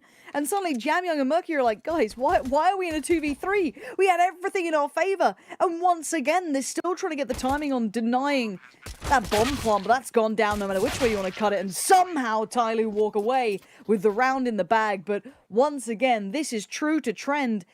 That was not a pistol round I ever want to see again. If there's some kind of content in the future where they just pick this round and then showed someone the first sort of 15 seconds, especially when they push Speedway and said, how does this round end up? Who ends up winning this? I think very few people are saying Tyloo. Almond was getting tons of free shots from the back, loads of damage. It's a 5v3. The bomb spilled out towards the ruins. They still win it. How is that possible? Don't know. I don't know. And the lack of discipline on the site. All fighting ahead of the bomb plant, people peeking in unnecessarily. That's gonna, for me, that's so frustrating. See, this is the moment that finally some of those shots actually connected, but it was labored. It was not pretty. And again, bomb wasn't down. Yeah, just swing through. Yeah, seems a great plan. Some of the fundamentals here, man, are getting me really questioning what's going on, because Vici had such a good grip on that, right? Like, even, let's say they let the bomb go down. Sure, that's fine. You still have control of Banana. You could still build back in through ruins. Like, those two players tucked on site, they wouldn't have had good post plants. You had numbers. And Vici let it slip, and Tyloo will take that with both hands. There's no way a team wouldn't absolutely lap that up. But we go back in, and we look at the buy coming back out. It's pretty lacking from Vici, of course, having to just suffer through on the lighter buy here. Still a fair amount of utility, hopefully, to work with. Tyloo still need to tread lightly, because we've seen rounds like this, even within the confines of this best of three, quickly slip away from them. But make no mistake, as you touched on, firepower is significantly in their favor. Maybe if Tyloo get a little bit too antsy, or maybe actually just hold fire and look to push in with very little time left and overlook one of these angles, it's where things could get very scrappy and very sketchy for them. But they're picking up the pace, looking to try and put down some smokes. Well-timed CT smoke is put into place, but there's not too much behind that. They still have a HE from Advent, who's lining this one up and waiting for it. Tyloo are getting choked out second by second, little by little, but when you look at how much utility they have here, Pansy, they can just flick this on any second. And they should run this utility, right? I want to see those flashes invested. I don't want to see them with anything, maybe apart from one smoke. And so far, it's not as clean. Kazi still did a little bit of damage, but they win out in the vast majority of the fight. So the site's theirs. That's the threats now eliminated. Jamyoung and Mercury. Mercury could have done something if he was in the right place at the right time. They even had the additional player lean over who was playing CT Arch. So they had a fair amount of bodies on the site, but the flashes were good. The utility was just such a good beginning for Tyloo that they've been able to keep it clean enough. 4 standing, 2 of the rifles maintained, at least the AKs and that Galil in the hands of Summer. And for Mercury, obviously you want to keep this. You don't want to lose that at this point. Armor, geared up, gun. Jamyoung, I mean, it's only a deagle, but it's something. And Vici, given a couple of opportune moments, it's not been perfect. I don't think anyone can say, but I think that pistol it's a bit of a tilter in my mind, so I want to see if they can build back in, kind of keep that composure, as Tyloo will make it to 2. Make it to 2? As you touched on, though, FAMAS and Deagle is saved, and we've seen many a legendary play when the Desert Eagle and Inferno come together. So Jamyong, I have absolute confidence that he could pull off something special if Tyloo give him that opportunity. That being said, though, there's not going to be much of a buy behind that. As you anticipate, they'll want to be saving into that next one. They may even be able to afford an AWP, actually, early on for Kaze, because he does have $3,000 right now before the third round loss bonus comes into effect. So a lot to look forward to on Vici. But Tyloo, this should be a formality. This should be a case of just crushing over the CTs. And this gets into that position I was talking about just before we went live into this, where although if Vici can get CT side and get really good established economy and get like a 5 or 6 round lead built up, things are looking great. There is the other side of it, though. There is the devil's advocate that comes into play, where if you don't win this next rifle round, things start to look a little bit sketchy on your own side. They can, and I think a lot of us who've been watching are just kind of impressed with Vici's kind of half buys, force buys, whatever scenario then they're in, when they're kind of put on the back foot. It's actually very impressive. They've been super diligent at it. Now at this point, though, you can see Tyloo's game plan has worked very well. From they do, let's say, continue towards that A side, but I think they maybe fell out that Mercury's over towards that side, so they don't really want to be going towards that one rifle that is within hand. So maybe continue forward towards this B site, and they have pulled that additional player back towards CT Arch. Advent quickly handled, and the site's there. So actually a very diligent approach from Tyloo. That's what I want to see, though, is this very, very smart approach. Keep in mind to clear this out, try and feel out where that maybe remaining rifle would have been. It's perfect stuff. So again, for the CTs, not much really here to do. Bit of damage if they could get an AKOA would be lovely, but Kaze, this is ambitious, and it might just work out. A little bit of damage on one, and that's the AK. That's what would be the prized possession here. And well, he's done very nicely with Alman in this. I thought they were going to get a third kill there for a few moments. And the thing for Summer here, he has to get out of there right now. Dan King's been tagged. The bomb may finish off both these players if they don't vacate the premises. Dan King has to push forward, and in doing so, may give this AK away. That's exactly what happens. This is a great outcome. Mercury's got the FAMAS. He has to try and watch the back right now, and then AK will be picked up from Alman. It doesn't get much better than that. They have lost Mercury, but they will retain possession of the AK-47.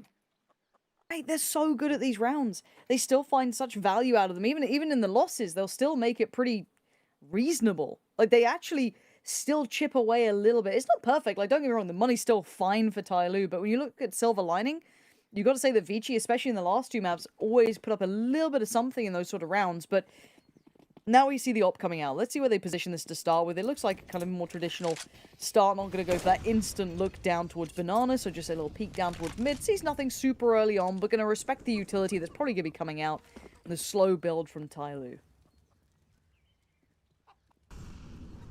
That slow and steady approach. Kaze watching eagle-eyed, trained onto Archer's well-placed flashbang, forces him away, and a smoke behind it as well. Slowly is making moves up. We are already seeing that Tyloo's playbook is so much deeper on Inferno. Their smokes on point, flashes sublime, and Kaze is being choked out in library. HE's firing across, Ordnance is on point, and Tyloo taking up so much space already on this fourth round.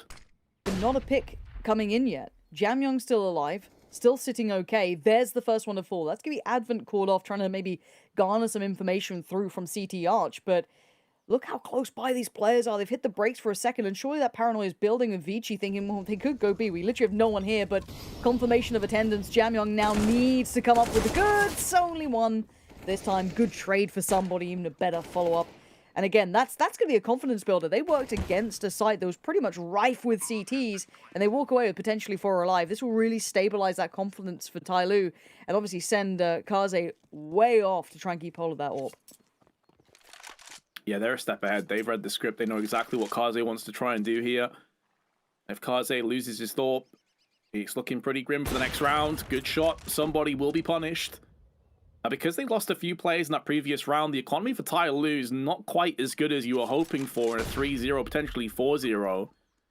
So Kaze could still do some work. He could still make this one sting quite a bit for Tyloo, but there we go. Dan King from the back on the garden will sprinkle out the final remains of Vici, and Tyloo will be up at 4-0. Money They could scrape together a buy, but I doubt that they will. I feel like this could be a case of shooting your own feet if things go awry. More of a half buy situation, I would think. Somebody there playing out beautifully. And look, if Jamyung's still alive, I'm still going to pay attention.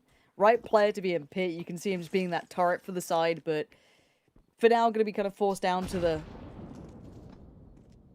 eco here. A little bit of armor, so it's not without a little bit of something to it. But again, you got to be looking at small margins like that. So Kaze finding Summer is not bad. Now, is the rifle recoverable? No. But is it a body to be added to the tally? Absolutely.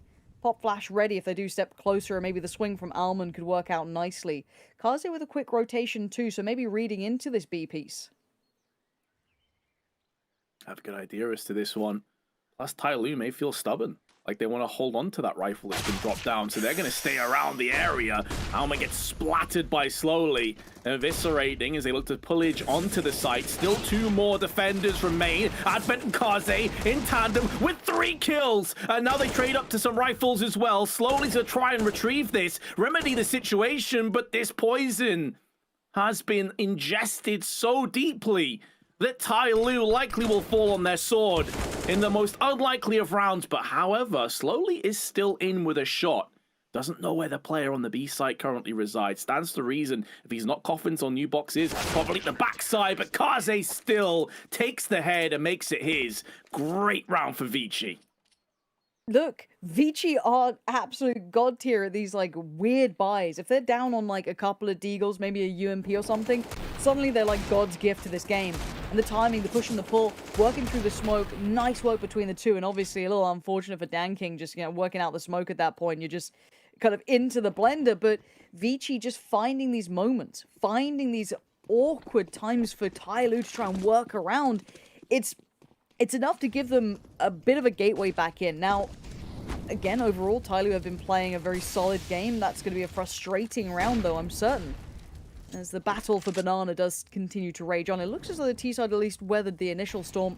But there's that deeper molly to regain that control as the pendulum swings back towards Vici wanting to fight for this. Some negligible damage on Slowly and Attacker. Grenades just fire past them slightly. Somebody is keeping the extremities covered. This is an issue that they did have on Mirage. It felt like they were hitting A so many times that at one point Vici were just stacking 4 players A site on the CT side, and the 5th player was just on catwalk. They weren't even watching the B apps. And so at least Tai Lu are keeping their options available. They've hit B fast, they've hit A fast. That is going to force out Vici to respect and maybe get desperate with aggression. And Kaze on 1 HP survives, stands his ground, and pushes Slowly away. But look at the wrap. I'm still seeing Summer try and slip through towards Speedway. Maybe trying to catch these rotations after they know that pressure's come back in, but it looks like Kaze's aware. Dan Kim finds Jamyoung in the back lines. There it is. That's the punish of the rotation. There is another layer to this, but Almond's a little bit disconnected, a little too far away. So Mercury, this guy was great in the past, but he needs a little bit more of that. 25 seconds is a chance. If they leave it too late, he could do some serious damage here, but the timing's good. Tai Lu, fighters won. They should be able to get that bomb down. No problems there, and Almond, well, odds looking very unfavorable. Oh, yeah. If I'm wanting to save, I think the only reason he may not be is you can see him looking towards his backside now and again. He's worried that either someone's pushed through the arches and is rotating, or perhaps even just looking from the B side of the map. 4 players still alive. So he's not even sure, like, is this the safest place for me to hide up with the AK and try and save it? In terms of trying to clutch, that's a thing of the distant past. Like, he's not interested in actually winning this round. It's just all about the AK. Plus, there is a potential little bit of upgrades. You've got a kit out there on long side. Maybe you can go pick that one up. There's also an AWP at the back site, I believe, at CT spawn. Indeed, there is. So that's the reason he was lurking around. Or picked up, affords them the luxury of buying again if they should choose. Why buy? Just get some deagles, bit of armor. You've got the AWP. You'll be just fine. That's a full buy for Vici at this point. Now, I do want to see Mercury come online a little bit here. Same with Jamyoung. Considering those two, to me, have been pretty pivotal to Vici's success. And they're in such big player spots, right? Like, if you're in pit and you're the player playing on site, these are kind of where you put your fraggers, right? They're where you put your headliners. And they're having a quiet game. It does get tricky, but deep utility going to maybe facilitate a little bit of aggression. Advent considered it, backed away eventually. But again, this will put it on the T's to now retake that space if they want it, but it does allow the CT side to pull Alman early towards that A site. Yeah, allows that rotation to come in. Kaze, in the meanwhile, though, who has been flashed out from this same position multiple times, is still holding fire. 4 players now move in as the frags come in thick and fast. It's Jam Young with 2 and Mercury. The bomb's also been spilled out on the balcony. That's horrible if you're Tai Lu. May not end up mattering anyway, as a smattering of frags find their way into Vici's hands. The lockdown in effect, and to make matters worse for Dan King, there will be no retreat and no surrender because he's being flanked from the back. Whether he gets fragged from Mercury or Alman, doesn't really matter. The end result is the same. Vici pick up a second. And I love that adjustment. Vici dropping that deep utility down Banana, pushing behind it, having all of that kind of, I guess, intention behind utility. Now this is a bit of a freebie, right? Fully blind on the second. The first, I think he at least got a glimpse of, but the flash, it didn't really hinder much. The timing a little off on that, and then everyone, the cavalry was right there. But because they had that early rotate as well after that deep investment of utility, and Tai Lu deciding to not fight back on Banana. So, good adjustment from Vici. If they can keep this up, this could certainly add to the matter, but a double up coming out. Kaze, careful now. You don't want to give that first kill away.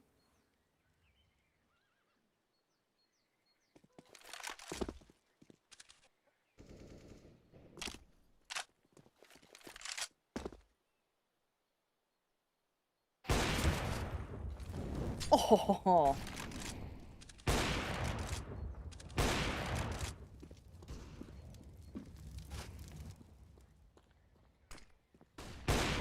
And this is a whole new look, right? The double AWP coming out. This isn't something that Tai Lu have had to deal with yet, really. And the first pick's just perfect. They've still got utility to put into play as well. Look at that. Could buy some good time. Here's that rotation. Rotations are in at the right time. Now, it is the other AWP coming over, so, you know. Guess we'll see how that works out. Might actually work well with that push and pull if they just consider it still one, but all the players are lining up here. This is a gambly rotation, and it's the right one. Nade just going a little astray. Molly going to come down as well, though. Not too much damage, but it hinders the approach. Buys pause for thought. Smoke up and over, trying to fend away Tai Lu. 30 seconds to play with. And now Advent sprays out, takes one frag. They're going to be getting that bomb planted in amongst the smoke, but how many T's are left standing afterwards? Summer sprays in for 2. May want to get aggressive. Knowing how much utility, knowing how much firepower's up against them, somebody will be watching on the Banana side. Meanwhile, Summer will be locking it out from the off angle of Coffins. Now, if Kaze slow peeks this, he should die to the hands of Summer. That barrel of the gun will betray him, and he misses the shot. Kaze misses the opportunity to put this round to rest, and Summer may punish him. Summer's also on for the ace as well, with the AWP coming around the corner. He misses his shot, he misses his chance at glory. He may have bought up enough time, but no, the kit is going to steal away this round from Tai Lu.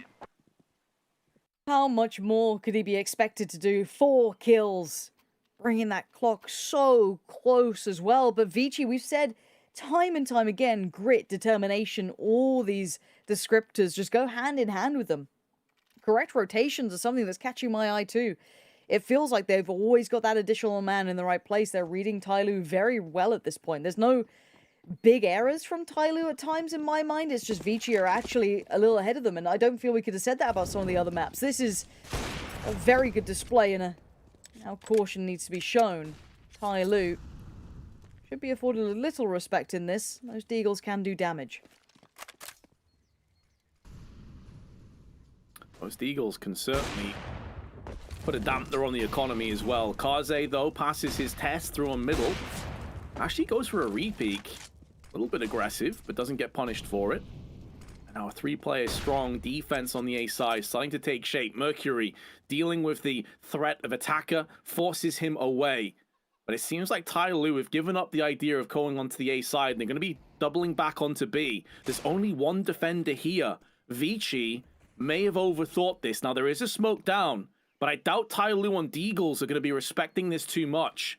In a round like this, you have got to roll the dice. You have got to take risks. You've got to take gambles. And now, behind the smoke, they'll be pushing in together. Flashbang lined up from Advent, and Alman will be going in for that peak, and they've already dealt the fatal blow onto somebody. Trade back is good, however, from Danking, but no smoke on the CT side causes them so many problems. There's also a player there in the form of Kaze, but he's just had his head removed, and now Advent's in an awkward position with the M4. He's going to get pincered in. Sideswipe from Danking if he's not careful, but he will deal with the threat of Summer, and that probably saves his life. It also saves the round as Vici pick up 4.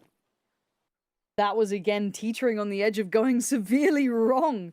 There was such an opportune moment. Imagine they had one smoke there, something in Tyloo's pocket to make that cross or make that play. That could have been so different, but watching it back now, you can see, I mean, you take them when you get given them. That swing on CT, man.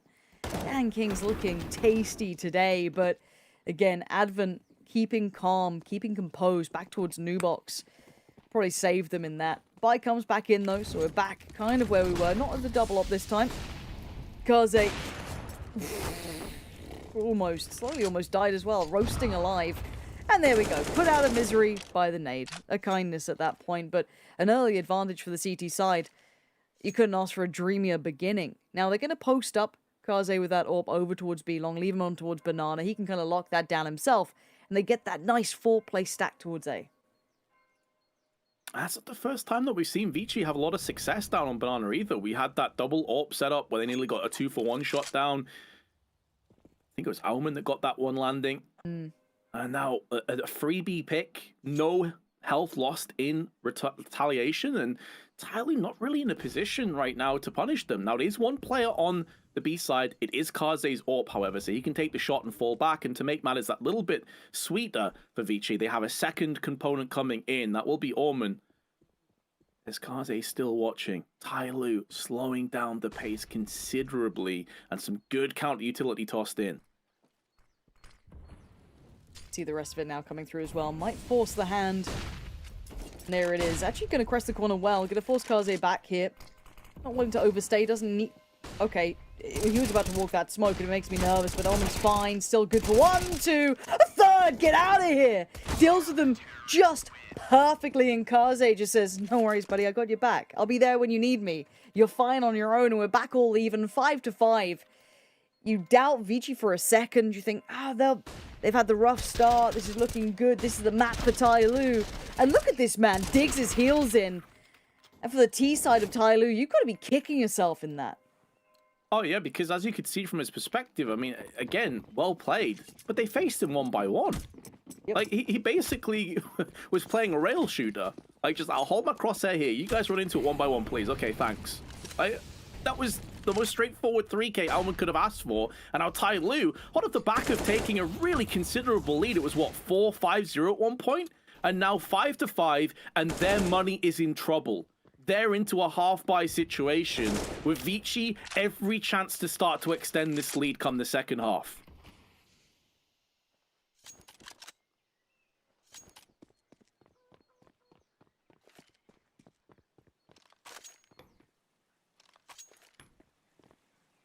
Waiting to see what the plan is from Tyloo here, because I've been impressed by Vici on these sort of purchases. That's not gone well. This is typically in previous maps where Tyloo have started to look very sketchy. When that plan A is not working, what do they do? What is their counterplay? Apparently it's Attacker just rushing into the site by himself. I can kind of get behind that though when you've got Tech-9s and Deagles. That's fine. Headshot has been delivered and somebody makes the most. He is last man standing, but he does have an M4 and armor behind it. Needs to replenish the magazine before he puts down some bullets. Not far away from the head of Mercury. And maybe there was a way back into this round yet. However, Vici off to a stormer, a heater here on Inferno, have built up their economy nicely. They're looking sharp. They're looking more dialed in and confident. And it's going to force Tyloo's hands to call a tactical timeout. And I think this is the first map I can safely say Vici are just outplaying Tyloo. This isn't just Tyloo making errors and being super careless. I wouldn't say this is the best Tyloo by any means, but this is Vici punishing. They are looking substantially more solid. Their money's in a great place too. I just noticed, bloody hell, they are fine. Again, for me, I'm just very impressed with how Vici are playing, especially when you get into this and they were coming in off a bit of a a tricky spot when the first couple of rounds looked decent for Tyloo. Shaky, but they were on the board. But this is much better from Vici. Even though the scoreline's substantially closer, I think it was always going to be. But Vici are finding ways and means and surprising us constantly. Now, no double up coming back out. Looking at Summer, what do you go for here? Summer? There we go. I get a little nervous when I see the round start and Summer has yet to buy. But we're fine. We're all good. We're all good to go.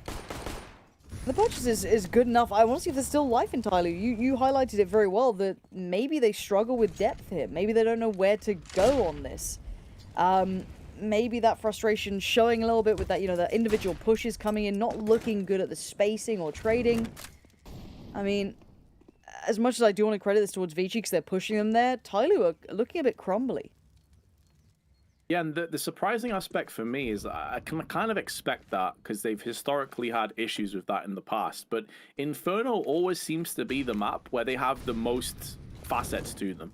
We saw this against Heroic at the Major, taking Heroic to a 16-12. A lot of people were on the edge of their seats thinking, really? They're about to do this? And honestly, they probably should have won that game as well, Pansy. Like, if memory serves me correctly, they were actually in really good positions economically, and they just kind of went away from them at the end. So to be getting this comprehensively outplayed time after time from Vici these last 5 or 6 rounds, very impressive from Vici. But I'm just curious where Tyloo are going with this. They've lost the first player, additionally, in this round in the hands of Slowly, and the bomb spilled down in middle with 35 seconds left. Not a single casualty on Vici's side.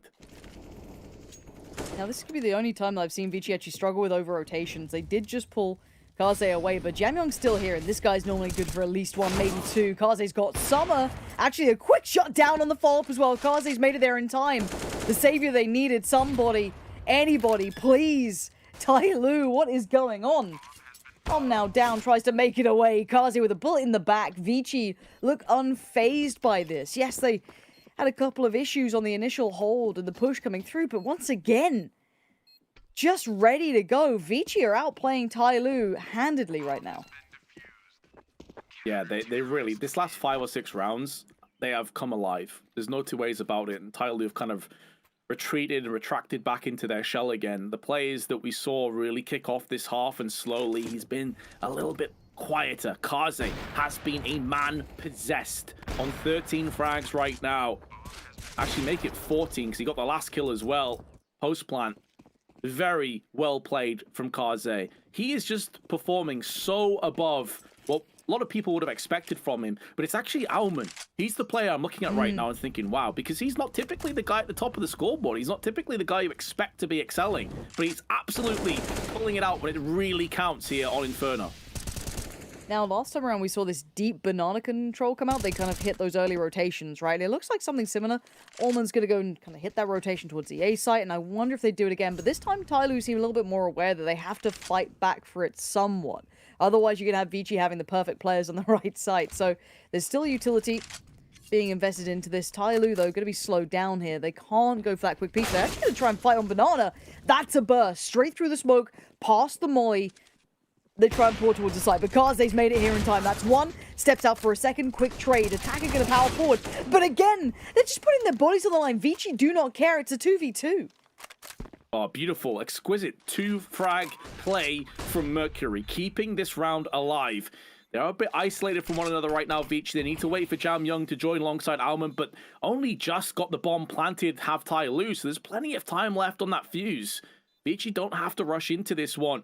They have a kit in the hands of Jamyoung, plus a HE. What they'd love here is to have a molly or a smoke to cordon off the banana area. That's not really possible right now. So this round should, in theory, be fairly straightforward for Tyloo. But now they're pushing their own smoke as someone goes in for an even trade. Jamyoung tries to scamper across to the site, and somebody shuts him down in the back. It's at great cost, though, to the economy of Tyloo. Even after winning that round, Pansy, their money still is very, very rough. Yeah, and again, we can talk T-side, CT side. I don't know how to read either of these teams because we've seen like mad 11-0 score lines in ways we shouldn't. So I'm just going to take it on the half we have it right now. I'd say Vici are still looking really competitive in how they're approaching this. Tyloo, I'm glad to see them at least get another in here so they can keep trying to build that scoreline as close as it can be. But at this point, now the AWP's still in play. Big stack down banana and bigger aggression Advent off the back of the flash from Mercury, just going to be punishing Dan King. And this is just becoming sloppy. This is just brutality on Banana. Neither side willing to relent, but it does seem as though, at least for now, it's gone in favor towards Vici. Yeah, just this war of attrition. Paid in blood is Banana. And I think it's safe to say that Vici have won the battle for this time. The incursion has gone in their favor. Somebody taking a lot of damage as well as he tries to peek through on the balcony. There's going to be another grenade behind it. And the weakened somebody's now been body bagged alongside Summer down on Banana. He hadn't completely given it up. And that addiction is going to cost him his life and cost Tai Lu an 8th round. Attacker may have a couple of things to say about that one, but considering he doesn't even have control over the bomb, it's looking dire to say the least, as he's trying to do his due diligence, just cover these angles, see if he can find somebody to execute off, but it's Mercury that will expunge him on the push, and whatever happens, Vici will be leading come that second half.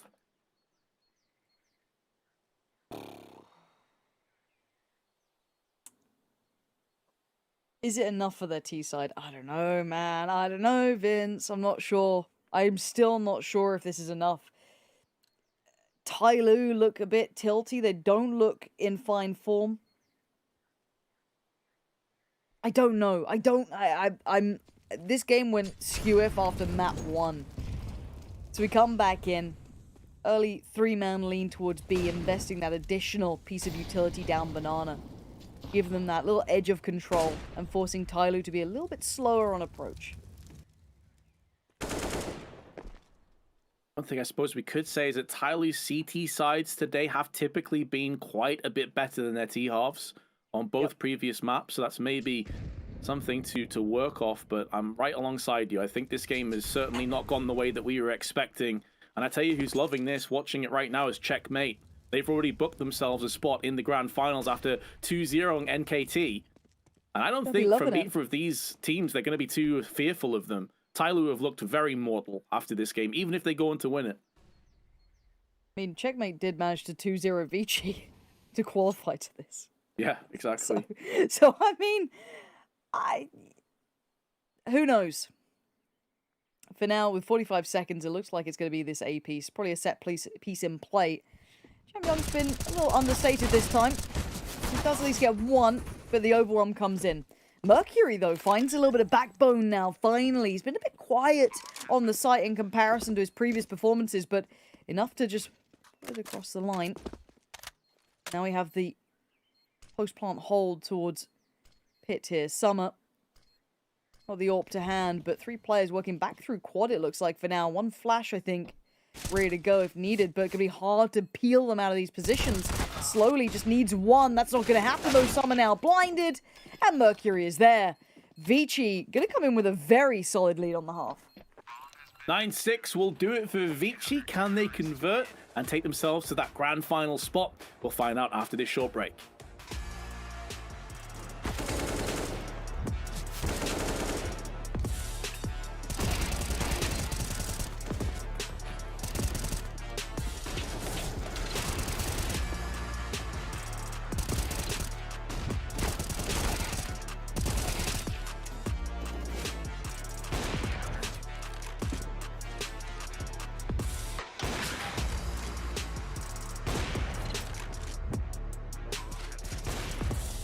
JBL presents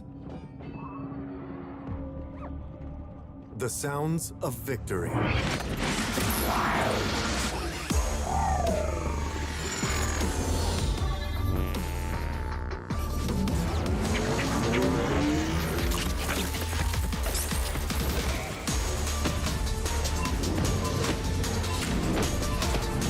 JBL Quantum Gaming headsets. Brooke, before you put those on, we have an idea.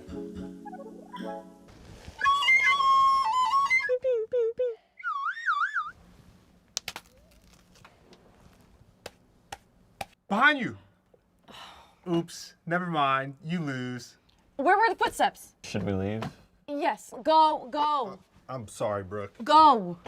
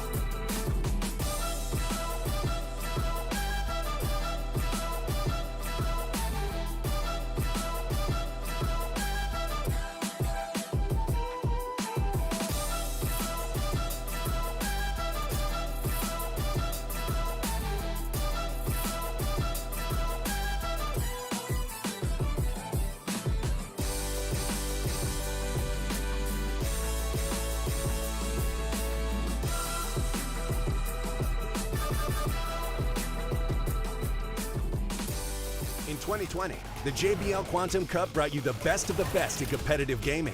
Watch this year's top teams compete, play with the pros, win JBL products and cash payouts. JBL Quantum Cup. Watch, play, win. The grand finals beckons for our teams here between Tyloo and Vici. 9-6 the score. Vici do lead, but now they move across to the T side. And what we've seen consistently, Pansy, is that Tyloo's CT sides have been pretty damn good. Their T halves, not quite the same. It certainly raises an eyebrow, but again, I don't want to go against them at the moment. If they suddenly have a upswing from someone like Jam Young, then you've got a whole different kettle of fish. But Tyloo need to remind us why they're the favorites. They come into this as such a top-heavy team in comparison to everyone else, and right now we are not seeing glimpses of that. But it is the CT side. It's a whole new beginning. Maybe this is where they could start it, but it looks like aggression is the name of the game, at least the concept of it for Vici. But instantly, Danking's here and goes, well, okay. Jam Young's back on his business, man. He's just hitting headies.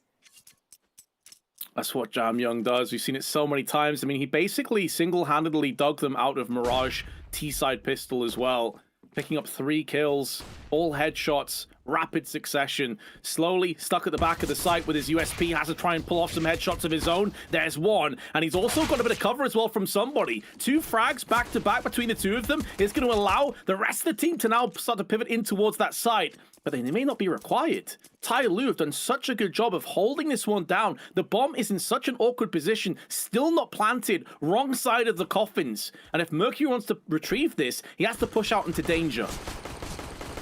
Jam Young's bailed him out of one. Mercury's got another. It's doable. It's unlikely, but it's doable. Jam Young again delivers another headshot. Look at this guy go. They were so low HP. 8 HP and 5. It could have been feasible. But it gets drawn across the line by Tyloo, who closed the gap in now. But a stark reminder that Vici are deadly. Even when it looks like, the chips are down. Tyloo, though, get themselves a desperately needed round if they do want to get to that finals. Now, the purchase coming in will be far from pretty, but I have to make do. They have the AK. They managed to scramble that together. You can see the other side of that coin. Get the post plant in and have 3 or 4 rifles. Without it, you can still afford 1. There's not much alongside it, though. Slowly getting aggressive down a banana. There's a slight gap in that smoke, but making the most of it.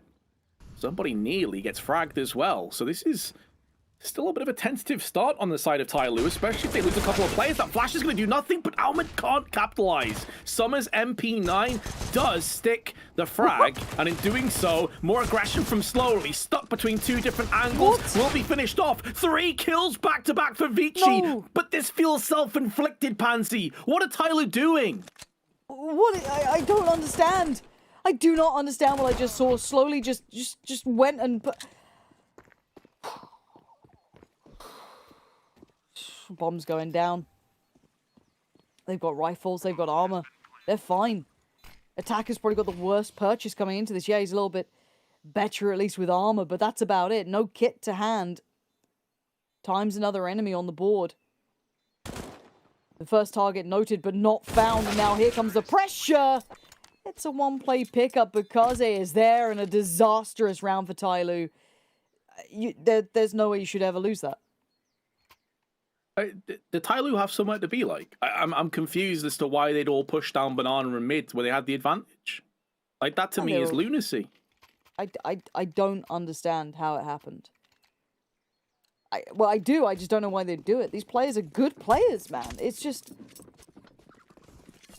And I mean, the buyback here. All right, let's see what you got.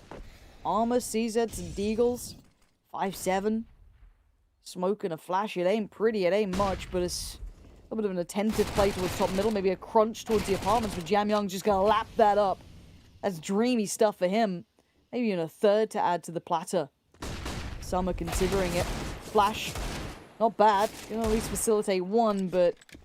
Man, I'm still stunned from the last one. As am I. I mean, Tyloo may very well be as well, to be honest. As good as they are at resetting mentally, that is a bitter pill to swallow. Somebody tries to spray through the smoke through middle, but at that range, the MAC-10 not doing too much damage. Slowly from the back, though, does execute Advent. That's an AK that trades back. into favor of Ty Lue. Somebody is making a real nuisance of himself, but he needs slowly to get some frags and slowly picked off behind him. A 4K for Jam Young. May have been a little bit quiet on that CT side, but now we're seeing what this guy is truly capable of once again. And you know, Pansy, if Ty Lue end up losing this game, that round is the one I'm going back to. That's the one I feel like may have been the backbreaker. Hey, and they were in double eco territory last round. They try to buy around it now. Look at the 1.9 and nothing. Just nothing. That's going to be 12. Look, we saw that last round being kind of weird. There's no way that Ty Lue convert this. They could do a bit of damage if maybe Slow's in the right place or they like walk into a stack, but that's just unreal scenes. Not seen anything like it, especially from a team like this or a match like this. So the rifles should be able to keep them at fair arm's distance. Just USPs and that Deagle on Slowly. That's not really had much of a say in the matter. It's got a fight on Banana and it's lost it. So that was the one weapon of impact now removed. We're down to 3. Yep, as you said, this is somewhat of a formality of a round, really. Just dotting the I's, crossing the T's of Vici.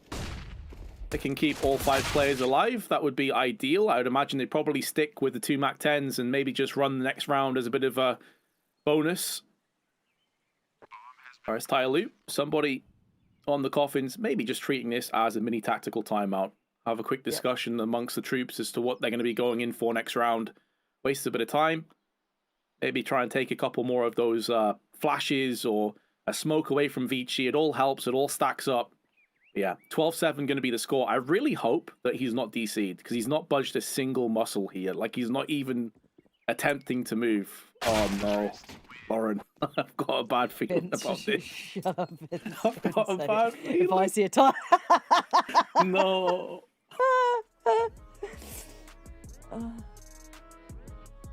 Right. Well, it's a tactical timeout, so that's fine.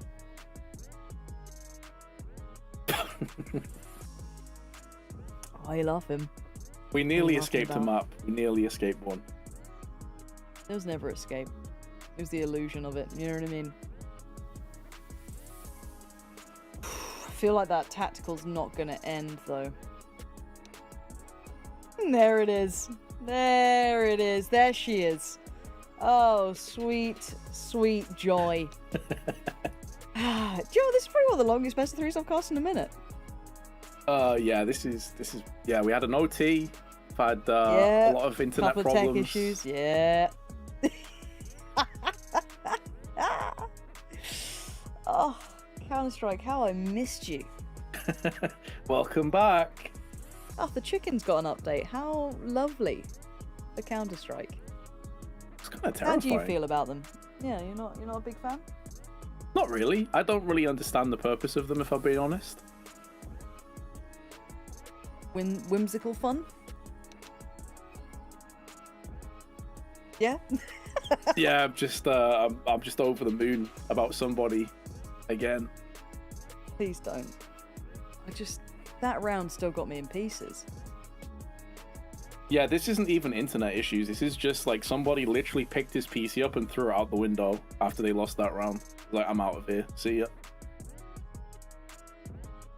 I mean, I don't really blame him at this point. Hopefully it's a quick fix. I don't know what the issue is. Maybe an internet problem, which is always a quick fix. Just turn it on and off. They'll be just fine. But yeah, as soon as we know something, we'll let you guys know. But yeah, this has been a bit of an arduous test for both sides. Not even just in the game, man. This has been a hot and cold, start. But it does seem as though I've been updated that hopefully within about 90 seconds we should be back in.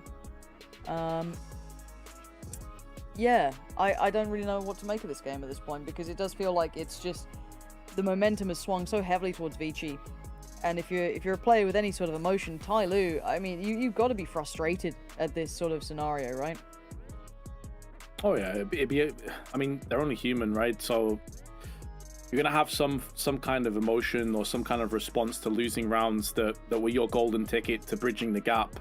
Again, that second round where they have the SMGs, they just push down into effectively just Eagles and lose that.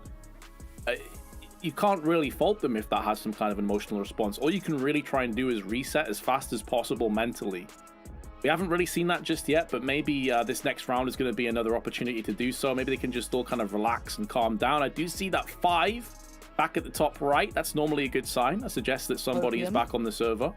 Fingers crossed. It's just the coach. Just to troll us a little bit. It should be the player, absolutely. It should be fine. Yeah. I just don't know what this means for the finals either, man. They're like Vici, this mad sleeper team that just...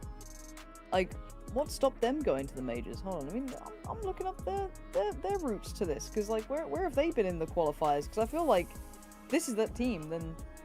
Mad. Lost 3-0 to Tyloo and IM Full, okay. And earlier in the... I just don't know how are you meant to compare these teams?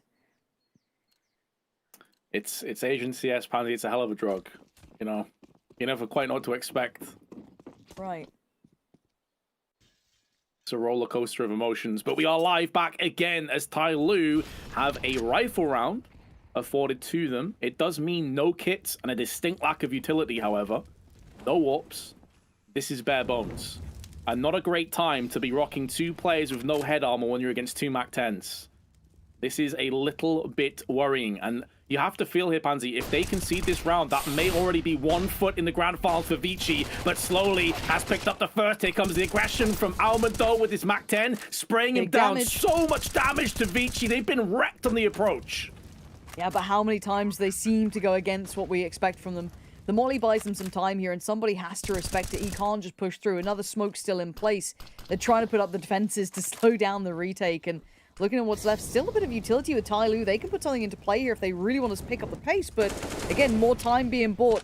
But the HP's a problem. Jamyoung needs to find a little bit of brilliance here himself. The healthiest player among the walking wounded. One towards Emo. Somebody's going to clear one. Kaze is there. Jamyoung was blinded up, flashed up, wants the fight, gets the fight and wins it, and it's all going Vici's way. 3 stand and another on the board. Vici Gaming might just be sending Tyloo out of this. Yeah, as I said, I think it's 1 step towards the grand finals for Vici because Tyloo were going to have barely anything in this round. That was also a bonus round for Vici. They had 2 MAC-10s. Their money is booming.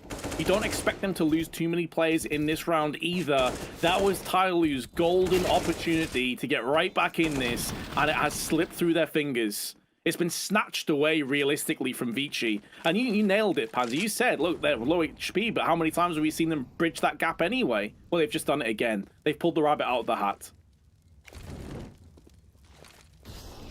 And if this was the other way around, money-wise, if it was, you know, Vici on the kind of lighter, slightly force-bought-ish looking round, or, you know, the odds and ends, I'd kind of get a little bit more credit, but I haven't seen Tyloo convert these in the same way. Maybe a couple of Eagles here or there could work out, but there's that mid-take, at least for the angle.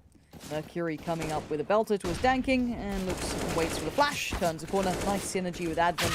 This is clinical, and it's working well. As efficient and smooth as you could really have expected from Vici. No huge surprise they're going to take this round. I thought maybe there'd be a couple of road blockades with a couple 1-digs, but not even that. It has been smooth sailing, not a single casualty. 3 players over $10,000 comfortably before the grenades are picked up. Simply put, for Tyloo, if they're going to come back into this, it's going to have to be consistent rifle round victories. Probably 3 or 4 of them in a row before they even look to get double digits or break Vici's economy. That is how dire the situation currently sits for, let's be honest, the tournament favorites. They are so close to losing this. Knife's edge. Really, really tense timing now for Tyloo. They need to find something here because it's just falling to pieces, and it feels like they're just, you know, in the back seat. And look at the pace now coming out from Vici. They're feeling it. They're feeling aggressive, and maybe a little too aggressive. Some are going to greet them with a smile towards Quad and just slip away now. Doesn't need to outstay his welcome. Tyloo need to maintain composure if they want to try and close in on the scoreline. Maintain composure indeed, because even winning this round, if they lose 3 or 4 players, may not be good enough. There has to be a closed case from this point. No casualties. Take some of those AKs away from Vici. Bolster up your own arsenal of weaponry. This is a good chance to at least start to edge your way back into this game, but it can be quickly snatched away, as Vici have shown us time after time. one player in the form of Dan King holding quad alone and has no second component because they've thrown a third player over on the B side. But Dan King, easy shot onto Alman, who slow peeks him and gets punished. That's also the bomb that gets spilled down. An attacker making sure that his AWP's back is covered. So it's looking good that Ty Lue will pass his first test, and he passed it with flying colors. How many AKs can they pick up, though? I think it will only be a couple. So it's not going to be the full kitted out AKs, but still a very good outcome all the same. If you're Ty Lue, you'll take what you're given at this point, and I get nervous when I see timeouts, but it is tactical, luckily. So Ty Lue just going to try and, once again, still the nerves, pull focus into the right place, because yes, that was a good round, it was 5 standing, but that's the first time I think we've seen anything even close to that clean from them. Whereas Vici have been gritty and determined, and no matter the scenario or odds, they seem to be able to find space. Summer, lovely little reaggress there, just worked wonders, and the second almost just on a platter for him. But again, when you look at the board, it is still 14. It is a heavy scoreline to play against for Ty Lue, but these guys should have experience. But I'm seeing 4 players, Vince, and the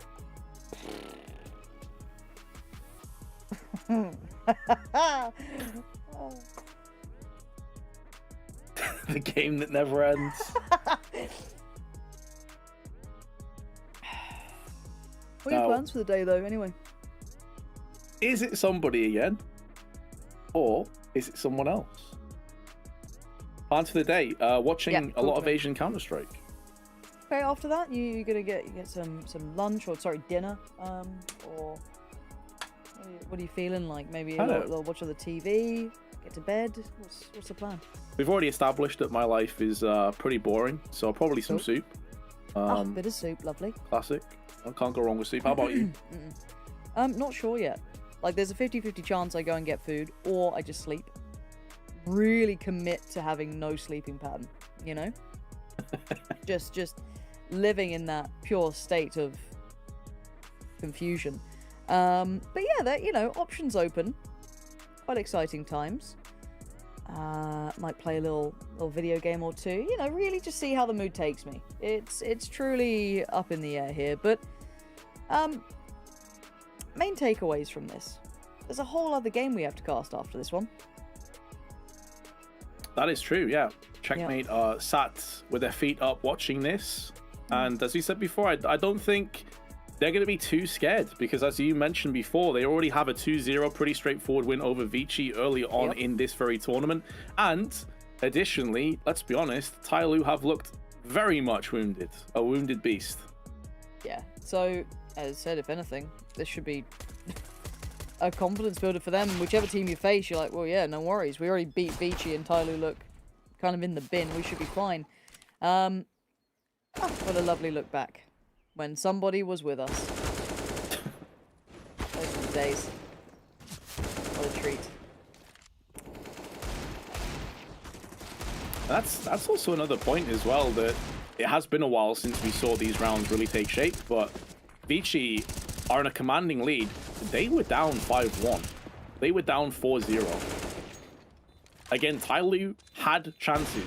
They had the perfect start to their T-half. They had Vici in real problems, economically speaking, and this is where the comeback started to take shape. This is where things started to get locked into position from Vici. So we have consistently asked the question, are these guys capable, when their back's against the wall, to come out swinging and actually stay in the fight?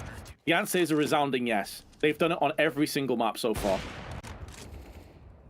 So I've been told and promised 90 seconds from now will be good to go, and the player is back with us, so we can enjoy the last couple of these kills, some of the essential ones that put Vici on that little bit of a step up above Ty Lue.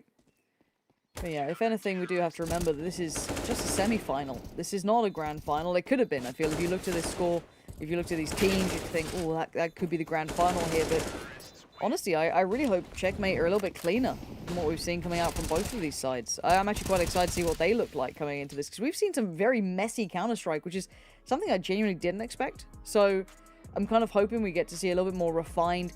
Maybe nothing to, you know, I'm not expecting Na'Vi to come and join the server, but, you know, I want something a little bit more robust, a little less risky, because Vici, I mean, they're gritty and they don't really lose in like a clean fashion normally. There's very few rounds you've seen Tyloo get like 5 alive, and there's been a couple, but not many. But I just want teams to look convincing on their own maps, if that's too much to ask for. Yeah, I think that Checkmate at least are more of a known quantity than Vici are under this current roster. We have, again, a lot of question marks when we came into today about Vici's performances. We kind of assumed that Tyloo would be the Tyloo that we all knew and loved. That hasn't been the case. Know about Checkmate, though, is they have some really solid players, like Blitz is on their team, Kulast. Bartak as well is another very good player, so looking forward to watching them. But however, the fill is no longer required because we do have somebody back in the server, which means that we're ready to get underway one more time. It's 14-8, and Vici on this T side have looked sharp, but they did lose that previous round. They did. So, danking move. Do not stand there, danking. Thank you. I see you moving on the minimap. That's made me very happy. Oh, 14-8. And somebody managed to land a great little nade towards Almond. That's the beginning they were hoping for. But keep Tyloo in a pretty decent position going through into the further moments in this round, because you can see instantly the knee-jerk reaction for Vici is to just hold fire. They are going to be picking up the pace, though, and the reason I say that is because the fact that somebody was on B site alone. So it's very important that he could stymie this push long enough to get a second rotational element in play. He has a smoke in his hands. When that Molotov is cleared, he may very well throw it in. Flashbang up and over is good. And here come Vici. The floodgates open. A lot of damage through on the CT side, but they do maintain their 4 players. Spray so nearly yielding frags, and somebody is keeping them busy from the garden. But still, no one has fallen apart from Alman at the start of the round. Jam Young very low, but a post plant comes into play. The rotation time from Danking's going to take a moment, and he's the one with the bulk of the utility. So this is going to buy a couple of seconds here, and Kaze could be huge. Flash from Summer going to come through. Sent in. Doesn't really take much away, and this retake has to be on the money. First 2 players step forward, going to be the first to fall, but the trade, Summer just takes the reins, and the crossfire still holds, though. Advent on towards Banana. Got to know that final player, the timing. It's down to the wire. Get your gun out, buddy, and get in there. Deny the defuse and get to 15. Vici almost going the distance. 7 series points, grand final points on the line for Vici, the massive underdogs. They have Tyloo right where they want them. And this is the moment where everything came apart at the seams for Tyloo. It was looking good on that. Keep in mind, it was a 4v5, but additionally on top of that, 2 players, Jam Young and another, were on about 20 HP. And Tyloo still couldn't get it done. Danking, aggression down mid, but gets a flash for his troubles, and he will be spotting nothing. Flashes and smokes also being tossed in, and Vici already taking a little bit of apps control. Let's see if you can get across the finish line now, Vici. Nice and clean. If you give Tyloo too many chances, you know they'll take it. Almond just trying to build up through Banana, not to completely relinquish control. And actually, the flash will set him up to take the angle away from somebody. He has to be careful on this fallback. The AWP is in play, but he's actually going to push this. Flash goes in. They aim blind. Almond turns it perfectly. They're standing pretty. And now there's problems. 2 players split to either side. They have no idea about this, though. That's a big loss for Tyloo. Massive. A catastrophic loss, potentially, as it irons out and isolates Tyloo from one another. It's a 2-2 stack, but no players watching arches. It's mainly Danking with the AWP. If he gets flashed or pushed out from the balcony, it could be curtains on the side of Tyloo. Grenades now tossed out. Summer is watching his back, though. Summer with 2 back-to-back frags. And a 3rd player in the form of Advent is thinking about getting out of there. But at this stage, they managed to fall back on that AWP. Smoke down onto the balcony. They're waiting for Kaze to have his say with the AK-47. But Summer is watching his back, anticipating this play is taking shape. These 2 CTs back-to-back and making it work. 4v2 falls upon the server. And it seems as though Vici are going to let this opportunity by. Alman surely can't get this one done with 8 seconds. This round is over. Tyloo live to fight another day.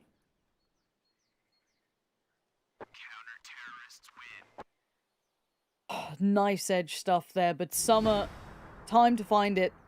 That first pick towards somebody, I thought that was going to be, you know, curtains on it, but no. Summer finding 4 kills that round, but you're right, it was that synergy on the site that was able to really combine towards denying that play kind of pouring out through the apartments. And now looking towards Vici, they still have money, but it's dwindled down, right? They've got a Galil coming out, 2 Galils. This is where it gets towards the pointy end of the stick, and this is where Tyloo can start trying to build something back here. But early banana control will go favorably towards Vici. You can see Tyloo cautious to invest that utility.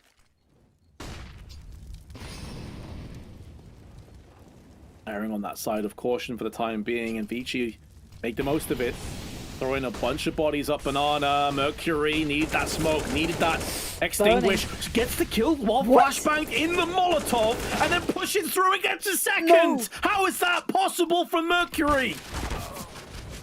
I am flabbergasted. I've never seen anything like that. There's been some moments in this game that are unbelievable, but that is going to add to them.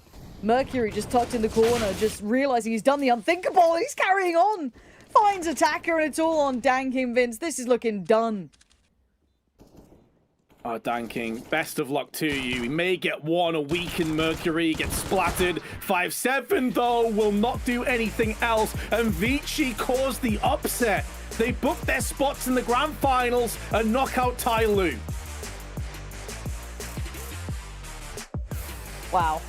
I'm just absolutely taken aback by that. What a series, but again, that grit and determination, Vince, that's the thing that stood out to me, and I'm so glad you brought it up earlier on, because that echoed throughout this series.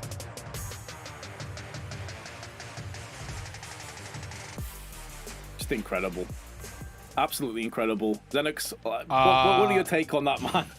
Mate, I just saw Mercury do things I don't know I've seen someone do in Counter-Strike before. What a way to sort of finish off that game, and what a result in the end for Vici. Taking down Tyloo, taking down arguably the favorites, maybe not just for this series, but probably for the tournament as a whole. And that now means that both our invited teams here for the JBL Quantum Cup have been knocked out in the semifinals. And it's the 2 open qual teams, Pansy, that are going to be now participating in the grand final, Vici Gaming and Checkmate. Give me more of that. I love that. If they're going to fight their way here, work super hard, you know, out on the grind, you know, be the underdogs coming through on this, absolutely every day of the week we take those. And again, facing off against Tyloo, you're coming up against the big name, right? It's the one that holds a lot of validity and weight, and you even surpass them here in a semi-final.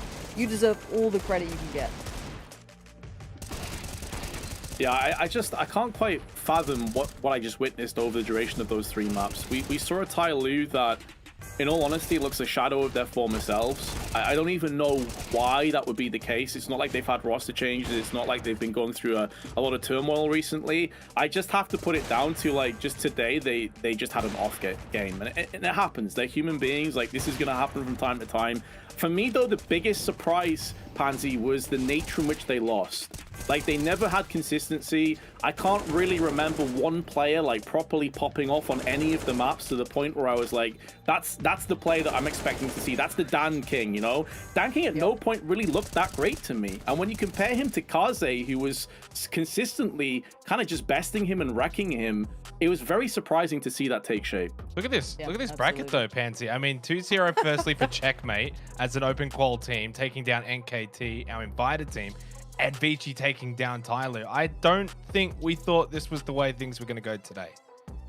No, I'll put my hands up and say it. I thought this was going to be a Tyloo. I'd say maybe Checkmate in there, because they did well against Vici in the qualifiers here, you know, in the work through. So I was like, okay, they'll probably be there. Not in 2-0 fashion, though. No way. So again, I think I'd have been completely off with this one, and I don't think people would blame me. On paper, it should have been different, but again, what happens in the server is what really matters, right?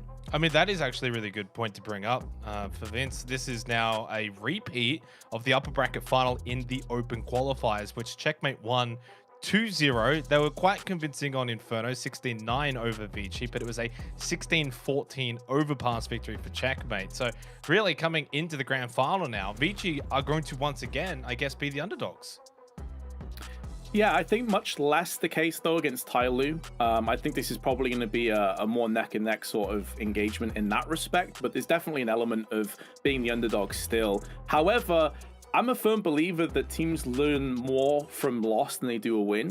And so I have to believe that Vici have gone back to the drawing board and figured out like exactly what went wrong, where they can iron in those gaps and effectively come out as a better unit. Plus, you have to look at the performance we just saw there, Xenix. Like, yeah, Vici looked fantastic across the board. Like, these guys performed so well. Definitely. And I mean, as you said, I guess you can take away a lot from a loss. But Pansy, what does Tyloo take away from this kind of loss? This is something they should have probably been winning 2-0. Can they take anything from this? No, just never look back on it, move on. No, I mean, there's a lot to take away, but I don't know if they really want to. The fundamentals were missing, the individuals were missing. It was a rough game from start to finish. I don't know what was going on. Maybe there's something that, you know, we can't see in the server that just didn't sit right with them. Something was off. I don't know, because it just did not look like they were in form. I don't know if you can take much away from that. If you're a team who's, you know, as said, pushing tier 1 teams occasionally, and then you come and drop the ball like this, that's a whole different conversation. So I don't know what they can take away, but I hope that they can revitalize themselves going forward, or we've just got a deeper set of teams in the Asian region than we expected. This isn't necessarily a bad thing. This just shows there's a lot of talent potentially in that region. I definitely agree with you there. Now, of course, we're going to go to a slightly extended break. Of course, the grand final on the other side. Vici Gaming versus Checkmate.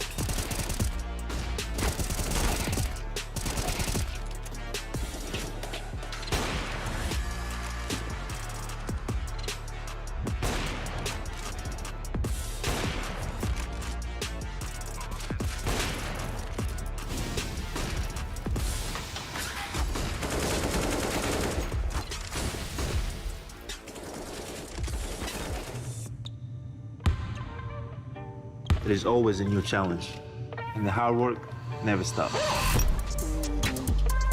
Strive to be the best. Make the most of your opportunities. And enjoy it.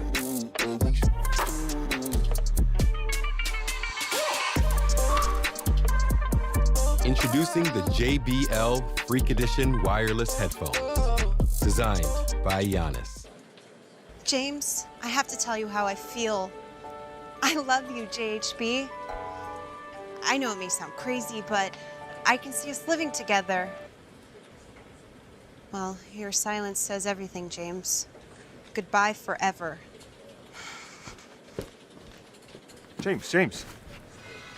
Sorry, I couldn't hear you. I was wearing these awesome JBL Quantum headphones. Look, it's me as a cat. The nose and the whiskers. Isn't that cute?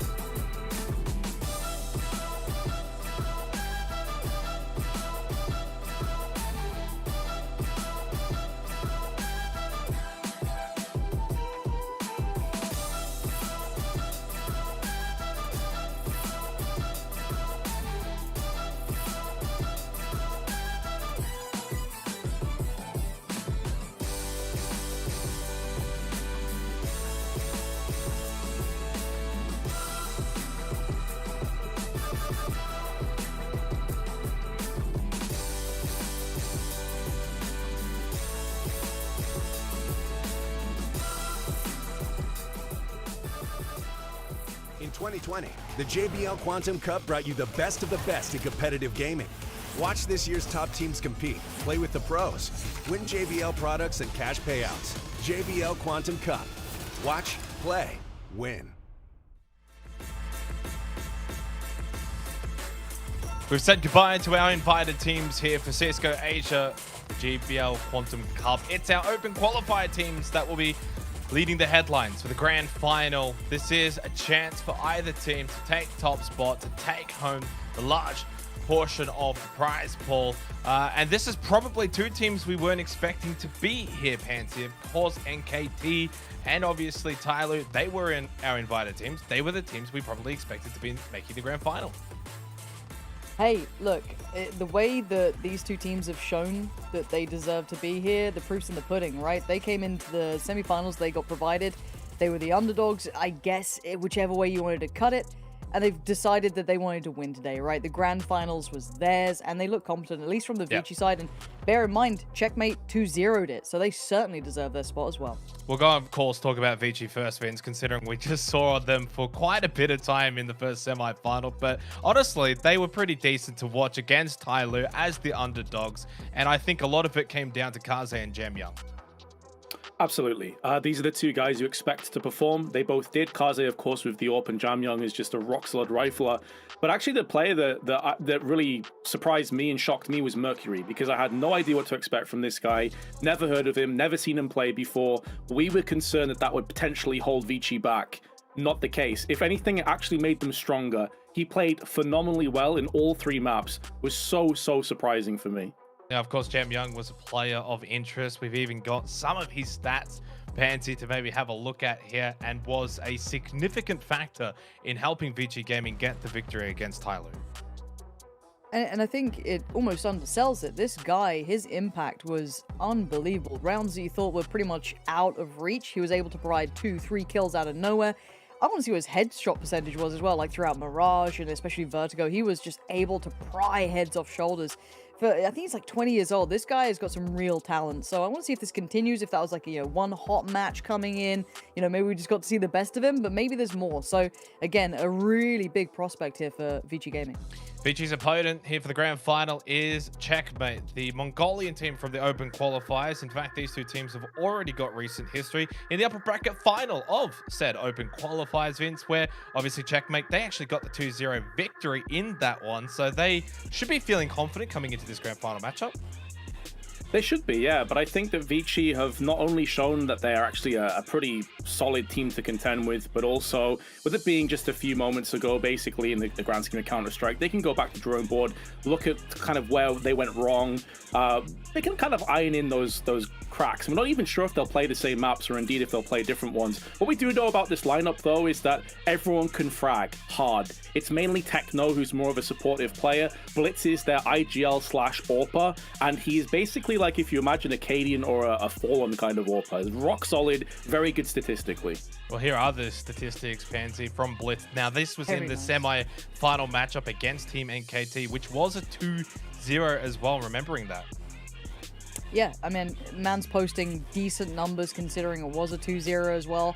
I want to see how he fares in this and if he still finds that sort of comfort, if maybe he's still allowed to be able to get away with what he was doing before. A couple of those highlights made him look real sharp, so... And impressive to be doing that. As said, it's a tricky role if you're leading and you're also the AWPer in this, but if he's making it look that good, I'm more than excited to see what he can bring going forward. Definitely just more than excited to see what Checkmate's going to bring to the table here. I know, Vince, you've already brought up the fact that, yes, Vici are going to be feeling quite confident after their victory against Tyloo, but if anything that we took away from that first semi-final matchup is that it's hard to predict what's actually going to happen here. And if anything, then you kind of revert back to that recent history between the two teams. And honestly, we also can't look past the fact that for Checkmate, 2-0ing NKT, that's no small factor either. It just so happens we didn't quite get to see them on air. No, absolutely. I mean, you've hit the nail on the head. There's a lot of moving parts here in this game. And what we do know, though, about the previous game, although we didn't see it, is it was fairly comfortable. Like, it was 16-8, 16-10, I think. Neither of the maps were super close. You're looking at Blitz, like, really coming out of the gates and just destroying and effectively manhandling NKT. And it is no small fate at all. That being said, though, Checkmate, because they ended the game so early, they've had more chance to decompress, they've had more chance to kind of relax and watch the game, more importantly, between Vici and Tyloo. They've maybe been able to pick up a couple of things by just sitting by and effectively watching the other semifinals take place. Now let's go to the map vetoes for this grand final, of course. Now this is going to be, I think, where there could be some sway in terms of deciding who maybe edges out here. Nuke is where we go. That's courtesy of Vici Gaming. Inferno from Checkmate. No real surprise there. And then Overpass if needed. Pansy, any sort of early takeaways here? Well, last time they faced, which was in the qualifier for this, it was Inferno, then Overpass, and I think Ancient was the third that was never seen. So a little bit of an adjustment. I don't know really which way this favors, though, because as said, statistics seem to go out the window, but a comfortable map pool has seemed to be found between these two. But last time it did favor, obviously, Checkmate. So I don't know how this fares for Vici here. I'll say this though, Vince, from the first semi-final matchup, Tyloo ended up banning Nuke straight away. And so for Vici Gaming, that's probably a big win for them to slip through and get into the map pool. Absolutely, 100%. They've got a 100% win rate on Nuke. They've played it only 3 times, but they have not lost just yet. Inferno, statistically, you look at Vici and it looks really grim for them actually. Only 33% win rate, 3 maps played. They look pretty sharp there against Tyloo. I mean, we weren't expecting to see much from them on Inferno. Let's be honest, at the very start of the day, we were even saying, listen, they have to win at this 2-0. They're not going to win Inferno. They proved us wrong. So I don't even know if those stats necessarily paint a false narrative here. Maybe Vici could even 2-0 this series. Maybe. I mean, just kind of skipping over Inferno slightly here, then going maybe over to Overpass, Pansy. This is a map that I think throughout the entire day today has kind of just been left alone. I think in our first semi-final matchup, it was banned last by Tyloo. It was the deciding map, which was not needed in the other semi-final matchup, and now makes it to the decider here as well. Do you sense this might be the true neutral ground, if needed, of course? It sounds that way, doesn't it? Especially when you take in the qualifier and how that was floated through as well.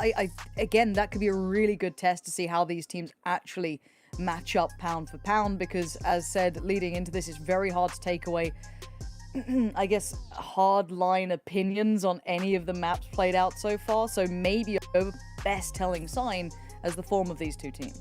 I mean, it was a 16-14 result last time these two teams played on Overpass win. So would you then give that little slight advantage if we do go to that third map to checkmate, or simply because it was so close, you just can't really tell?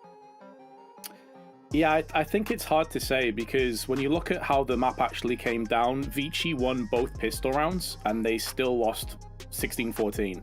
So normally if you win pistol rounds, you're expected to get 6 or 7 rounds bare minimum, and if you win both, you're expected to win the game. I think the percentage is like 60 or 70% that you normally win if you get both pistols. So I think within that there may be a slight caveat. Yes, it was close. They did get both pistols though.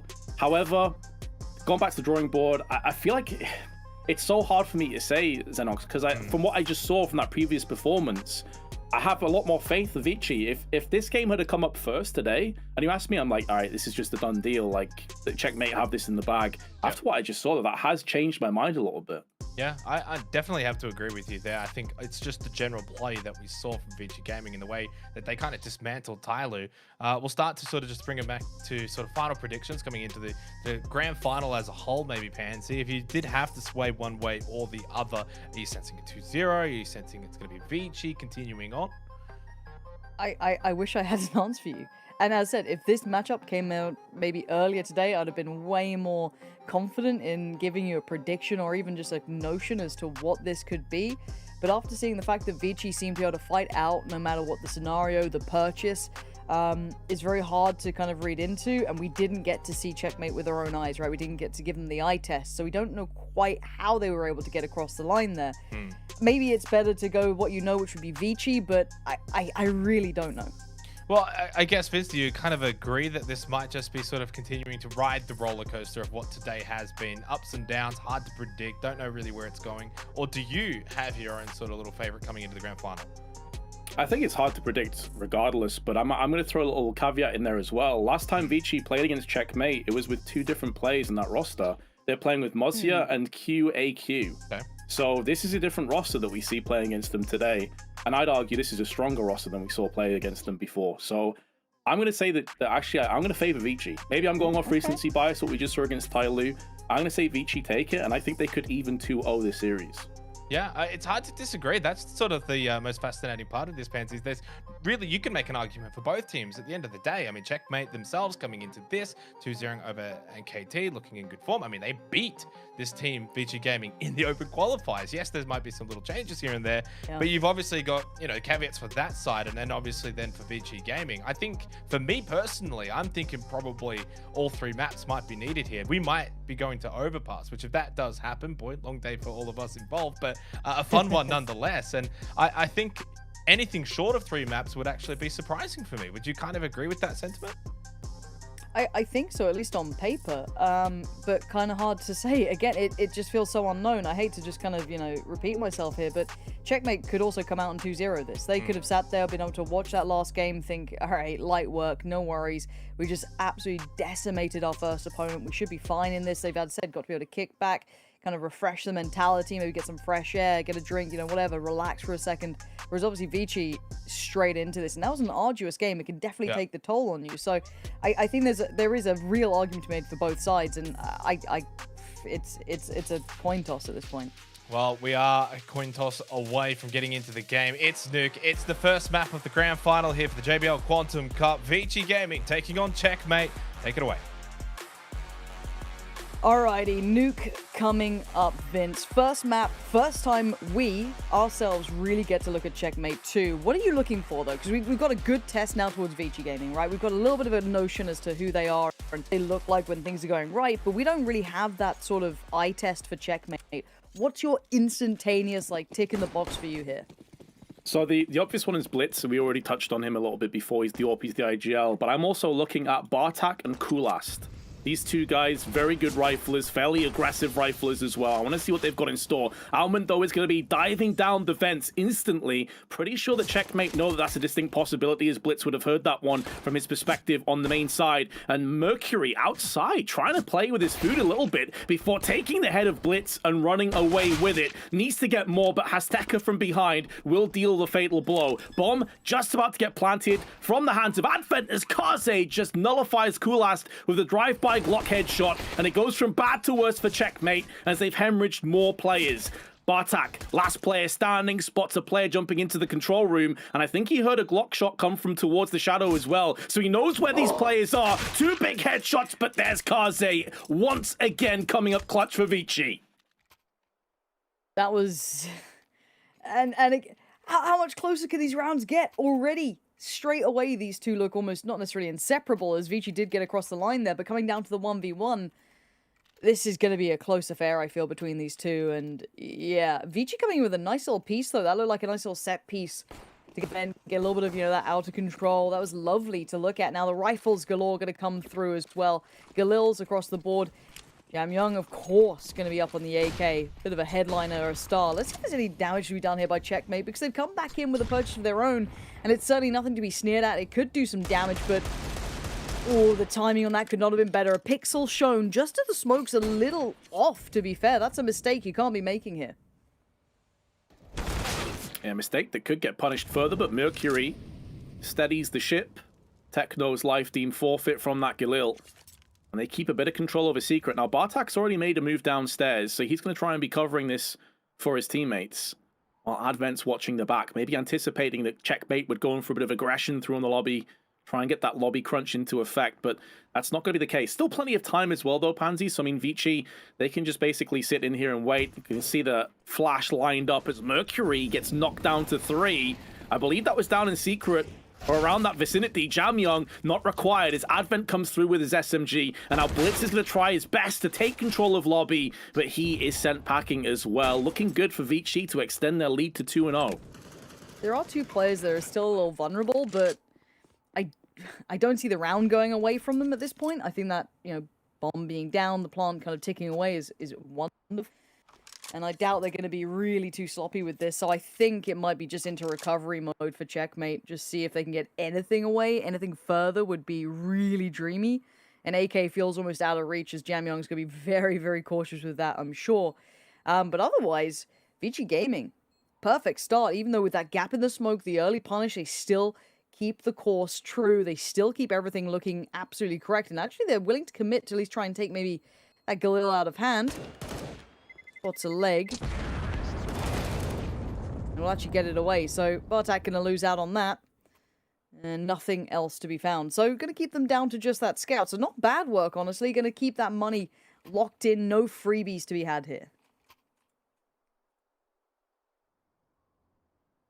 Making sure they take as many of those opportunities away as possible. Kulas with the scout, though, is still going to be a bit of a nuisance, but didn't have too much impact in the previous round. Did get an assist, but that was basically it. I'm curious to see where he decides to play this round here. Does he go through onto maybe the ramp side alone? It is a position where the scout could very well sing. A lot of opportunities come his way, a lot of targets, but he misses both shots and gets punished, but a great deagle from Blitz. Spratters Kaze, and he goes in for another one. 2-1 Deeg suddenly actually gives Checkmate the advantage. This has gone a little dicey, right? Because the last two players are kind of pinned to ramp. The CT side should have an idea of this too, but where are the check marks in this? I'm looking at it. So Bartak is going to be over towards control room. You can have one bite. Decon. Okay, that's... I like this. If they keep going towards lower, there's a bit of a stack against them. Haste could be the first one to try and take a bit of contact, but already chip damage done as well. They're in the right place for this. And again, this is looking lovely for Checkmate. Yeah, great timing on that. Good investment of the utility too. Just going to keep working them down, leaving just Mercury alive. Now, bit of a miracle man himself, but this round, there's just so many bodies. Even if they are a little flimsy, very tricky to be able to clear all these corners succinctly. There's the first. Molly towards back of sight. He's got 35 seconds to play with, but a tricky proposition presented. Oh, there's so many pitfalls and hurdles and stumbling blocks here for Mercury. And although 25 seconds is allocated, that's going to quickly vanish. Eroding with every single step. Doing his best to cover these angles, but at some point he's going to have to start to run towards this side. He will run out of time. He realizes it. Now he starts to make moves. This is going to give his position away. There's a player above him. It's going to be Blitz, who should be shutting him down any second now. Won't be able to deny the bomb plant, but he does secure the round. Comes full circle. Blitz with 2 extraordinary 1 deeks to kick off the round. Gets the 3rd, and that is Rifles picked up alongside it. Excellent turnaround from Checkmate. And hey, Blitz, I'm so glad we got to have a look at those stats at the start, because already he's coming to life. Big impact. Rifles now taken aback as well. Checkmate will be happy with that. They get to collect 3 them through. Obviously not all AKs, but you take what you get given. And on the other side, should be okay for the repurchase, but bit of a wake-up call here. Bit of a different opponent in this. And look at these shots from Blitz. And the second one, oh yeah, gorgeous one. There was the final. So can't be mad about it at all. Take that to the bank. But actually an early AWP coming out as well, Vince. That's a big investment here. Yeah, it is. And interestingly, it's going to be Kulas that's actually taking this down into the ramp side. May very well just be a case of it allows him to play by himself over there. But Kaze with the first is Techno is sent reeling out of the round. Tekka has to go for the vent dive to try and plug the gap. In doing so, makes A that little bit more vulnerable and sketchy, but a well-placed smoke will keep Mercury and Jam Young at bay, stuck behind their wall of smokes outside. So although Checkmate are a player down, they do have decent positions to thwart this push. And patience being shown now by Vici for a second or two. See if they can maybe catch someone overextending or trying to put together the pieces after you've got that player down, but this is now going to be the real start of the issue towards that lower site, and maybe a well-timed step here could work out nicely. Steps heard. Oh, it wasn't clean. Blitz does at least get 1 trade on that, but it's still an effective number for Vici here with 4 standing. Blitz rummaging round the backside with that Galil. Low player does get finished off, but Bartek's life is spilled out through on A. Meaning that Blitz, in a tumultuous position, can't really go up the vents. He knows he's a dead man if he pushes through there. And Kulast alongside Blitz may just try and hold on to these 2 weapons. They do have a kit between the 2 of them. But if they save these 2, they're going to have a very solid buy into the next round. The alternative is that a couple players will be scraping through with maybe pistols or MP9s. And you don't want to throw away an AWP and an AK-47. So although Blitz is AWP IGL, it's typically Kulas that primary AWPs and Bliss that normally takes that secondary AWP when they need it. I'm curious if they will run 2 AWPs on this CT side, if they ever get the money to support that. Be a possibility. Kind of looking at anyone close by. No. So yeah, right. What a great boon to walk away with. Orpen and AK can't be too upset by it either. You can get that good purchase around it. Spread the wealth a little bit. But for the T side, you're starting to get some momentum, a little bit of a build, but your money, again, isn't swelling just yet. These have been close enough rounds that these repurchases are going to constantly have to come in now. I want to see the versatility of Vici here. First time they'll be coming up against what could be argued as the full buy, right? As good as you're going to get. So this could be a more telling sign as to what's to come. Only one kit on board so far. Vici looking like they want to try and take a little bit of space towards outside again. Huge first pick, and a second as well. Techno gets aggressive through on ramp. Kaze not anticipating that. Plus, it was a flashbang. So I think that was a lobby crunch that Checkmate went for early on. Flashes out of hut, peeks into ramp. And before you know it, 2 bodies have hit the floor. You can make that a third now. Mercury out no man's land. Does get punished. There's actually a flash from his teammate of Advent that cost him dearly. And just like that, Jamyoung and Advent in a real world of hurt. Make it just Jamyoung, who does answer back with 1. Now, what we know about this guy is he has outrageous aim. But this is surely a bridge too far, even for a player of his caliber. And Blitz splatters him down with the AK-47 and picks up his 6th kill in tow. And I'll come back to, I said that's the first time we get to see that full purchase for Checkmate, good utility, and they get aggressive with it. So again, we don't really know what that standard approach is unless that's the pace they're always going to be at, which I highly doubt, but a very tricky one for Vici to potentially read now. Maybe going to be harder to try and get that mental note as to what they're going to be coming in with. But the buyback in from Vici isn't perfect. Already noted their money was looking a little worse for wear in that prior round, but now they're feeling that full punish of their money being kept a little more humble than they'd enjoy. Only steps might have been heard then towards outer. Already see, I think, Coolast maybe keeping a glimpse towards it. But no smokes committed yet. See how they plan to make that cross to secret if they do. Coolast, eager-eyed. Smokes will do nothing to deter his vision. And that costs Mercury. However, Vici will pay the penalty and the penance of getting down secret with Mercury's life, and Alman goes through the smoke and catches Kulas completely off guard. Kaze with the Tech 9 tries to get aggressive. He'll be punished as well. 3v3, but the smoke will afford safe passage across to the site. They save that actually, but Techno sprays through the smoke and erodes away Jamyoung. Maybe Advent can steal away and snatch a bomb plant, but his endeavors of clutching this round are not looking good. Great headshot onto Bartak. Makes it costly for Checkmate, but it still will go their way. 3 apiece the score. Pretty sure Blitz is on the way to get that AWP as well, so that's back in tow. Make sure they've got all the goodies. I'll be happy with that. Diffuse going to come through. Now, again, Vici still looking deadly. Even in like a buy that isn't plush and doesn't have everything that it needs, they're still dangerous. But good conversion from Checkmate, and suddenly the scoreline is all closed up. Now, I do look at the money for Vici here. I don't know what they're going to come in with. I see a Galil coming out for Advent. Dropped on over to, looks like Jamyoung. But beyond that, it's odds and ends. It is not pretty. Certainly not. Have to try and make the most of very little in this round, Vici.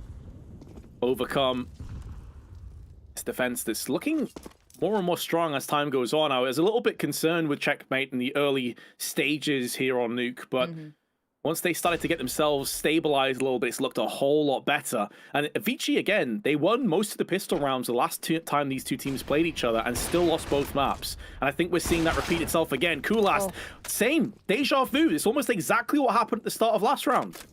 I feel as though they've got to know a better couple of smoke walls than this, because it's such easy pickings. The comms gets communicated. Everyone knows where you're going. You were lucky to have made it across with only 1 loss. So again, Vici, I need to see a little bit of adjustment on that smoke wall. The kind of, I guess, the quicker smoke wall that's a little bit deeper. Kind of the L frame one. Because, as said, you instantly had Coolast adjusting, playing over by kind of that aircon unit. Easy to see over the top of it. Doesn't have any problems. Vici going to call the timeout, and probably rightly so. Maybe time to have a quick talk about how they want to adjust here, because that piece they've tried to run twice now has been noted, and the information instantly checkmate, hit those adjustments so perfectly. You had the players so ready downstairs. Easy work coming through that smoke that they laid down just before they crested the corner. And also, money gets brought into question because I'm still seeing Galils coming out. I'm still seeing a lack of utility in certain players, which, again, makes it trickier to come up with more creative approach against someone like Checkmate, who looks quite robust. Now, their money hasn't completely swelled out of control, but it's getting pretty close to it. Cool, that's 9k, 5k. You can see it across the board. They are starting to get really, really nice amounts of money. They can weather the storm if needed. And I look at what Advent and Jamyoung are going to come in with, and I'm not sure how much is going to be behind these rifles. Yeah, a little light in the utility department. So, again, this might be more of a simplistic piece. And maybe going back to the nuts and bolts and the simple style of CS may yield a lot of results for Vici. It did so often against Tai Lu. A whole different beast, though, here, Checkmate. Looking good as Techno gets flashed out, forced away, and will be fragged. Can't turn his back on the oncoming swell of T's as they pillage down onto ramp, and they have their eyes trained on the B site. Advent's already taking some control over the room area. 2 kills back to back, only retorted by Blitz's M4. That likely will not be good enough. However, Kulast has made use of that AWP, and that may give them a couple of options as he's moving and snaking his way down on secret side. Now, if he doesn't get a pick soon, or Bartak doesn't, I would expect them to pull out of this one, because you are in a 2v3, and you've got an AK and an AWP. This is worth a lot, and although the money is good, we're still not anywhere close to the finish line of this first half. And now that Bartak's life has been taken by Mercury, well, that's Kulast making the decision to just save his AWP and maybe try and post up for an exit frag or two. This round is over, though. But I'm glad you said what you did. Sometimes the simplistic pieces work really well for certain teams, and that may be a little bit of, on the money for Vici. Depend a little on your individuals. That round you had Mercury, Jamyoung, finding value. They are your kind of heavy hitters, your game changers in that, and they found that room. They found the capability to do it on a bit of a switch up. So, again, a bit of a stark reminder potentially for Checkmate. 4-4 though. Not a runaway scoreline by any means. The money still not perfect, but a better purchase for Vici at the very least. At least they can get all the bells and whistles to the purchase. And on the other side, similar scenes. They should still be fine. We already noted they had a very deep amount of cash starting to form behind them. But I want to see what they look like now coming into this. And it looks like aggression might be the name of the game here. Kulast is definitely taking a different leaf out of the strap book, but it's perfectly navigated away from Vici, who decide to hit A fast. This is the time that they decide to bust this tactic out. It nearly goes awry, though. Bartak with one at the back of the silos. But down he will fall alongside Techno. Perfectly placed molly, but this is where Kulast could still have big impact. Has taken through the smoke onto Jamyoung. That's a huge kill. The bomb still hasn't been planted just yet. Zero vision on that. Zero. I couldn't tell you how he gets it. I can't tell you he's been given another opportunity at this. Look at it. Advent just trying to get that bomb down on the lower side, but Blitz going to try and close that gap, and he's a little further ahead than where they'd expect. And does get the punish, but the trade looked effective, and it is. And the Molotov denies that quick jump down. The vent's going to have to hit the burn. Just deal with it. You know there's a player on this corner, and Kulast is going to be on the defensive side, just holding it down. There's no way in. Diffuse comes in, 5-4. We've got a close game, don't we, here, Vince? I feel like this is going to be back and forth the whole way. Definitely feels like it, but we're also kind of asking if the game would be a little bit more stable in terms of, strategical prowess and less head-scratching moments. I think this game is delivered so far. It doesn't feel quite as scrappy as that Tai Lu game. Yes, it's close, but typically the plays are making a lot more sense. You can see the decision-making and how it's kind of taking shape. Undoubtedly, and I like this. I like Vici with a bit of structure, a little bit of intent. I like seeing Checkmate on the adjustments really nicely, and it looks like another new look coming out from Vici, but look who's waiting this time. Kulast. Last time it's been kind of patrolling that outside area, got a little aggressive. This time, posted up, lets the first cross, second he takes. How did that connect? I thought it was a mile away, but now Ramp's already been swarmed. He's in no man's land, and he's been taken out. Mercury with a perfect trade. Ramp's now theirs, and the sites are becoming more and more available. I love how Vici is switching it up. Had a lot of aggression outside, but now they've realized that ramp is very possibly the weakness. The little gap that they can exploit. And you can see the difference it's making for Kulast. He wanted to post up on those vents every single round and just basically lock it down outside. But he's being forced to change up his angles because Vici have adapted. They have overcame those issues. Bartak and Blitz, last two remaining in the post plant. Would be very surprised if they even dangle either of their bodies anywhere near this, but I think Bartak may actually be stuck in control room. I'm not sure he can get away from this point. Advent spots Blitz, so he knows one of the two CTs is up there. Now they know where both of these CTs are. Bartak is lining up the flash. Pop flashes it out, but he's lost his teammate. His comrade has gone down to the hands of Alman, and now Bartak is on 35 HP. If he sticks around for too long and lingers, he'll die to the bomb. So Jam Young puts him out of his misery. 5-5. I'm honestly enjoying this game a lot more than the last semi-final. I prefer seeing Vici bring this sort of lookout. I like how Checkmate are trying to play this. That ramp play, though, from Coolast, he kind of got caught in that. I thought he was going to just fade away if he could after that first shot, but lingered around a little too long. But credit to Vici for just instantly denying that, making sure they're hot on the case. Money's back with them. It's not perfect. They don't have a great deal of, like, money in the kitty, but you take those. And on the other side, you're down to the Eagles. You still have that AWP, so maybe they can find the right place for it to come in, but Haste could actually thread the needle here, but that a little bit of a delayed timing on that final player if he decided to get a little fruity and play the smoke. Probably going to just that completely. The smoke clears. Blitz may be called upon to go above and beyond, as he so often does. So far, it's been him and Bartak, with Kulas now and again dipping in for some big frags. What you expect from Checkmate, though. Now the smoke is cleared. He backs away. Bartak with a CZ up close in the vents. This could be such a big play. I think that Molotov not going to really be deterring him whatsoever. And in actual fact, it may just keep him in play that little bit longer. Blitz trying to line them up, but they do check their angles. Well played, Vici Gaming. It looked like they could be walking headfirst into a trap, but they didn't spring it fully. That's super diligent. Still a bit of danger on the crosshair. Bomb should be safe enough, and actually Coolass is feeling the pressure coming his way, making the right guess so far. That's another big pickup, but this might be a one step beyond him. Bomb dived up, plant came in, and a 1v3. I don't think he makes it out of here. Does have the AWP though. Trying to fake as though he's gone back to the control room, hoping that Alman would fall for that one. And that won't be the case. And there is an AWP there available, and he will be picking that one up for Kaze. So good turn of events. Money for Checkmate. They could buy, but it's not going to be good at all, Pansy. They got full M4s. This means they're going to have no kits unless someone vacates grenades. So yeah, no incendiaries for Nuke, no kits for Nuke. That is very grim. Yeah. Good luck trying to slow down any pacey hit coming out. Controlling Squeaky becomes an issue. So many problems start to show as soon as that becomes a possibility. And with them not seeing any of this, they probably know this as well. There's the spray coming in. It's all looking good in the aggression on ramp. Oh, it's not just ramp, it's lobby in general. That's the answer from Checkmate. Get aggressive. Lack of utility wall. Look, we'll just bring our guns to the matter, and you don't expect that. On the flank so fast. Tuck's head down. The AWP shot rattles off, but they need to get a move on now. Absolutely love this call from Checkmate, from Blitz. This is spot on. Exactly what they needed to do. They're making the most of the strengths that they have, and that's firepower. Techno just holding off the side of the smoke. Can hear the bomb getting planted down, but wanted to try and deal with one of the bodies up against him. Doesn't happen. Mercury changing up his angles, keeping himself busy.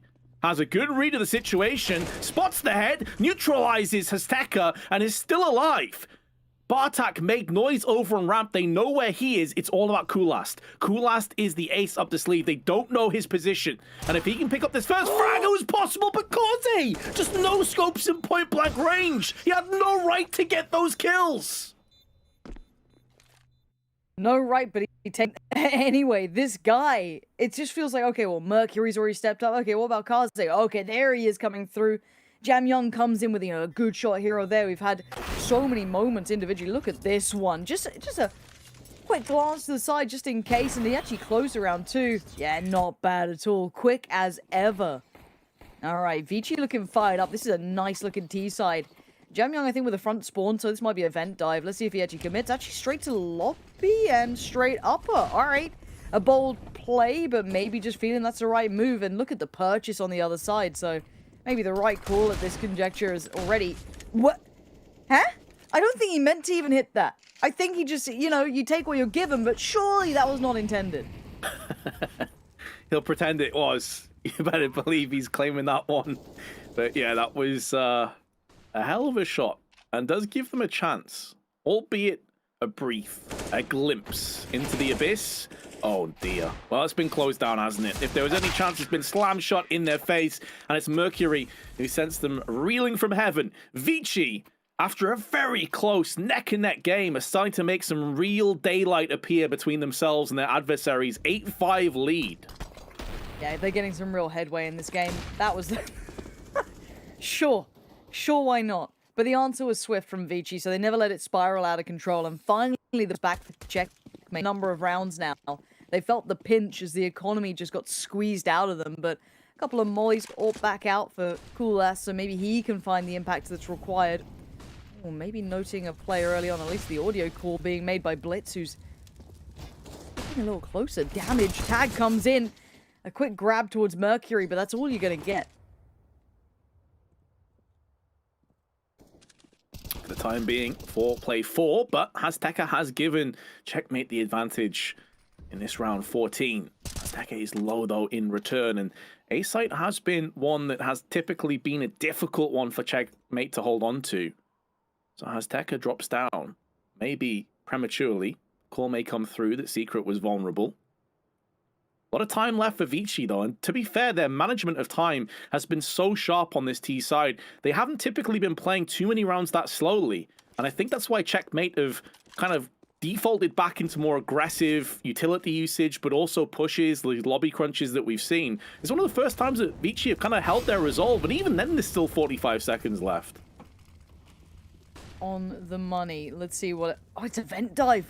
Right down they go. They've got a little bit of space for this too now. It's not going to be completely... Frost is being watched and the Techno's thought, oh, he's made a meal of it. He's made an absolute meal of it. And Kaze just punished one as well. They brought it back to a 3v2. It's favorable now towards Vici. That nade looks like he's destined for greatness, but it just does enough damage to put Advent down a little lower.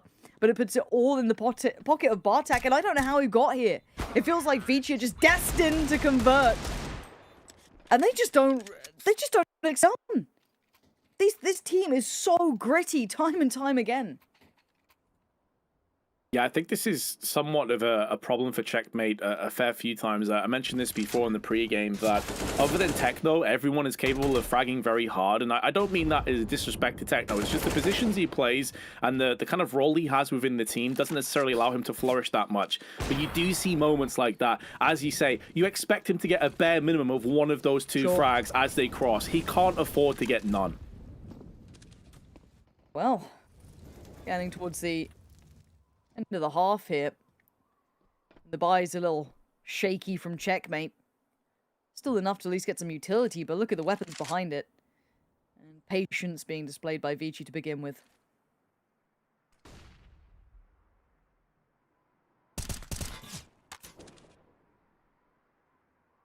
Some speculative shots outside on the side of Blitz there, but Kaze now alerted to his presence.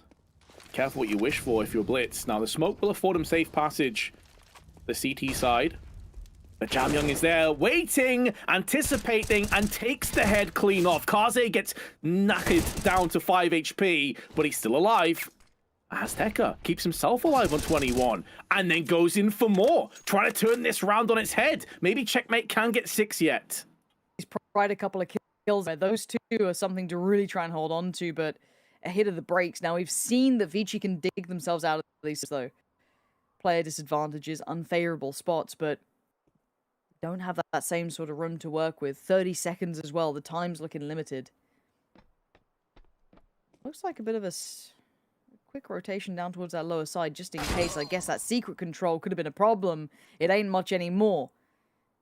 It's down to 2. And already eyes turn this way. It's looking like this one might be over. We might have a closer scoreline than expected. I thought Vici could be hitting those double digits, but it ain't over yet. Now it is. That's going to be the ceiling of this one. I've got to say, this scoreline, Vince, is so much closer than I expected it to be on the half. Oh, it absolutely is closer, but we'll find out if Vici can still extend and pick up the second pistol. First, though, we're cutting to a quick break.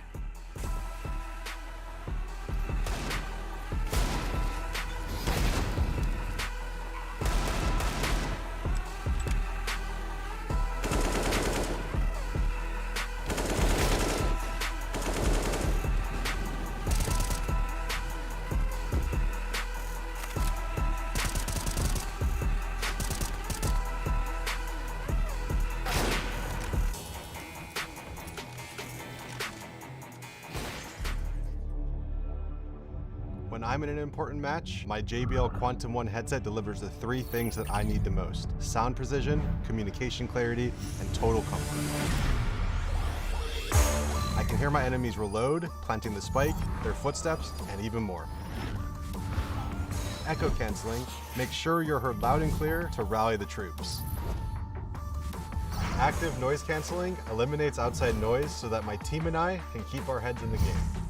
Premium memory foam ear cushions, perfect for intense gaming sessions. JBL Quantum 1, sound is survival.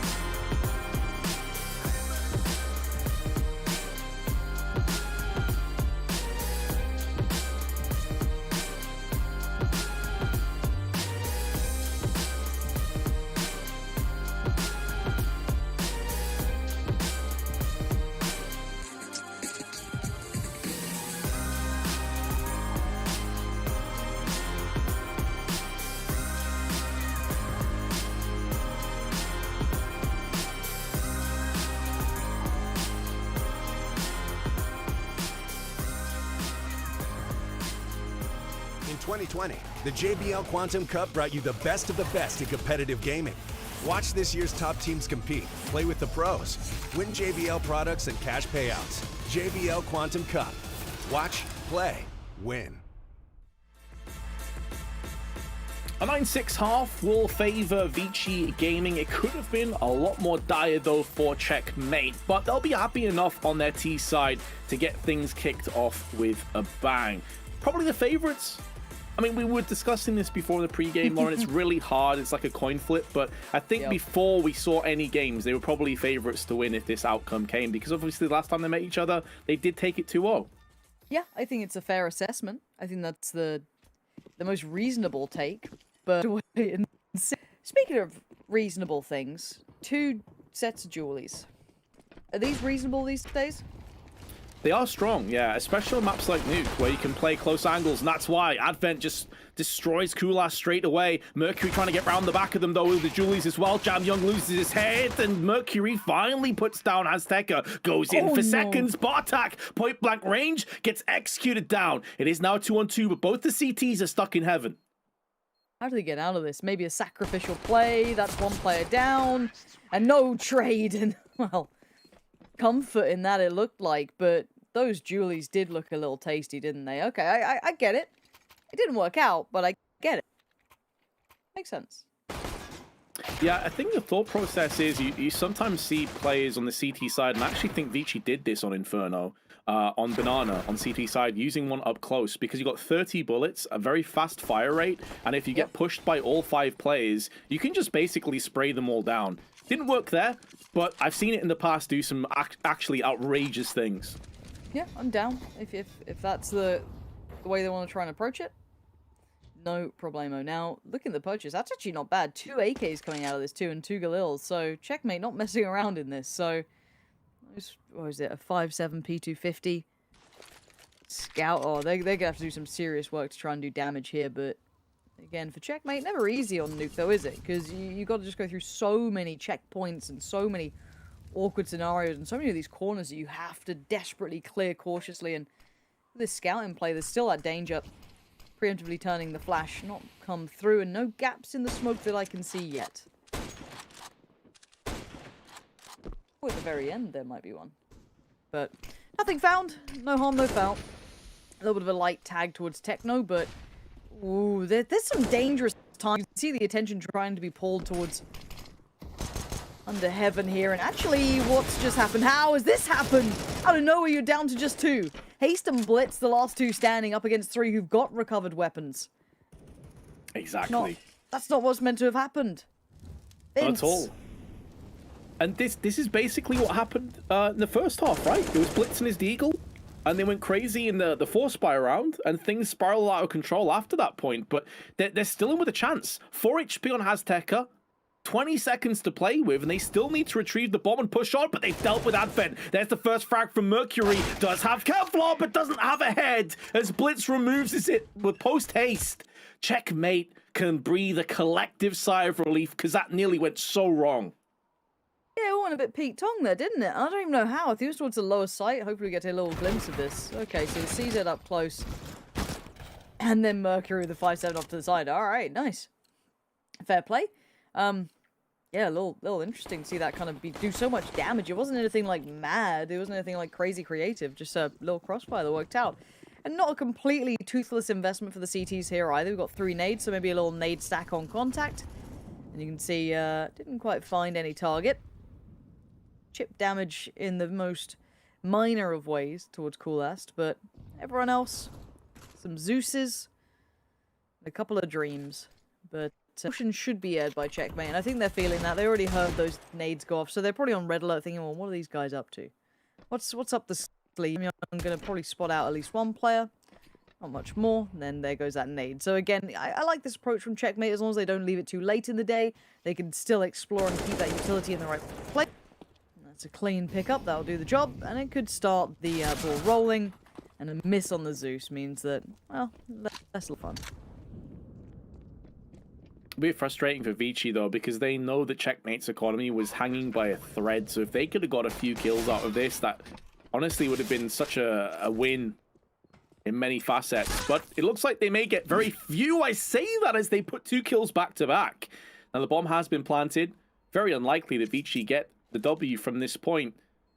But if they can get another kill, you can already see Coolast is down at $0. Bot attack 650. Obviously, that's going to change after this round has come to its conclusion.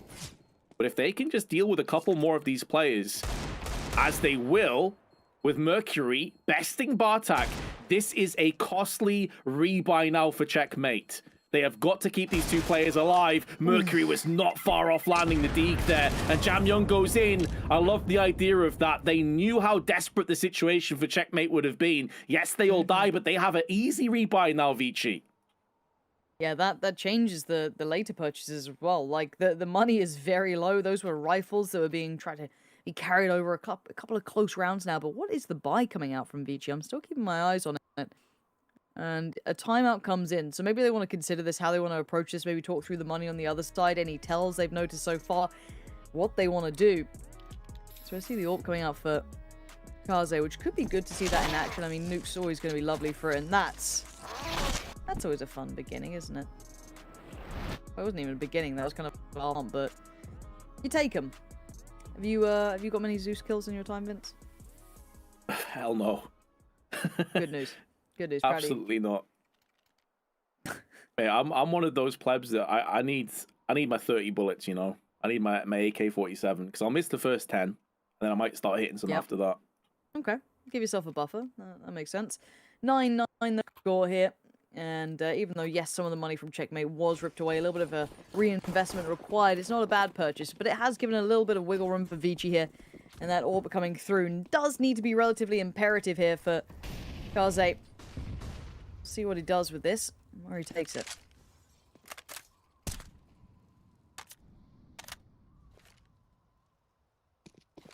Problem here for Vici is even though they've done a lot of good in these previous rounds, Checkmate's still able to scrape together a buy. So you've got the money low. What do you do with this? Molly out, well placed, well timed. Kaze has to pull the plug, giving up a bit of secret control. And with the smoke wall established outside, makes things harder. Very unfortunate there, Kaze. Good shot connects, but Kulas survives as it just wings him, legs him. Techno, in the meanwhile, puts down the headshot onto Alman, and that opens up business for outside, a potential wrap towards the A play. Yeah, this actually becomes an issue. This really calls for someone like Jam Young to deliver, and he's gone and done it. That's 3 critical kills that could have spiraled so desperately out of control. That one pick opened up so much yard, but instantly get down, and that's why he was one of the standout players. That's why we picked those statistics. Some clean kills coming in. And just one left alive now for Checkmate. This might be the oh, the timing is actually unbearable. Just backed away. Safer. This time, he actually loses his head, so a little bit of a window of opportunity, but 20 seconds. A lot of players. Oh. Okay. Yeah. That'll do. Now that's not bad. We'll take that away. Take it into the next one. Otherwise, you probably lost your life there. Here's what the decision making is going to be on the rest of Checkmate, or even if Azteca will be allowed to keep this. He's been spotted. Advent, different angle, allows the save to take shape. Now, Azteca 1300, the rest of his team can't really buy, so I guess they'll probably just... Oh, they won't tap out. They do force behind it. Very interesting. Maybe realizing that Vichi's economy hasn't been able to fully blossom and bloom just yet. So if they can force and win this, it really does wreck Vichi's endeavors going forward. An essential round, though, isn't it? Because the money ain't great for Checkmate either, so they've scraped together whatever they can because they know this could break the back. The early Molly's going to make those smokes if they wanted to go for it a problem, but the cross still comes in and they should still be fine, and the pace on this is quick. Instantly down towards Secret. There are 2 players down here. Jam Young is one of them, gets one traded out instantly, but there's the second. Wait, can only get one as well. These are trades, which still favor the T side, even if the HP is a... Yeah, exactly. That's because it spreads the defense that little bit more for the CTs. The thing is, though, that Kulast is a mile off the pace from his teammates. He's basically isolated from the rest of his team. So, although they did have that moment where Vici was scrambling, now Vici are in very good stabilized positions. This is where the HP bars of Checkmate is going to be a very real concern and issue, because running out in amongst the smokes, if they want to try and push onto the site for a plant, just one stray bullet can kill Kulas. One stray bullet can kill Bartak right now. That will be playing in the back of their minds. They've been taking their sweet time, maybe faking as if they're rotating back up towards the A side via Secret. Won't be the case. But Vici, they hold their resolve. They're still in good positions here. Advent's watching A, Mercury's just lurking around the backside, and Kaze, all of the weight of this round rests on his shoulders. Can see a ton of grenades being tossed in upper. He can hear footsteps, the pitter-patter of footsteps up on control room. The double doors are opening as well. Perfect timing. Low player dealt with accordingly. Bomb spilled down, but a quick retaliation. 12 seconds. They need to get the bomb. They need to get this planted right now. They've left this so late in the day, and the cross almost gets held. He denies the plant. What is it? Mercury just needs to get out of there and live to fight another day. That's 11 on the board, but that got so close, so down to the wire between these two.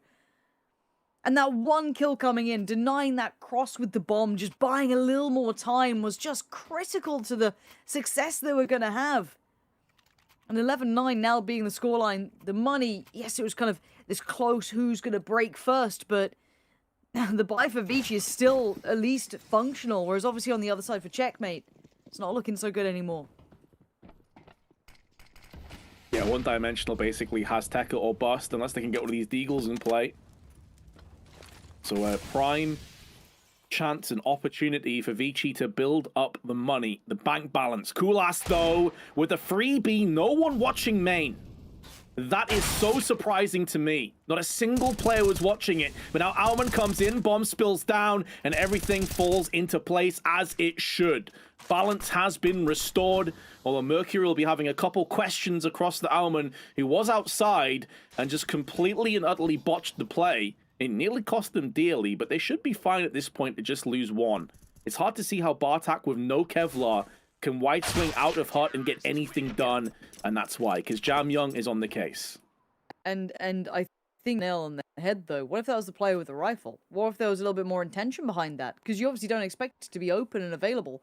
That's a hole to be found and maybe something they look at this round, but surely you chalk it. You don't think that's something you can repeat, because I hope that Vici fill that void, because that would have been an issue otherwise. But now the buy comes back in for checkmate. This is a cool one. This is one that can really echo throughout this. So rifles galore, one Galil coming in, and a limited amount of utility. So you can't do those double, triple pumps. And actually the burn on the molly does at least get down towards vents, but what do you do with this now?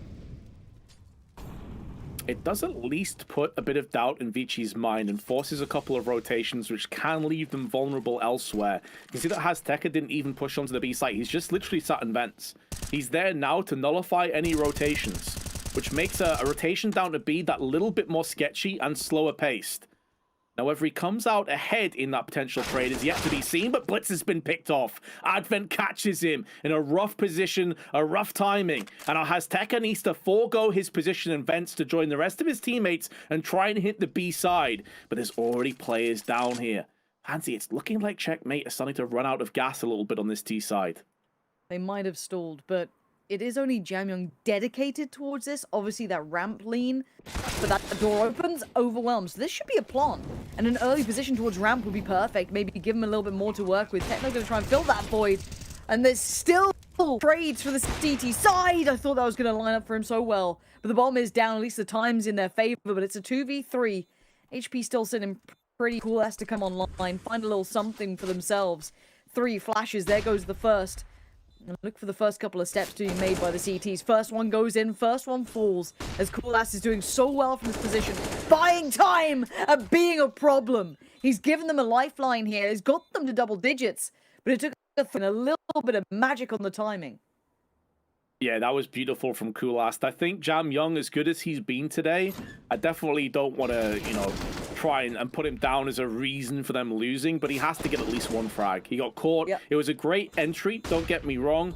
And then Coolast basically just puts the bullets down range. Very well played, playing the position perfectly. That's always the issue when you have all 3 players going through a bottleneck of ramp together. We didn't have any second player in position through like Decon or the double doors, which would have really thrown that crossfire into disrepair. But as it stands, 12-10, Vici have gone in for a force. This is a great opportunity for checkmate to get straight back in this.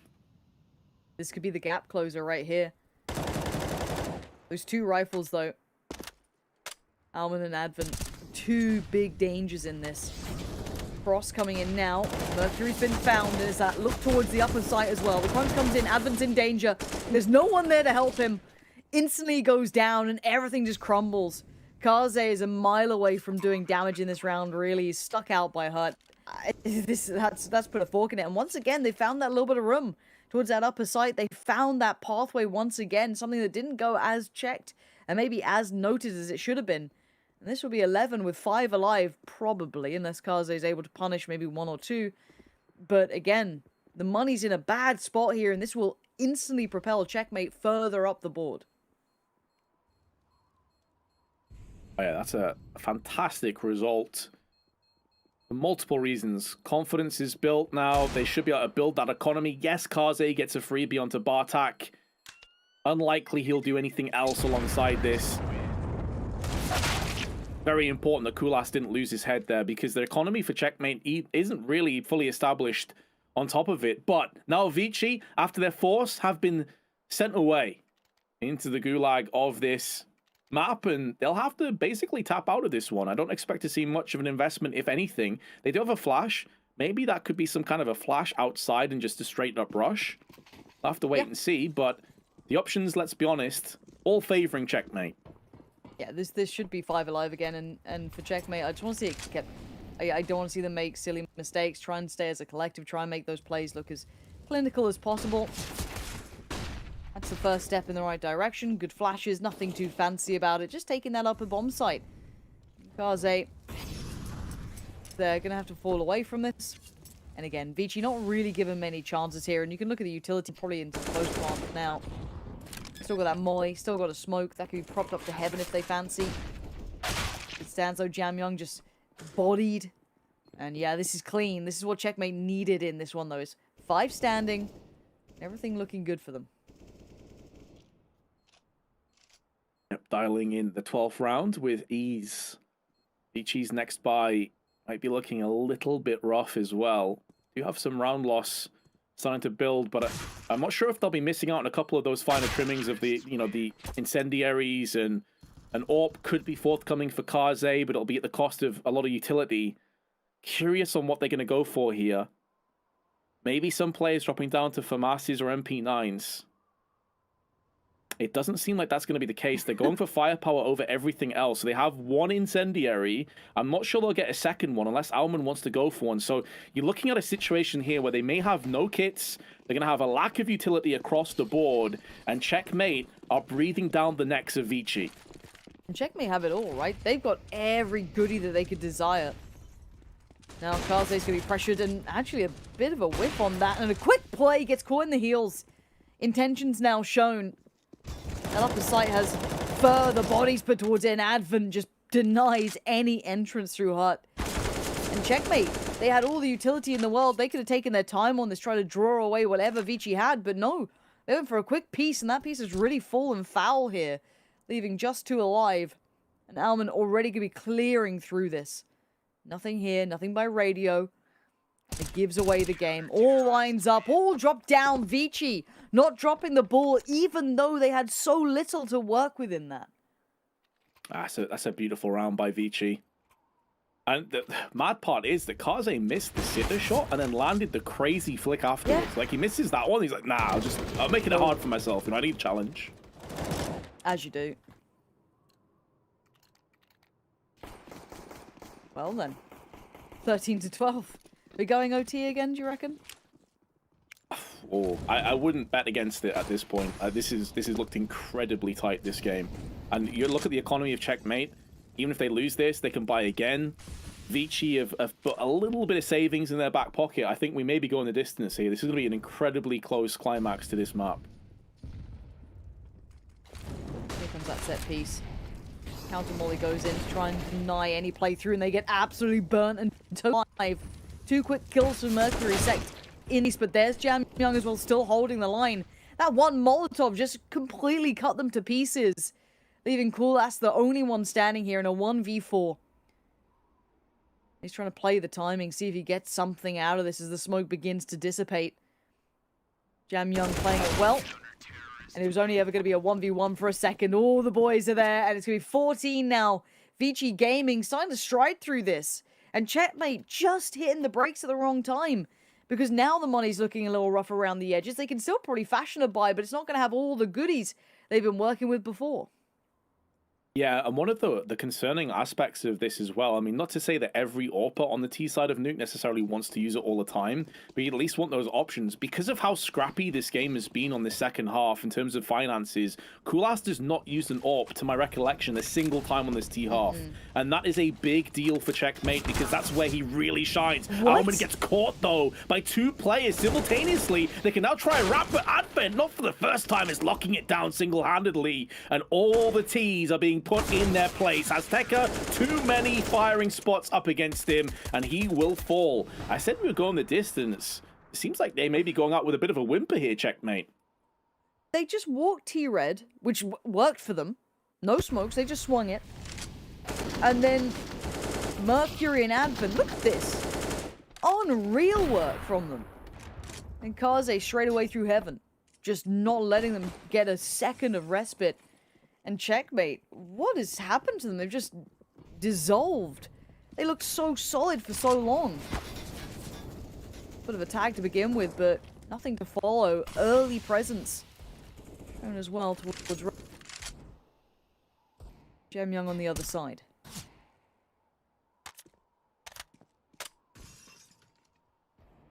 And they really did hit that speed bump at 100 miles an hour, and it was carnage afterwards. Picking up the pieces along the way. 3 rifles. Enough to make it work, but they've already lost the first, and Kulas just goes walkies out with no flashes or smokes. That is basically a death sentence.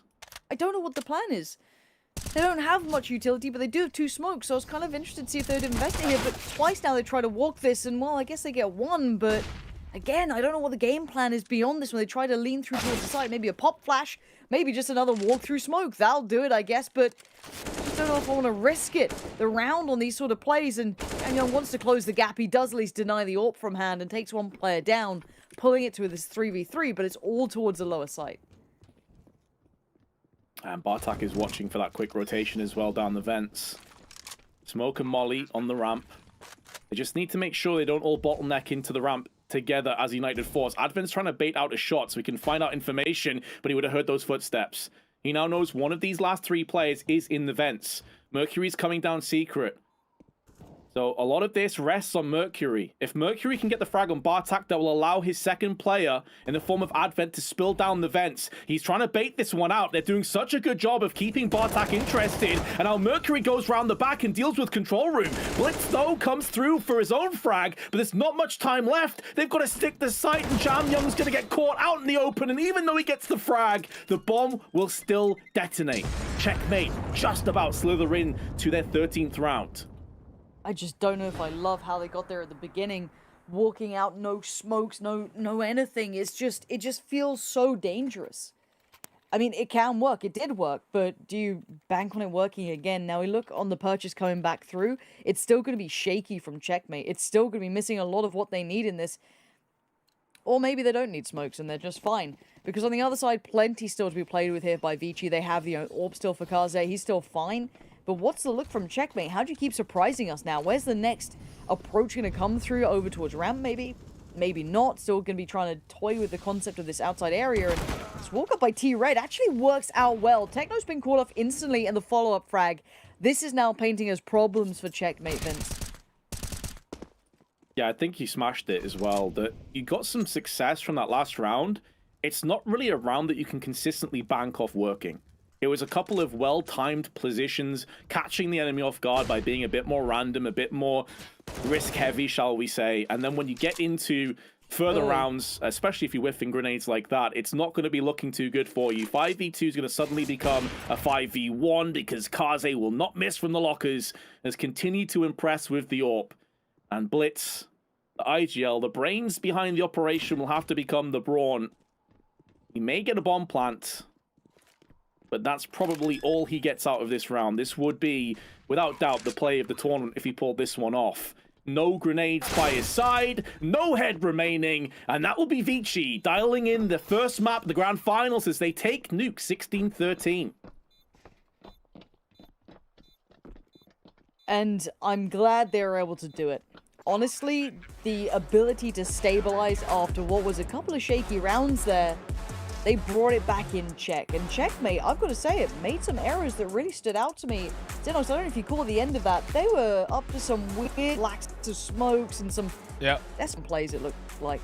Well, even sort of the mid-game was the most fascinating part for me because it really was a bit of a struggle between both teams, back and forth, and then obviously it was Vici Gaming able to pull away in the end. Vince, it was the kind of game where I think it sort of is a testament to what we saw from Vici in the semi-final.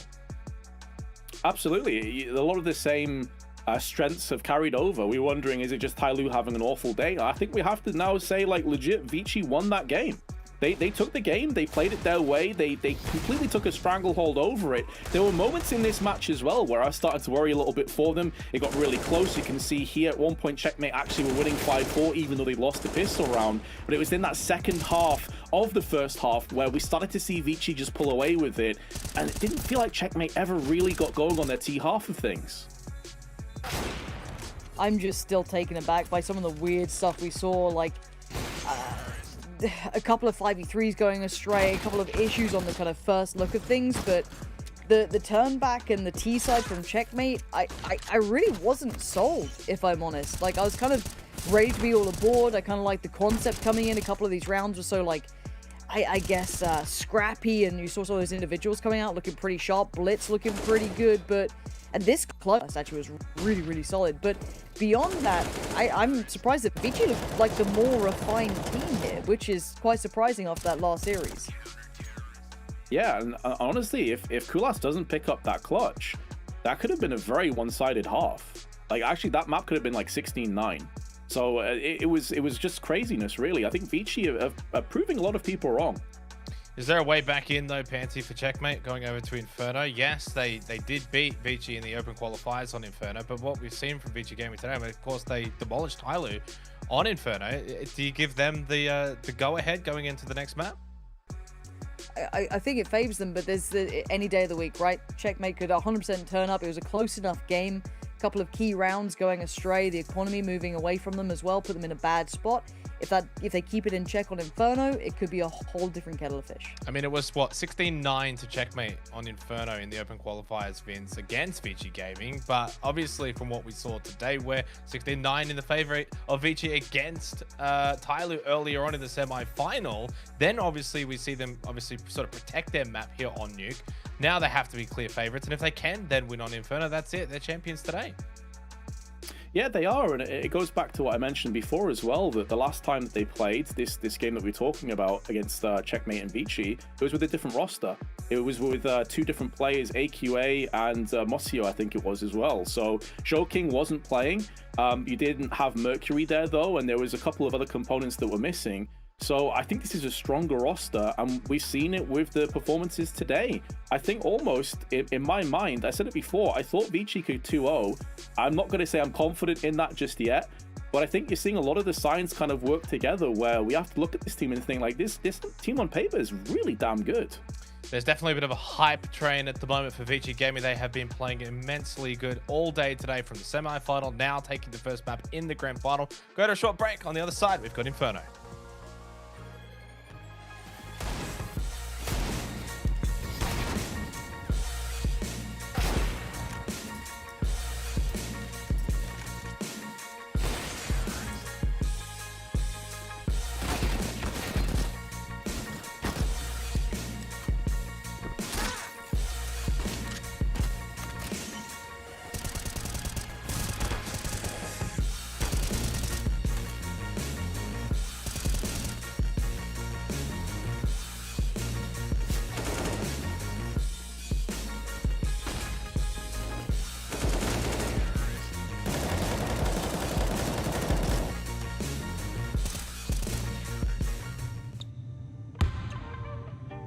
There is always a new challenge, and the hard work never stops.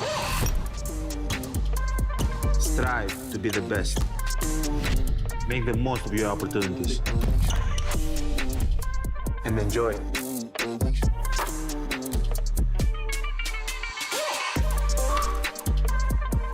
Introducing the JBL Freak Edition wireless headphones, designed by Giannis.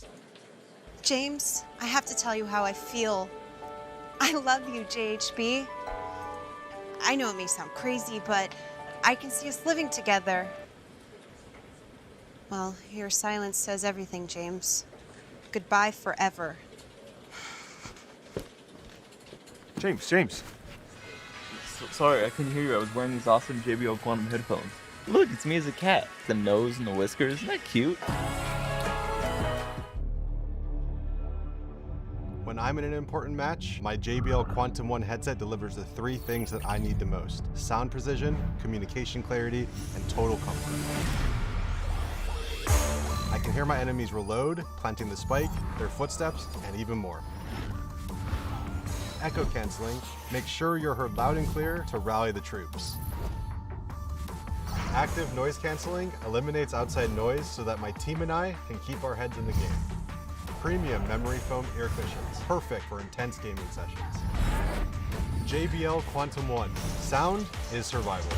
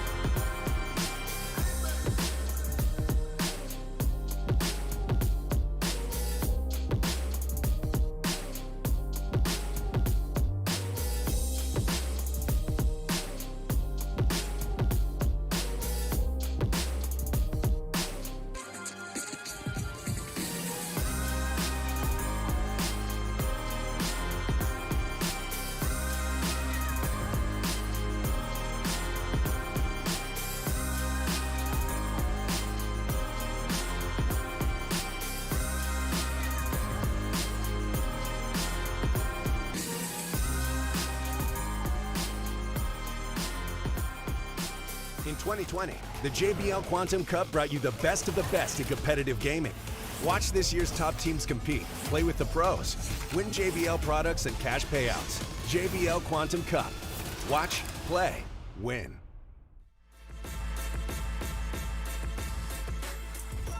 A 16-13 victory on Nuke has Vici Gaming one map ahead here in the grand final for the JBL Quantum Cup.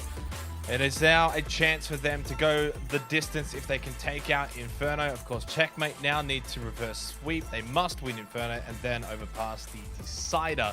It's looking like it's Vici's day, though, Pansy. They are the team to stop right now. It's all up to Checkmate to see if they can be the team to stop them. Yeah, I mean, if we see a little bit of what Vici brought out in that last time we looked at Inferno, this could be over in 2, but I'm never reading into it yet. All right, Checkmate showed signs of life. There was a couple of weird errors at the end of their gameplay. I don't know quite what happened with their theory towards it, but it seemed like they ran out of gas or something, kind of fell, you know, a little bit out of sync there, but there's every opportunity now. I don't know what the Inferno is going to look like between these two, because that first time we saw it here with Vici, it was a little out of the ordinary, but who knows? Well, I mean, Checkmate kind of challenged Vici on 2 occasions, Vince, when, you know, they were down a couple of rounds early. Then they brought it back to 9-9. Then after that, we saw Vici go up to 12-9. And then again, Checkmate brought it back to sort of like 12-12. From there, Vici pulled away. They won the map. But does that sort of indicate that Checkmate are going to be able to sort of go over to Inferno and continue to keep fighting? Oh, they absolutely can. I mean, as well, you have to keep into account that that's Vici's choice of map. They've just won 16-13. They still have 100% win rate. They'd won the last 3 games in the last 3 months. So, yeah, I mean, one aspect is to think, right, Vici beat Tyloo. They've now taken the first map. Another is to say, right, well, Checkmate took them very close in their choice of map. And now we know that Checkmate are going to be very comfortable on these next ones. So I'm not going to get too carried away with Vici's performance. I think it's been impressive. But I think Checkmate are absolutely still in the shout here to bring it back and reverse sweep and potentially win the entire grand finals. And they're not out of this just yet. From a player's perspective, though, Pansy, again, Kaze standing up as he did in the semi-finals, now brings it over to the grand final. What do Checkmate need to do to shut him down on the AWP? Well, isn't that a good question? Because he was pretty solid as well last time we saw him here. Maybe finding it a little bit harder on that T side, but that's the curse of the AWP, right? Never going to be too easy in that regard. But I don't even think he's such an integral piece on this map. He's a great back line to be having, but it's those great rotations. It's the pressure they bring in. We saw the kind of burst potential that they had on this, just kind of working as a collective. I don't know if normally the answer would be utility, right? Is how to kind of deny an AWP, keep pushing them back to less and less favorable positions. But that was the key issue towards the end of Nuke, so I'm a bit worried if that's their answer, but we'll have to see. There's still plenty of options. I guess the same sort of discussion, Vince, can be brought to Blitz for Checkmate, being another AWPer, being the IGL as well. Had a pretty decent game, actually. Did not really leave much there behind, pretty much put everything on the table, but I think, does Checkmate need someone else to stand up alongside Blitz if they're going to find the win? Yeah, I think Blitz may be called upon too much. You can't expect your IGL to be the top fragger all the time and be the star player. Kulast obviously can also pick up the AWP and probably will be their primary over on Inferno, but on the CT side, I wouldn't be surprised if we see 2 AWPs picked up. That being said, though, because their economy management was so lackluster and they kept getting broken time after time, we didn't really see any AWPs for Kulast on that T side. They didn't really get those opportunities afforded to them. So they're going to need to have a better stranglehold over their economy, not throw away rounds against like these scrappy force buys as well, because on a map like Inferno, as we saw just before from Vici against Tyloo, they can punish you very, very easily with just a couple CZs and a couple Eagles. Well, is that, I guess, such a big factor then going over to Inferno, Pansy, where you cannot be in a position where you start slow and then have to play that catch-up game like we saw from Checkmate really on Nuke? Yeah, I think that's an excellent point, actually. It plays so heavily to good utility control, which obviously then is off the back of having a good economy, because you want that banana control. You want to be able to fight for the extremities. You want to be able to have that set piece coming into play for yourselves. A lot of those do depend on having the money to facilitate. And if they once again drop the ball in that regard, they will be punished. And as I'm so glad Vince brought it up, because they were so nasty. We looked at Vici, the way they were kind of like approaching some of those like force buys or the half buys, always deadly, able to convert many of these rounds. So you can never go in lightly. You really can't come in under-equipped or under-geared because the punishment will just be there straight away. Well, if that economy is going to be such a factor, Vince, then what's sort of the conditions going into Inferno for Checkmate to make sure that that doesn't really hinder them like it may have on Nuke? You need to get a good start, but then more importantly, in these kind of rounds where you have the advantage when you have rifles and the other team has SMGs or pistols, you've got to be very careful. Like, you have to be efficient. You can't afford to take too many luxuries. We saw this happen too many times on Nuke. Yes, there's another part of the puzzle as well where you can say, right, the opposition Vici landed some crazy 1-digs. That's going to happen now and again. But I also agree with what Pansy was touching on there about the T side of Checkmate. They seem to run on fumes towards the end of it. They're out of ideas. They were out of options. They couldn't quite get on the same page cohesively, and that cost them so much. They need to be better against these anti-eco and these rough buys. We saw too many mistakes come up on Nuke, and it cost them so badly in the end. Unfortunately, behind the scenes, another bit of a tech pause happening. So what we'll do is we will head to a short break, but when we do come back, our second map of the grand final will be on the other side. JBL presents the sounds of victory.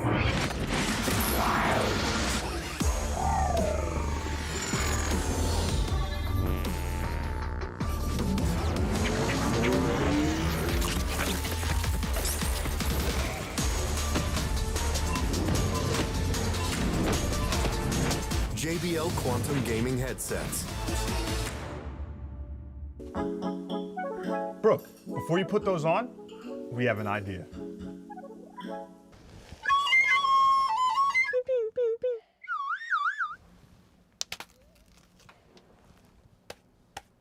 Behind you. Oops, never mind. You lose. Where were the footsteps? Should we leave? Yes, go. I'm sorry, Brooke. Go.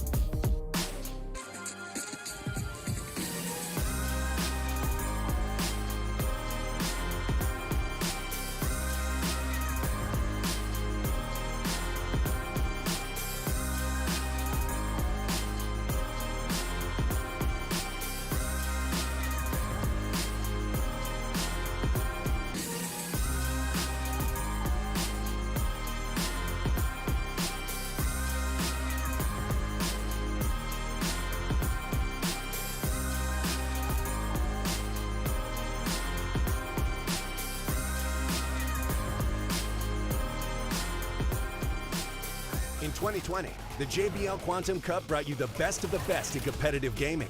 Watch this year's top teams compete, play with the pros, win JBL products and cash payouts. JBL Quantum Cup. Watch, play, win. Second map of this grand final for the JBL Quantum Cup, not too far away. Thank you to everyone for still sticking with us. I guess, guys, as we are not too far away from Inferno, let's get final thoughts, final predictions. Pansy, is this a 2-0 or are we going to overpass? I'm going to say a 2-0 here. I think Vici have shown me a lot throughout this series that makes me have a little bit more faith, and I think Checkmate's flaws from Nuke play very handedly to Vici's benefits. So I'm going to say on a 2-0, but after today, it could go all the way. Vince, I guess if you can summarize some predictions in some ways. I know it's been difficult today, but what's your gut feeling? I said before in the pregame, I thought this could be a 2-0, the way that Vici played. I'm going to stick with that. I'm going to say they're going to 2-0 this. Checkmate didn't show me enough, as Pansy said, and there's actually quite a lot of weaknesses I was a bit worried about, so I'm going 2-0. Well, Vici up 1-0 in the grand final. They win here on Inferno. They will be the JBL Quantum Cup champions of the day. It's Inferno. It's our second map. It's Pansy. It's Vince. Alrighty. One more map if Vici can get across the line here, or we open up to that third potential, which is overpass, of course. But Checkmate, I need to see a little more out of them. I need to see that diligence across the board. I want to see why it was a 2-0 in that other game. I want to see all of these elements that made them look so deadly before finally find their footing. Exactly. This is where we need to see what they have in store, and instead it's just a carpet bomb down on Banana and Alman getting the first. The other component to mention about this as well, of course, with it being Checkmate's choice of map, it does mean that Vici start on the CT side. So if they can get another pistol round, they are off to the races. Flash popped over and up, does land in the eyes of the T's, and 2 kills behind it as well. Bartak and Hasteka with so much work to do. And I think it's going to be too much. It's going to break the back of Bartak, surely. And if it wasn't bad enough already, there's also a flank position in effect from Mercury, who's down on the Banana. No control over the bomb. As far as 1v5s go, this is pretty much as tough as it gets. Yep. It starts with 1 frag, and he's not really chipped away at the lowest HP player here somehow. Alman's still just fine. And you're right to mention it. Mercury on that flank is just holding the back line. So he's just going to be boxed in, allowing all these 4 CT players to keep that focus. And it's going to be Alman to be the final clothesline to this. But 3 kills for him there. Big start for him. You saw the nuke just get sent down as well. Big nade damage coming in. Nice approach off the back. And Vici get off to the perfect beginning. I mean, this was gorgeous from Kaze. And then you saw... it was like almost a freebie here. Yeah, blinded. Lovely flash to set that into motion. But again, this is some nice push and pull from Vici. No one overstepping, no one overcommitting, no one overpeaking. That was really diligent. Now we look back at this, though. Tech-9's coming out. This is where things can get dicey. Certainly can, but no bomb plant, no kills. So this is about as rough a second round bye as you could really get.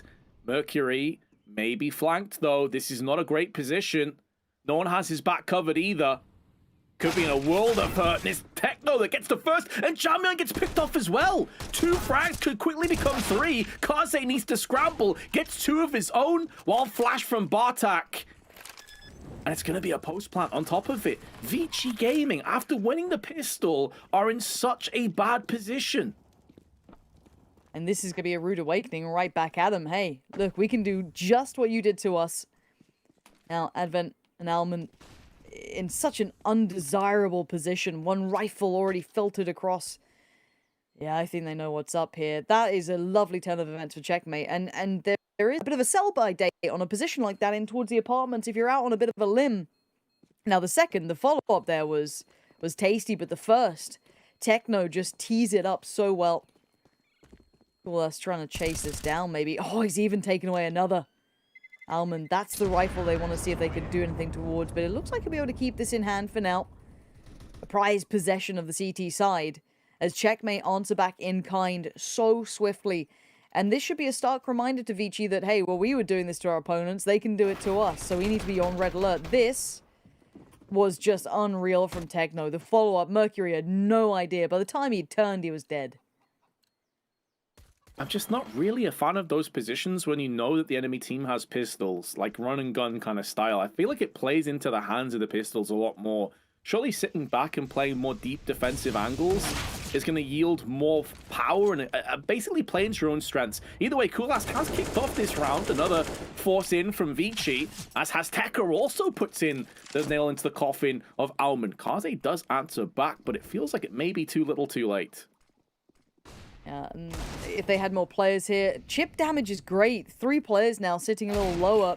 Oh, Kaze, this guy's unreal. Always deadly. Never looking quite cooked. And now let's see if that bomb can go down uncontested. Nade comes in. Does get a little bit more damage. Bartak is the only one sitting pretty here, and the pre-fire through the smoke was perfect. It's what the doctor ordered, as now it's just Mercury left in a 1v3. That AK is looking too good to lose.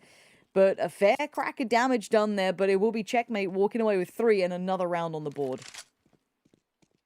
Most certainly will.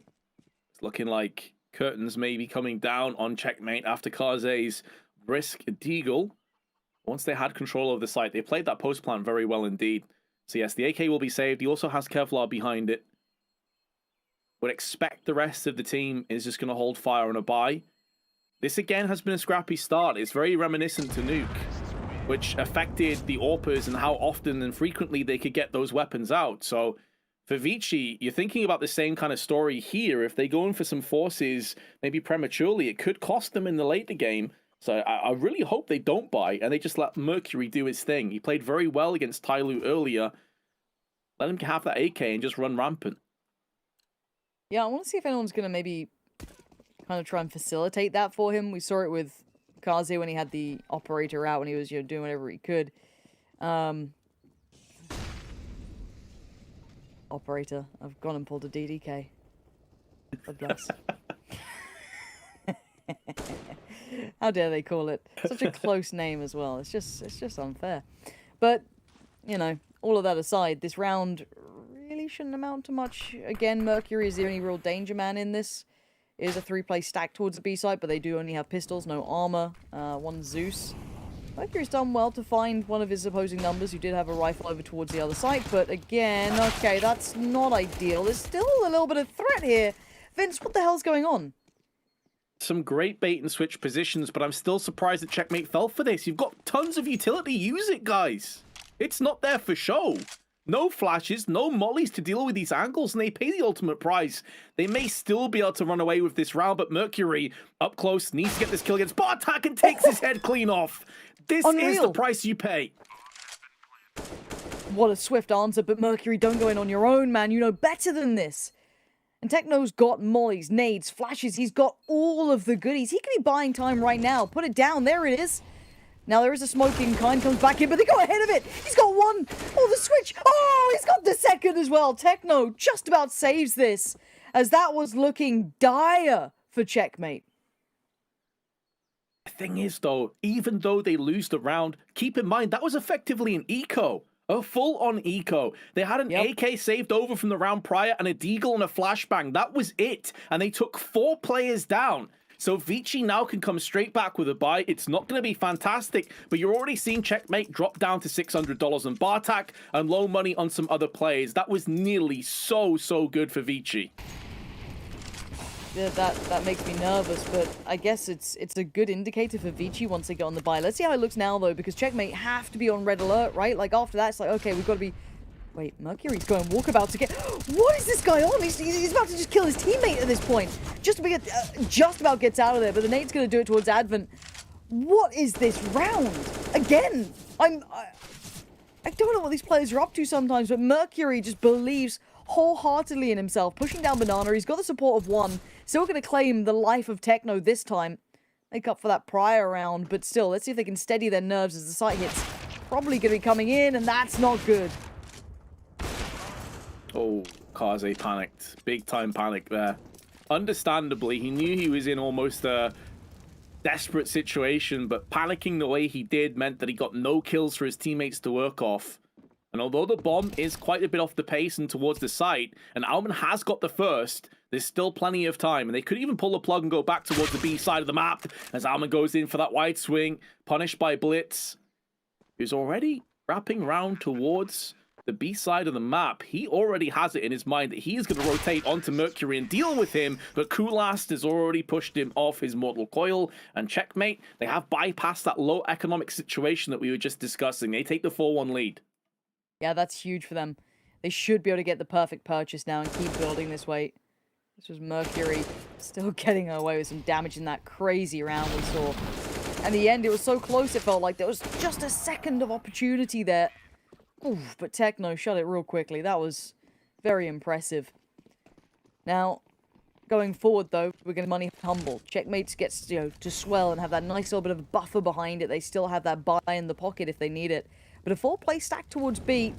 Mercury left to his own devices over towards the A site as Ace is going to be working up Banana. See if Samyang can do something from the sandbag. Wait for the bullet to the side of the brain. He's playing this patient, but there he is. Makes his debut and actually catches two. What? These guys, just give them a half buy. Vince, why are they so good on like mad half buys? I wish I had an answer for you. It's just so outrageous. He's picked up 3 kills. That's AKs instantly trade hands. A real boom of economy. Assuming that Bartak doesn't nullify some of these players, he does have the off angle, probably can drop Mercury. But with the bomb being the wrong side of the smoke and banana, that's probably where this story comes to an end. Flash is up and over, trying to deal with a couple more of these threats, but down he goes, and it's Jam Young with yet another one. He hadn't got a single kill before this round, now he's got 4. Get out of there, man. What a round coming in. And how many times can we say, oh, they're a bit scary when they've got deagles and odds and ends and bits and pieces. Look at this. Let's watch this back. Now, I thought he'd waited too long, but he had a perfect combination with the flash coming out, the re-aggress down towards the wall as well. Oh, this guy is something else.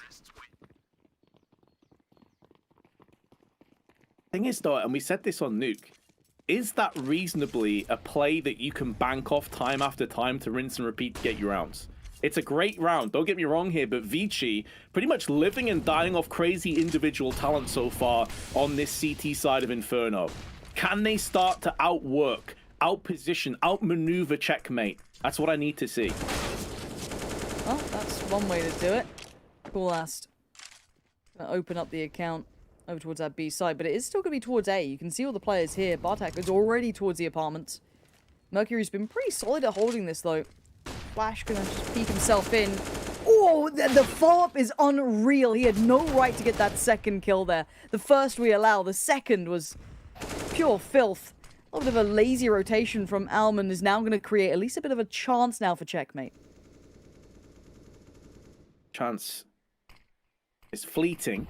Can it be grasped upon as Bartak on 25 HP uses that smoke shield to try and push across? Kaze has snatched his opportunity again. We started to see this creep in a little bit more. I don't know if it's nerves. I don't know if it's just the case he's been playing so long today. Keep in mind that previous best of 3 lasted a long, long time. It's going to be taxing mentally for some of these players, but these are shots he was landing pretty easily against Tyloo. Yeah. Yeah, no, I think you're right to put it in that perspective. Checkmate's game was over in what, 2 relatively quick maps? Not, not super one-sided, but quick enough that you, get some time. For Vici though, it was labored by all accounts. It was super drawn out. It's got to be weighing on the mental a little bit now. The buy coming back in has 0 utility left with it at this point. Kaze gets presented with 3 targets. He could get overwhelmed here. He's actually in a little bit of bother. Got support though by his side, so they should be able to keep it in check, but you could see the intention and it could have come to something. Like it on Vici and Kaze in particular. Confidence building for him. And let's be honest, it was a half buy with Glocks and Deagles. So can't really get too carried away from this from Vici. We can only beat what's up against him. They've done that pretty convincingly. Bartak gets 2 Deagles though. Makes it a little bit more costly than Vici were hoping for, but it won't stop the fact that it is now 4-4. Some of these players have just got such weird pop-off potential. Like, they'll be quiet, throughout, and then suddenly just explode and just pick up mad kills like Bartak then, or, Techno pulling off a big round, or Jam Young. I mean, you could go down this roster and probably find every single one of them. But at 4-4, resilience now shown for Vici Gaming, kind of digging deep, because Chef have a grip on this game, springboarding back in off the brilliant duel, but now converting it into a real round. But saying this, look at this aggression. Straight down banana, no deep smoke, just the gun in the hand, using maybe the distraction from the Molotov as something to work with, but they have to fall back now. They have to respect the utility coming back in. Well, place incendiary. There's only a couple smokes left in the collective belt of Checkmate. Molly, couple flashes, a HE. Starting to run a little bit dry, depleting somewhat. Enough for an execute onto either side, but the problem is there's not enough for faking. Not that we've seen a great deal of them. That HE could have been so much more damage. I'm surprised it only did 50 to Kulas, because it looked like he had the perfect timing on that. Blitz decides to put through his own Molotov, and it nearly works out. But it's going to be Mercury as ever, standing the test. As all the teams run into him, they run into his barrage of gunfire, and he gets a 4K for his trouble. It could even be the ace if Azteca goes in for that wide swing, and indeed he does. Mercury huge with the ace, and Vici get their 5th. And how many times do you have to eat our words? You know, repeatable success. Surely an individual can't do it again. No. Let me deliver you an ace. Let me be the one to do it this time. Let me bail you out with 3 bags. Everyone's so up for the challenge. The first's a freebie, the second's beautiful. But now this, decent enough on the way through as well. And the final one, just the icing on the cake. Mercury, gotta be pleased with that. And that has to just be a confidence booster, right? You're starting to feel yourself, believe that this can now go your way. But they have to keep these rounds clean. Yes, we say it for Checkmate, but the same can be said for Vici. And the perfect beginning. Dreamy stuff. The Alman leaving just the 3 alive. And yes, they did do well in these apartments last time, but no one playing up close now. No one wanted to feed the beast this time. Bartak got 2 kills from this exact position last time. They're into a eco situation, so maybe history will repeat itself. Or not. as Champion just removes it. This time it is the clean sweep.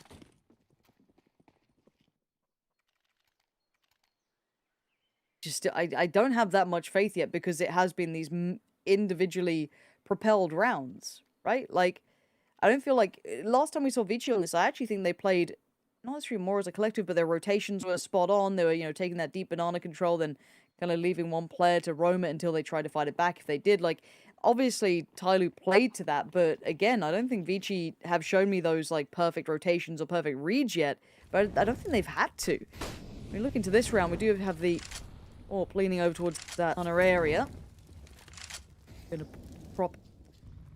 It's actually gonna be Mercury who's gonna want to lean back towards the A site. So Rifle gonna be in towards that CT arch, and Cam Young missing a bit of a sitter there and overcommitting to try and make up for it. Now, yes, there is a player here earlier, it is Mercury, but he's gonna have so many problems.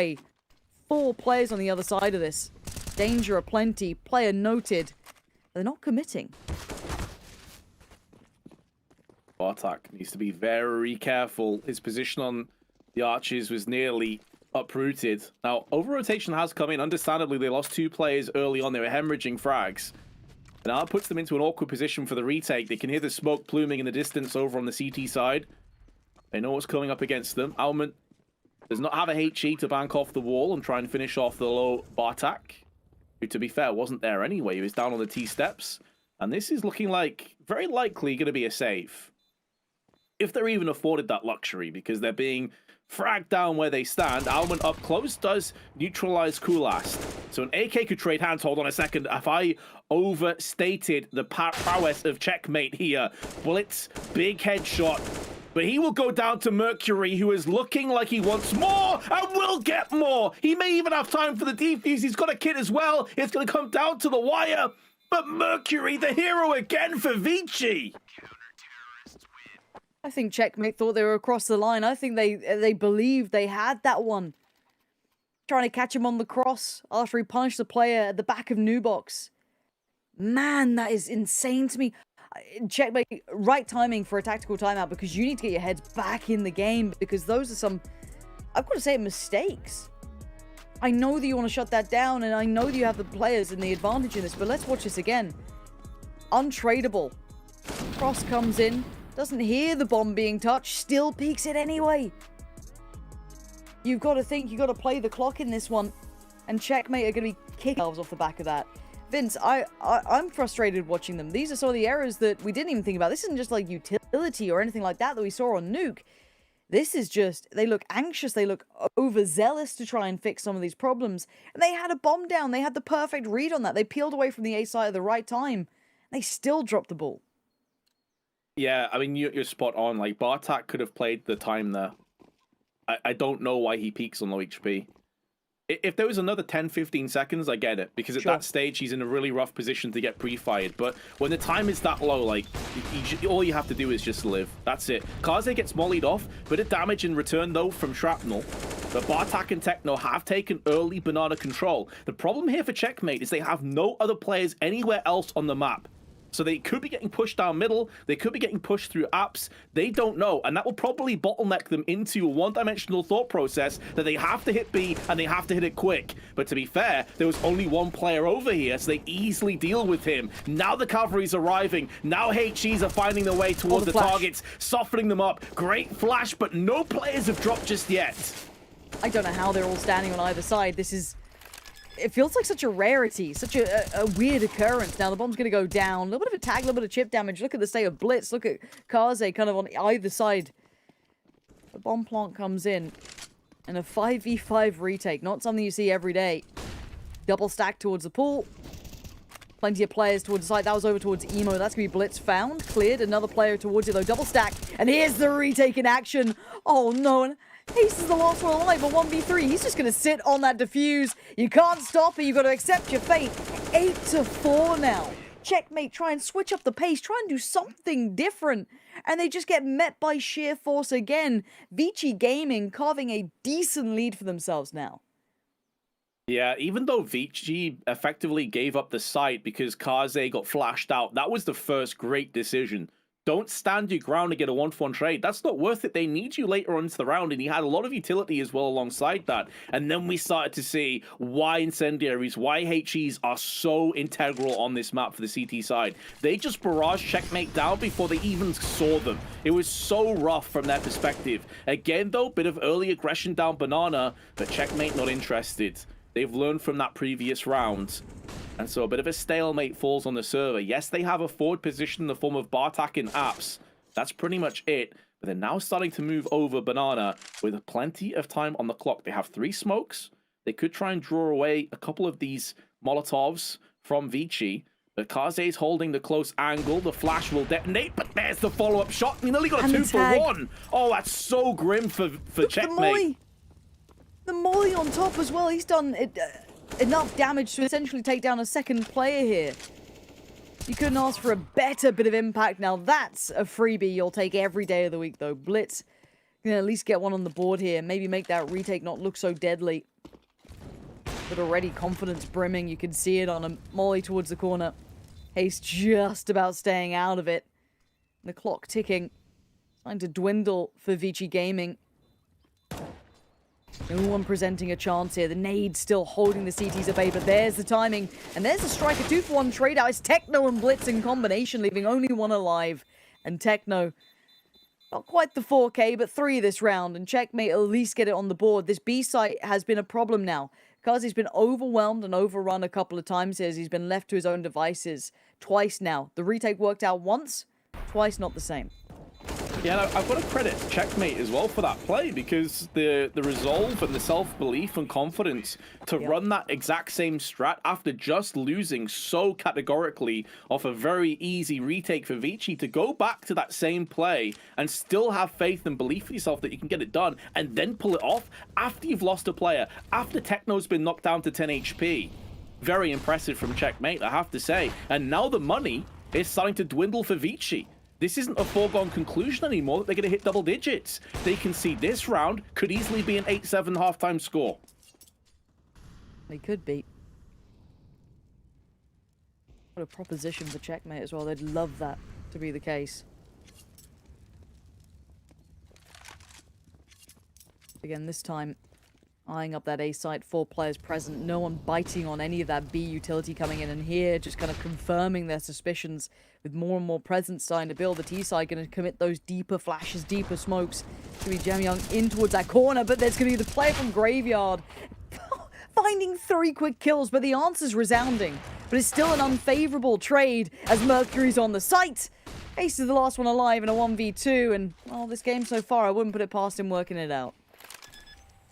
Very well could do it, but with going straight for the plant, it is leaving himself vulnerable. That smoke, though, keeps the 2 CTs at bay, but they went for the boost over the smoke. They will pivot and pounce in, and the post plants will really yield not as much as Checkmate were hoping. Now, Vici's economy still not great. They managed to save an AWP and an AK.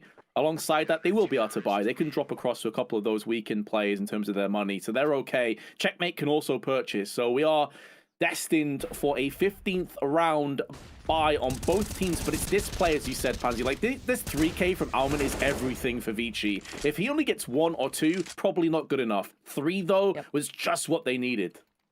Yeah, that just about got them over the line, but checkmate, there's still life in them. It's just some of these rounds just falling astray, falling just that little bit short. Deep molly down mid. Jamyoung probably gonna hit that rotation, but it's the battle on Banana still raging. Advent tries to go walkabout, but it's still traded.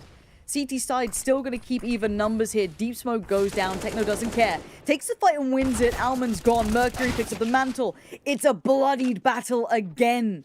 And it's left in a 2v2. 2v2, but Blitz on low HP. Stray bullet or shrapnel will deal the fatal damage towards him. Gonna go in for that full plant, though. And a long distance between Jamyoung and Kaze. He just needs to stay alive. There is no need for him to peek in, because Jamyoung's in no position to counteract. Now, that smoke may very well funnel Bartak away from any presence over on Banana. And now that Jamyoung is coming up, that could be a key moment in this round. Kaze is keeping the pressure applied in the meanwhile over on Ruins. And now Jamyoung has spot Bartak. His nose to the wall, expecting a flashbang to proceed the push, and there it is. Kaze burns him alive. There is a kit in the hands of Jamyoung, and therefore it's going to be 10-5. Game is not over yet, but Vici Gaming are looking good. Hot to trot in this one as they sit on 10 rounds. However, as said, there's a whole other half to go, so we're going to go to a short break. When we're back, we're diving right back in to the second half.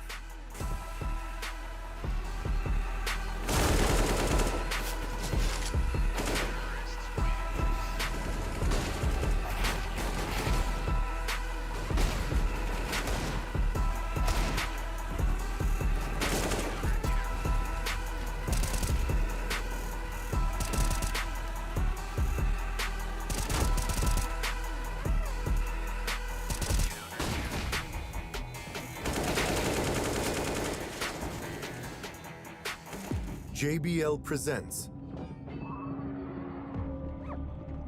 The Sounds of Victory.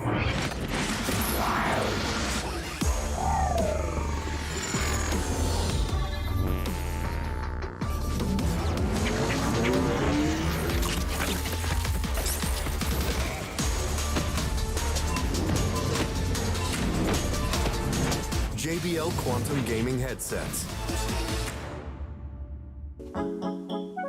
Brooke, before you put those on, we have an idea.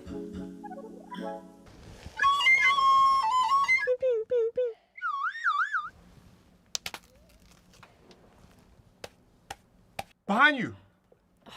Oops, never mind. You lose. Where were the footsteps? Should we leave? Yes, go. I'm sorry, Brooke. Go.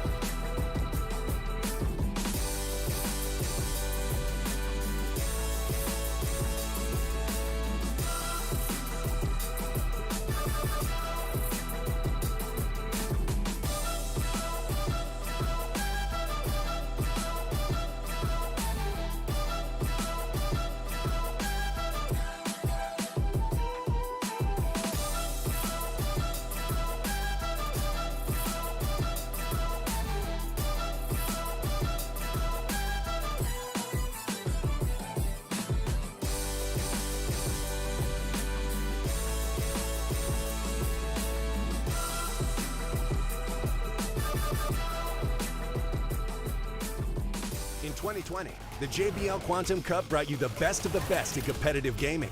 Watch this year's top teams compete, play with the pros, win JBL products and cash payouts. JBL Quantum Cup. Watch, play, win. 6 rounds separate Vici and the Grand Championship here at the JBL Quantum Cup. Checkmate up against them, though, will be kicking things off in our second half on their CT side on their choice of map. But I think we've been continually impressed with just how good this Vici squad has been today, Pansy. It's hard to ignore some of that individual talent that has just been resounding throughout. But you're right, this is still Checkmate's moment to try and do some work. And the CT side might just favor them enough, but we have to see how it begins.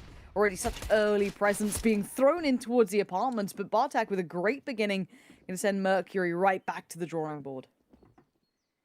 Great opening pick, but what can they do with it? They force Vici back a couple of steps, but all four players undeterred. They're still lining up for this A play. Smoke towards the brackets. Advent now charging straight onto Arches, but Kulast is there for yet another one. Oh, he's picked up 2 more frags for his team and holds out Arches by himself. If he fell, the wraparound could have easily come onto the site. But as it stands, a 2v5 needs to see Jamyong go huge one more time in pistols, but he is sent packing straight away from Blitz, and it's looking as like this pistol's going to be very scrappy from Kaze's perspective, but should be going the way Vici. Hold on, he's still alive. This round's not even nearly done. No, it's not, and he's actually read this well. Techno is just around that corner. That could be a clear cut, but the second player was there. But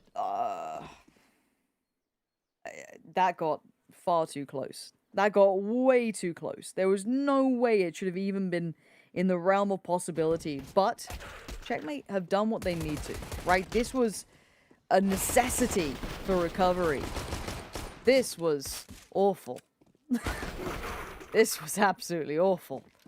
But interesting to watch. As we go again, let's look at the buyback in, and actually, Vici probably at their most dangerous in these rounds. So let's see if Checkmate can keep this one in touch, because they can't overextend, they can't feed the beast, and look at the HP on them! Vince, they're absolutely toasted! Guys, you know fire burns, right? It's bad. Flames are bad. I think the two of them lost 80 HP each. Like 160 HP just for that Molotov. I can't even. Oh, the A site's free at least, so that'll be fine. Oh, what just... Right, bomb plant should be going in. Now, the retake, what's he got? 2 flashes and a smoke. 1 nade committed already, which is a good little bit of damage, but Jamyong does have himself a nice little suppressed M4. And are they off to try and recover a weapon? They're just off. Fair enough. Yeah, just saving these 3 MP9s and the Kevlar. Plus, they'll be able to upgrade to an AUG at least. Yep. But that is such a flabbergasting decision for me to push down Banana against pistols through a Molotov. Yep.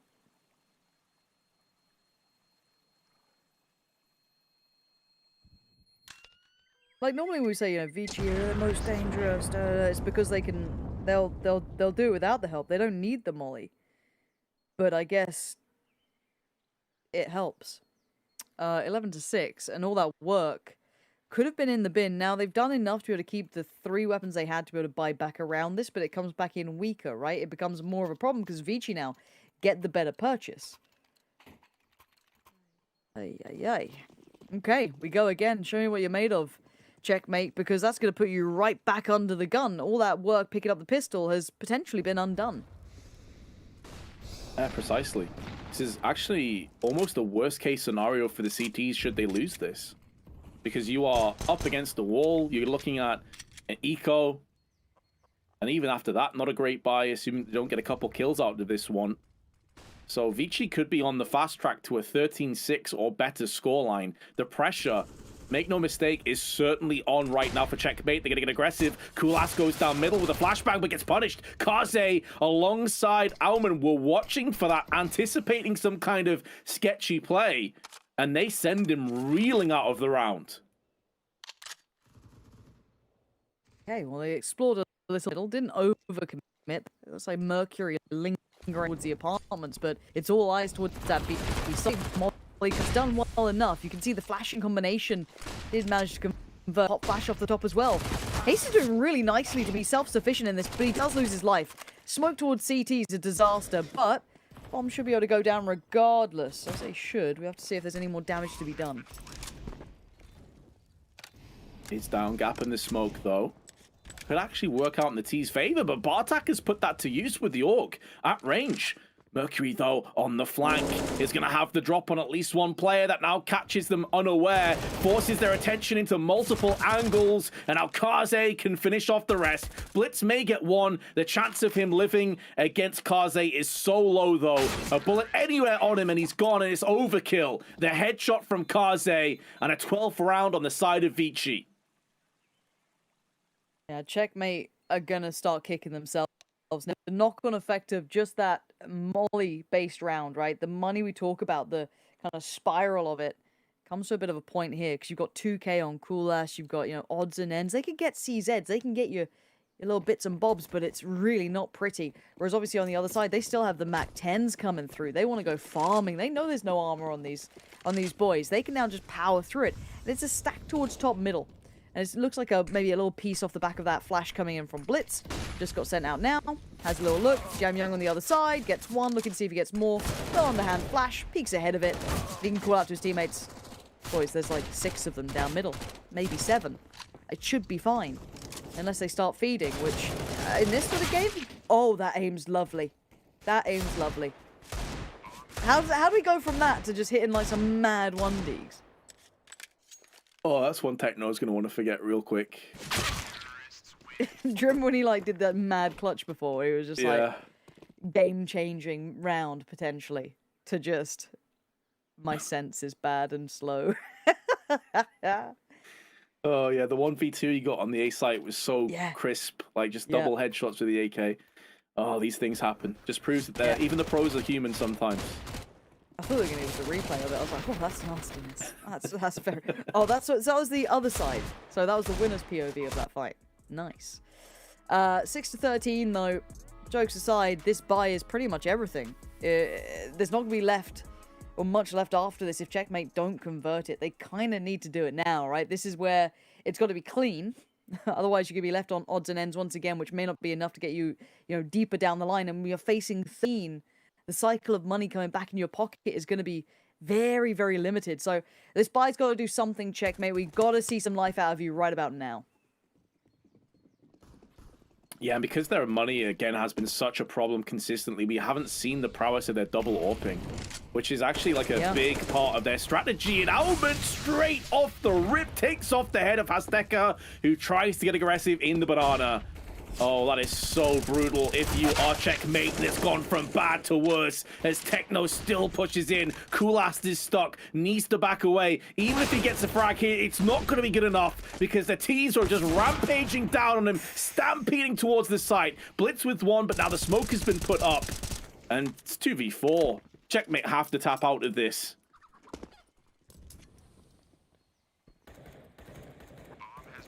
Well, if you thought the scenario was bad before, you're about to be presented with what could be the worst possible situation now. They're left with 2 rifles. The money's going to be absolutely in the bin. And Vici will be on 14. This isn't going to be, map point coming up. It'll be match point. Grand finals point pretty soon. And for Vici, 4 standing. Orp still there, sitting pretty. Almond wanted to get 3 in that round, so his money's going to be just fine too. Plenty left in the pocket. And I think this kind of plays to something that we didn't lean into enough, is that Vici simply put are looking formidable on this map. They look stronger here than they did in that last game. Yeah, and this is the map that we thought they'd probably have the most issues with. Yeah. Because last time they played, they lost 16-9. But again, the caveat that needs to be thrown in is it was a different roster. So yes, the core was there, but different roster. Almond, though, I mean, the guy's just loving life. Like, all he has to do is slowly walk up banana, and it's like the CTs are just jumping in, just giving him 3 kills time after time.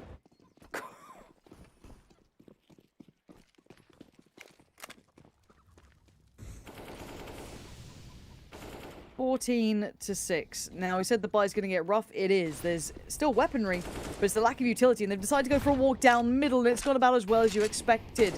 Checkmate looking tilted, and yes, they get a kill back, but the trade out comes in. I'm not convinced here at all.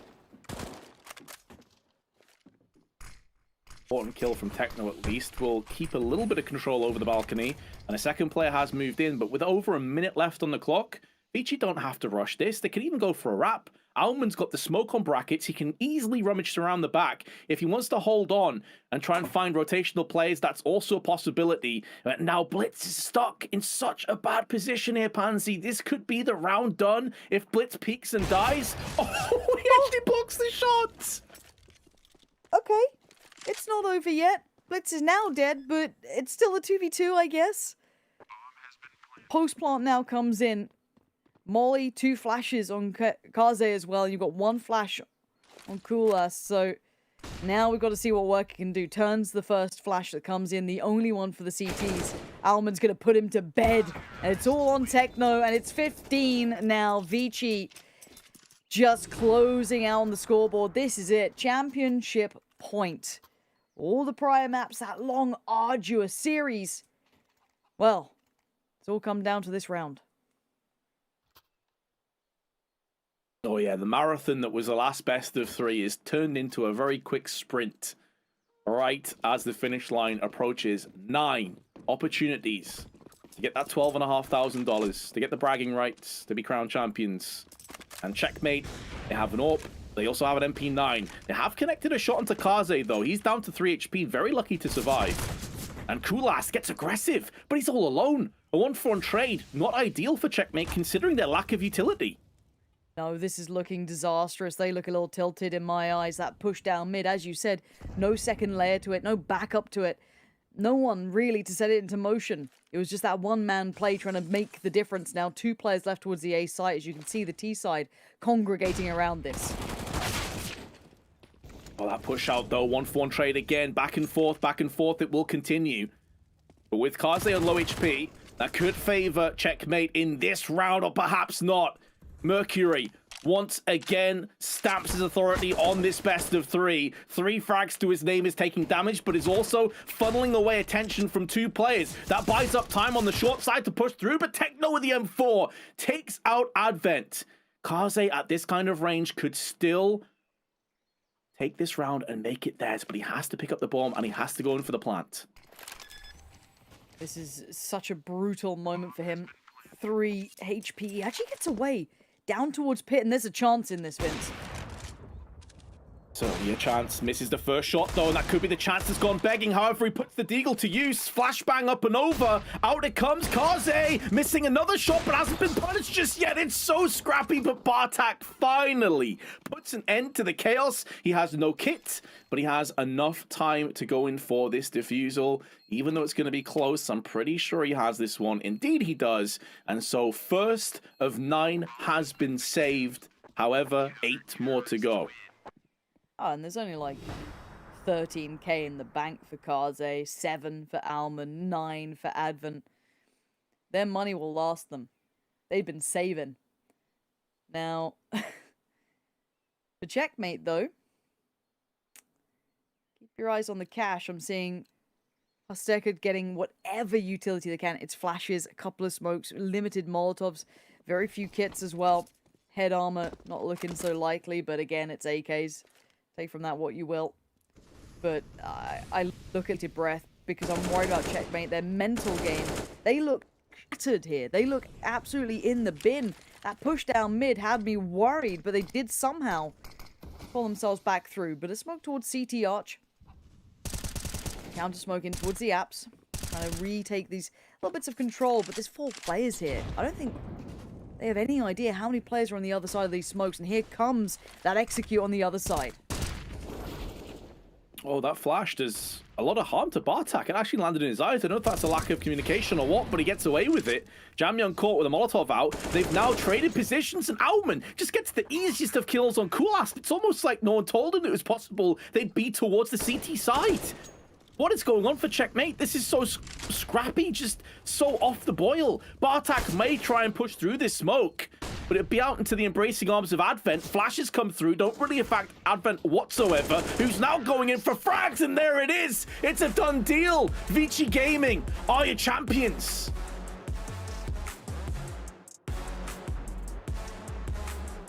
JBL Quantum Cup champions. A surprise for most of us here. I came into this today thinking it was probably Ty Lu, you know, whomever else you may wanted to say, throw a couple of names into the mix. Did I expect it to be Vici? No. And was I wrong? Absolutely.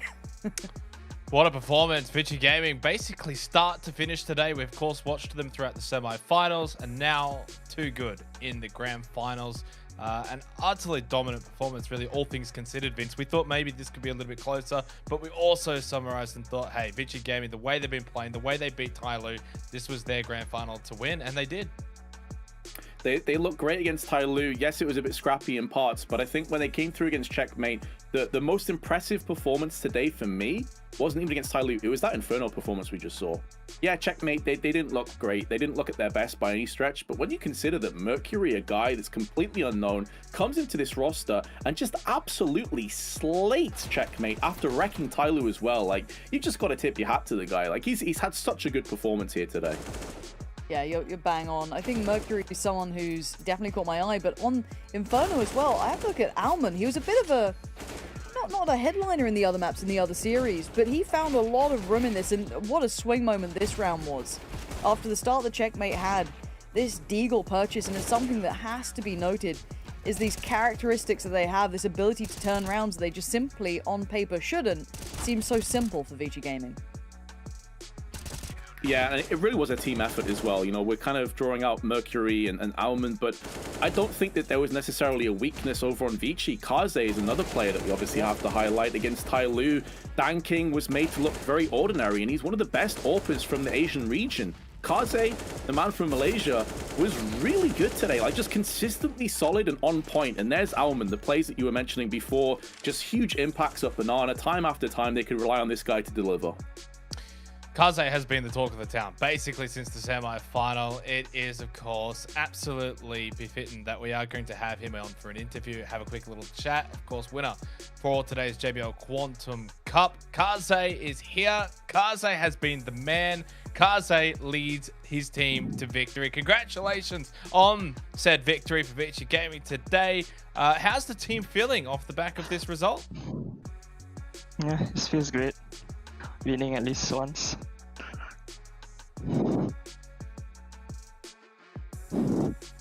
Vince, Lauren? Do you mind if I just get a quick question? Kaze, how do you feel you match up with the rest of the region? Some people say Tyloo is the strongest, or Checkmate looked really good. Do you feel now deemed the best in the region, or you still have to prove it some more? I still don't think we are #1 in Asia yet. I still feel Tyloo is #1. Yeah, but currently we have been practicing a lot, more focusing on the new lineup.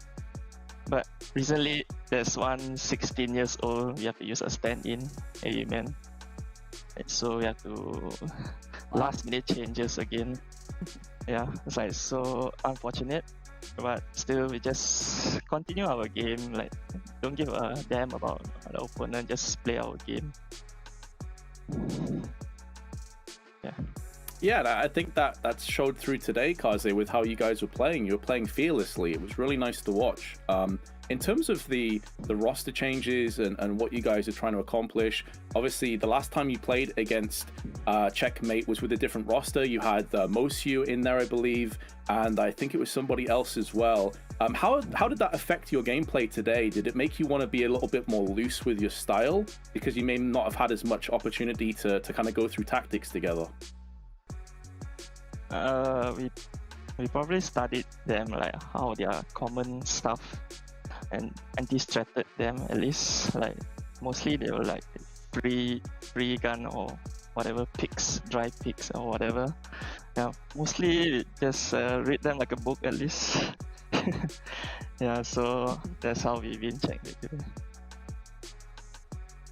Kaze, I won't keep you for much longer. It's been a very, very long day on your behalf, of course, starting against Tyloo and then Checkmate. Any sort of shout-outs that you want to give? I'd like to thanks to our fans for supporting us through tough times at least. Make sure to keep supporting us. Thank you. Thank you very much, Kaze, for coming on, having a quick chat with us. Congratulations on the victory. Yeah, thank you. Well, perfect in the end. Kaze was probably, I think, maybe the MVP of the day. Even Pansy, you'd have to agree. Overall, both the semi-final and the grand final.